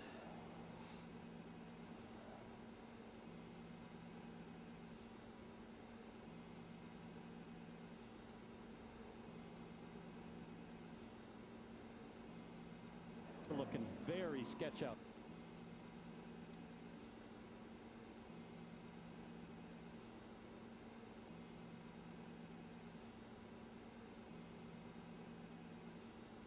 Does it look like that big a crash actually? Seeing someone in India NXT has gone.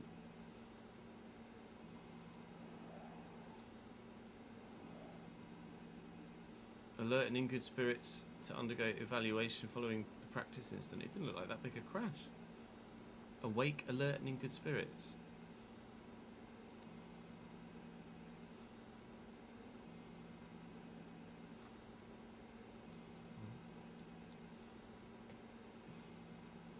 Newcastle have added Ahmad to their winger shortlist. We'll wait and see.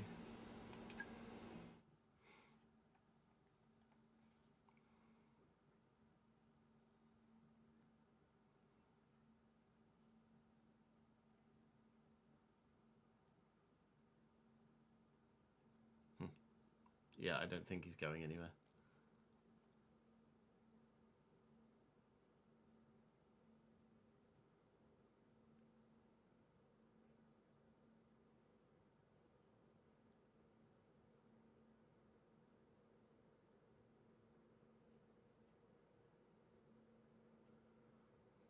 I don't know why the load times are so long in F1 for the past couple of years. I think a 12-lap sprint race, you've got to load. Come on now.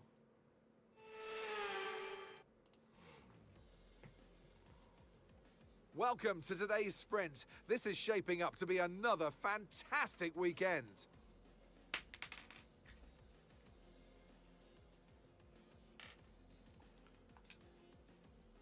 And joining me in the commentary box. Degrees. Okay, give me a quick radio check, please. Radio check. Radio check. Okay, Degree. here we go. I know what you can do. Don't let me down. The grid won't change for a sprint race, although there is a wild mixture of tyres being used for a 12-lap sprint race here. All 3 compounds being used by various drivers. That's really odd. I don't think I've ever seen that. Tyre wear so high that... I mean, why someone's starting on the softs, I have no idea. Unless it's purely because they're sacrificing the sprints to have more tyres available for the full Grand Prix.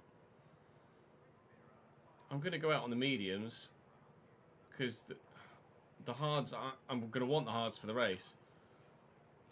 But that's a bit strange. That's a lot of extra fuel as well for 3 extra laps. I'm going to go nailed on the same bang on 12 laps of fuel for 12-lap race. Well, we'll see what we can do here on the mediums, but that's... I don't know if I've quite literally ever seen all 3 compounds being utilised in a sprint race. I've seen at times some medium, some soft, but medium, soft and hard is certainly a new one for me, I think.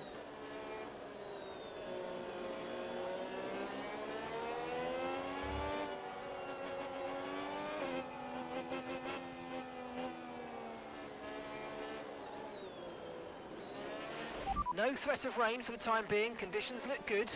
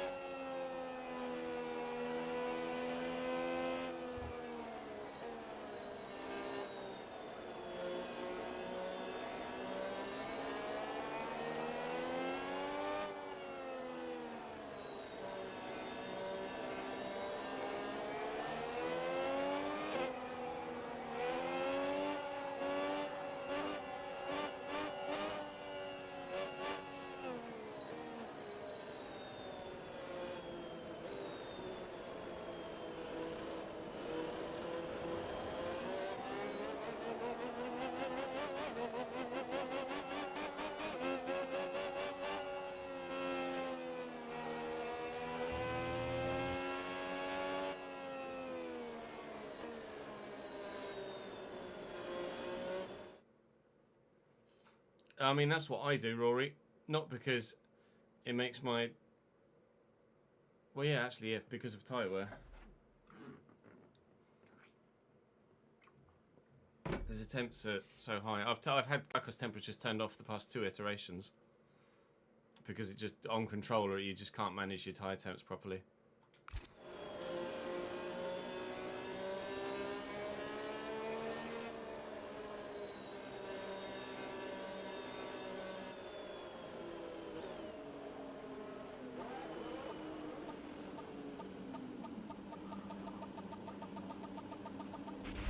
Superb parking there, mate. Let's make sure we get the edge on the surrounding drivers as the lights go out.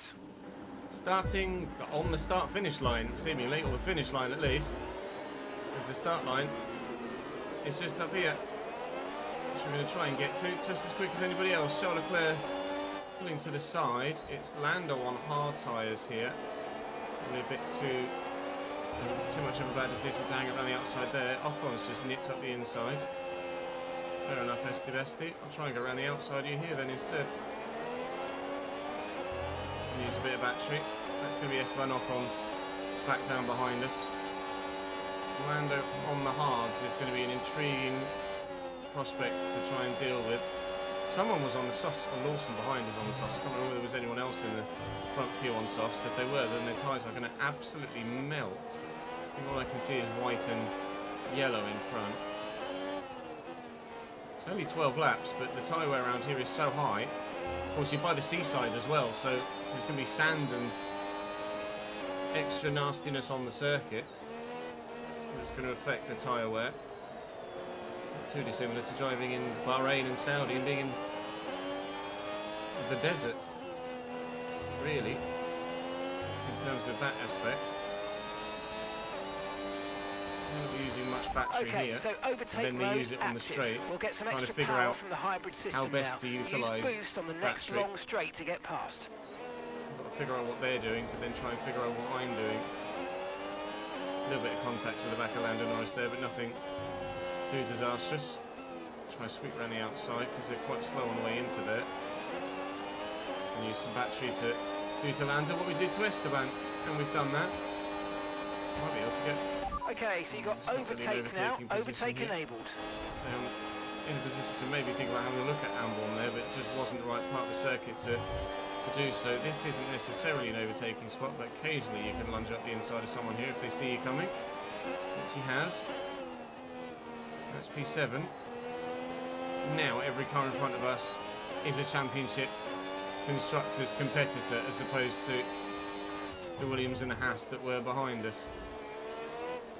Hamilton and Piastri getting side by side. I think Piastri's on the hard here, as well as his teammate Lando behind me, which will be why Piastri's not doing or not faring too well here. Right, you've got boost mode available now. Fuel is Use nominal, it if you want actually. to. Leclerc having a look at Piastri. We'll have another look, maybe trying to do something into turn 3 if we can. And we should be able to here. We'll stay fight. Hello, Max. No, goodbye, Max. Fair enough. Got a better launch than me. Well, I've got a run on him now. No, he used a bit of battery just to make sure he stayed ahead. Fair enough. We're both struggling in the dirty air of the cars in front of us. Up to P6 on lap 3. Haven't dared to look at tyre wear yet because I have a feeling it's going to be horrible. I'm slightly worried about fuel, actually. It seems to be okay, but it really is on the nose.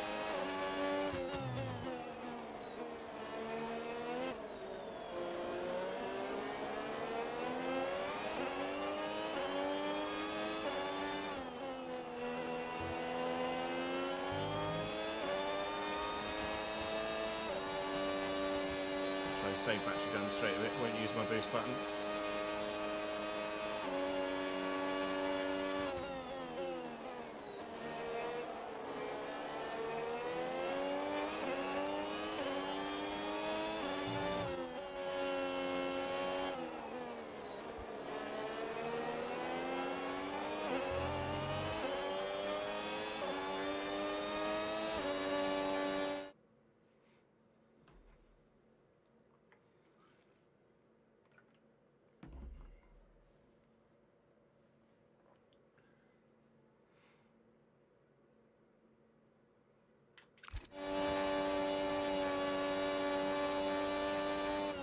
But am I right in saying that the AI don't have carcass temperatures themselves?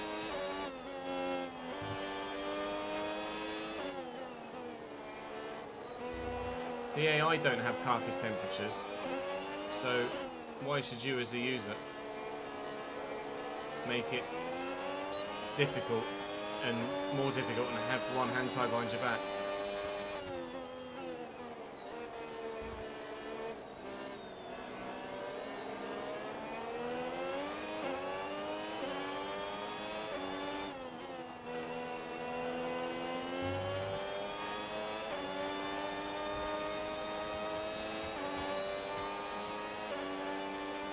Verstappen having a look at Piastri now.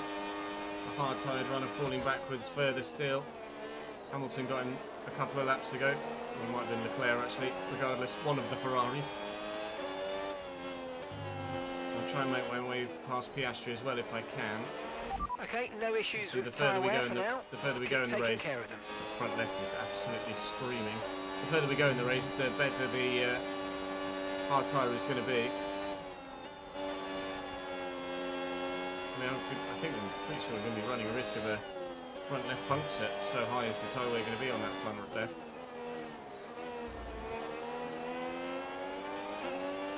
You can clearly see the pace difference in the compounds. The medium is just way better Well, Piastri's saving loads of battery there. That was a big lift for him into that right-hander. Truly note that for later exploitation.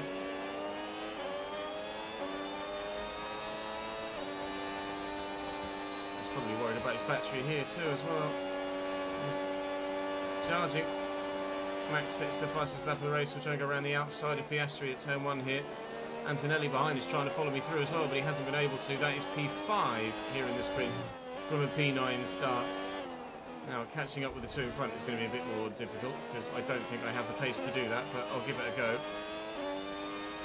If they start to scrap, then that could earn me a little bit of time in hand, but you can see we're already pulling on Piastri. Clearly massively struggling on the hard tyre compound, not for wear, but just pace in general. I don't imagine how shredded those on the soft tyre are going to be by this point. I don't know if anyone in the front few was on it. No, Lawson behind is the first on the soft. Behrman on in the Haas is on soft as well. Carlos Sainz has already boxed for presumably a front wing. Indeed he has on lap 5, so that's not going to help his tyre allocation for the main Grand Prix, having to have used 2 sets here in the sprint. Though he might have been able to go to a worn set of softs rather than use a set he might need for the race. I'm falling behind those in front. Piastri's hanging on at the moment as well, and I'm going to be out of overtake range on those in front, which I haven't factored in either. It's a purple sector 3, but only because of the battery usage I was deploying. That's a yellow flag, and that yellow flag is Lewis Hamilton's engine going bang. That's a free position, that's Green P4. flag. That might cause chaos behind, because it's at a point of the circuit where people might run into him, but everybody's been able to avoid him. Hamilton is out, it's a yellow flag only here on lap 7, and we continue on. Just over half race distance. Gotten ourselves 44% wear on that front left. That is going to be so dead at the end of this race. Definitely going to be puncture territory on the front left at the end of the race, without any shadow of doubt. Not looking forward to that at all. Antonelli is past Piastri now as well behind us, and we continue to lose time on the group in front.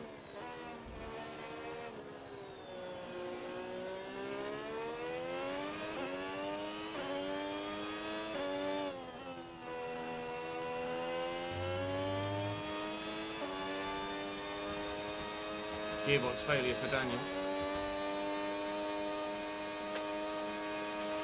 3 wide almost into turn 1 up there. 2.5 seconds. It got a bit tasty for a moment there, didn't it?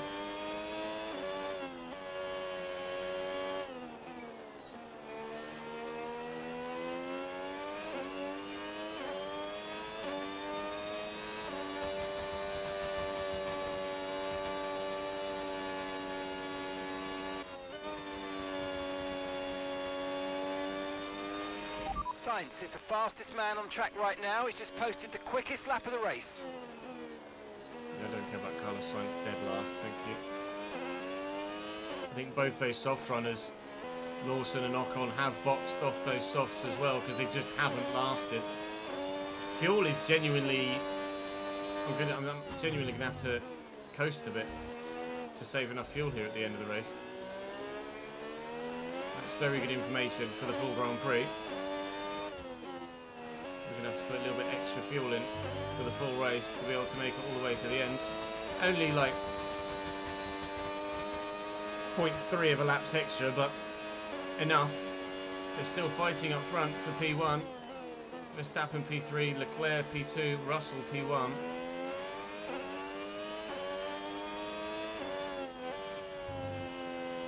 Antonelli behind now with both McLarens right on his... Oh, I was too busy looking at the minimap. Antonelli behind with both McLarens right behind him. Just straight up wasn't concentrating on what I was doing. Looking at the timing tower, looking at the minimap. Trying to give you a piece of commentary to camera. So you can see there's actually a Williams right behind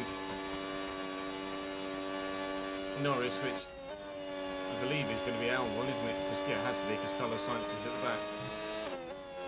They are pulling away in front. The way that they're backling is keeping them just there, but if they were all in free air, I wouldn't be anywhere near them. I can't stick with Verstappen and Co up here. They're just too fast for me.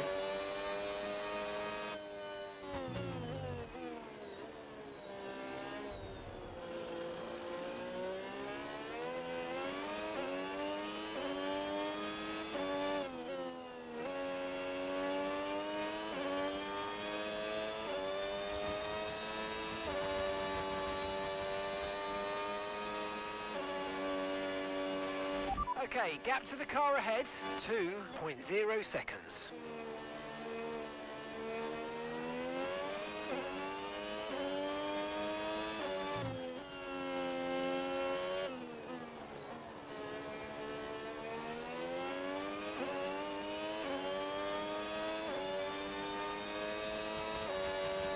You need to apologise, don't you? Your gearbox goes, doesn't it? Not your fault.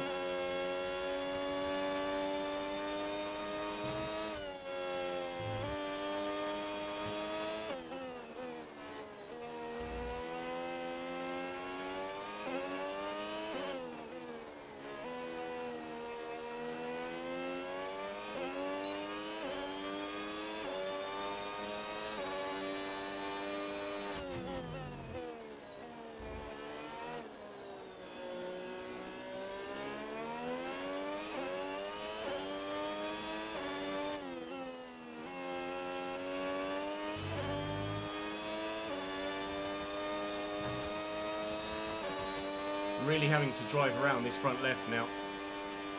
We're at 70% wear, which I believe is now puncture territory. I think it's 70 plus rather than 75 plus. You can see just the wear on it compared to the other front. How grained and grainy it looks in comparison. It's not having a very good time right now. Gap to Max is 2. I don't know whether anyone else is struggling with their tyre wear. I hope so. Certainly Max should be in a similar position to me. The drivers just completed a pass for the lead. Russell and Leclerc have been battling quite a while. We've got one more lap to do after this. We've thankfully been able to hold off Antonelli and Co behind somehow.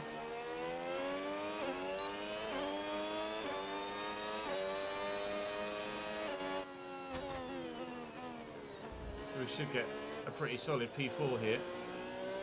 I'd be thrilled with a P4 in the actual Grand Prix itself, but for now we'll be happy enough with a P4 in the sprint. That's providing my tyre doesn't explode on this final lap. Now in the red, as you can see above me, 76%. Okay, mate, final lap. Keep your Leclerc and Russell concentration continue and let's to bring fight. it home.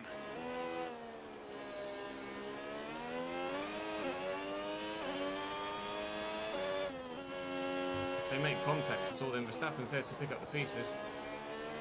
I'll try and get something of my own as well if I can. My fuel light is flashing at me, but we are 0.03 above, which is about where we started, so Russell fuel is has just okay. completed a pass for the lead.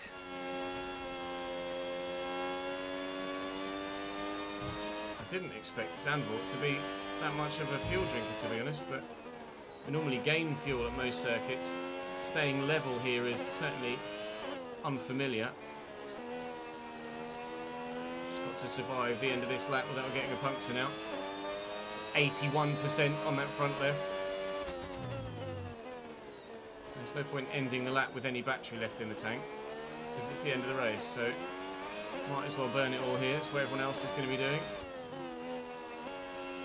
And I think we're just going to make it to the line with enough fuel and without the tyre going bang, but it is not happy at front left at all. P4 from a P9 start in the sprint, which is very pleasing indeed and very promising for the full Grand Prix. That front left looks horrendous, doesn't it? It's really, really badly worn. Charles Leclerc gets driver of the day, finishes P2. Not sure where Charles started. Was it around me? With I the don't know whether it sprint was or not. concluded, join us next time for quick look. qualifying. Where And did of Charles course, start? the main event. This Sixth to weekend's second as Formula opposed to my 1 ninth Grand to Prix. fourth. We'll see you next time. Pole to 7th for Oscar Piastri. The hard tyre was not the one for that race. I don't know whether Oscar had any damage at all, and certainly the soft tyre was not the one either. I have a sneaky suspicion that we're going to be doing quite a bit of stopping in the race. A hard tyre new set I have. A soft tyre new set I believe I have. But I don't have any fresh mediums, I don't think, for the... Well, that weather's changed. It was fully dry earlier in the weekend. Literally, I have not reloaded the game or gone out of the session or come back into it. It's just changed. It's now fully wet for qualifying for the full Grand Prix. Lovely.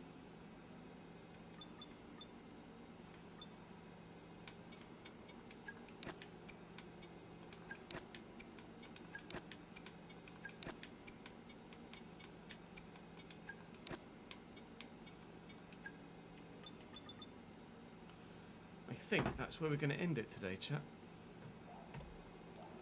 If you'll bear with me 1 second, we might be able to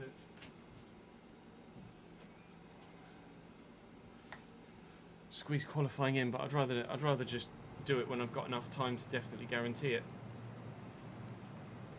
Let's see, let me save that. That's going to be F1 14 Netherlands 1.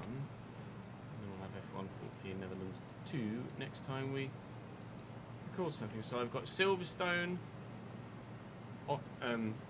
Belgium, Hungary, and part of the Netherlands to edit, as well as one of yesterday's thingy videos as well, Youth Academy RTG videos too.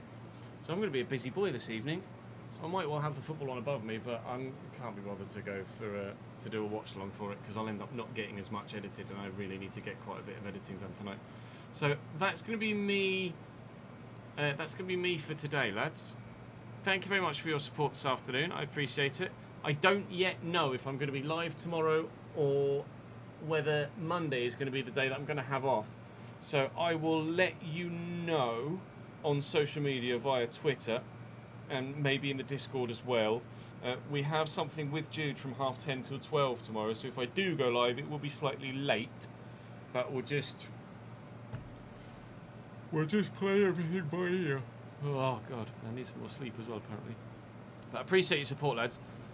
Thank you for dropping by for another 5-hour spell this afternoon, and hopefully I'll see you either tomorrow or Monday, but definitely will be live for one of those, just not sure which yet. I'll let you know. Cheers boys, enjoy the rest of your Saturday.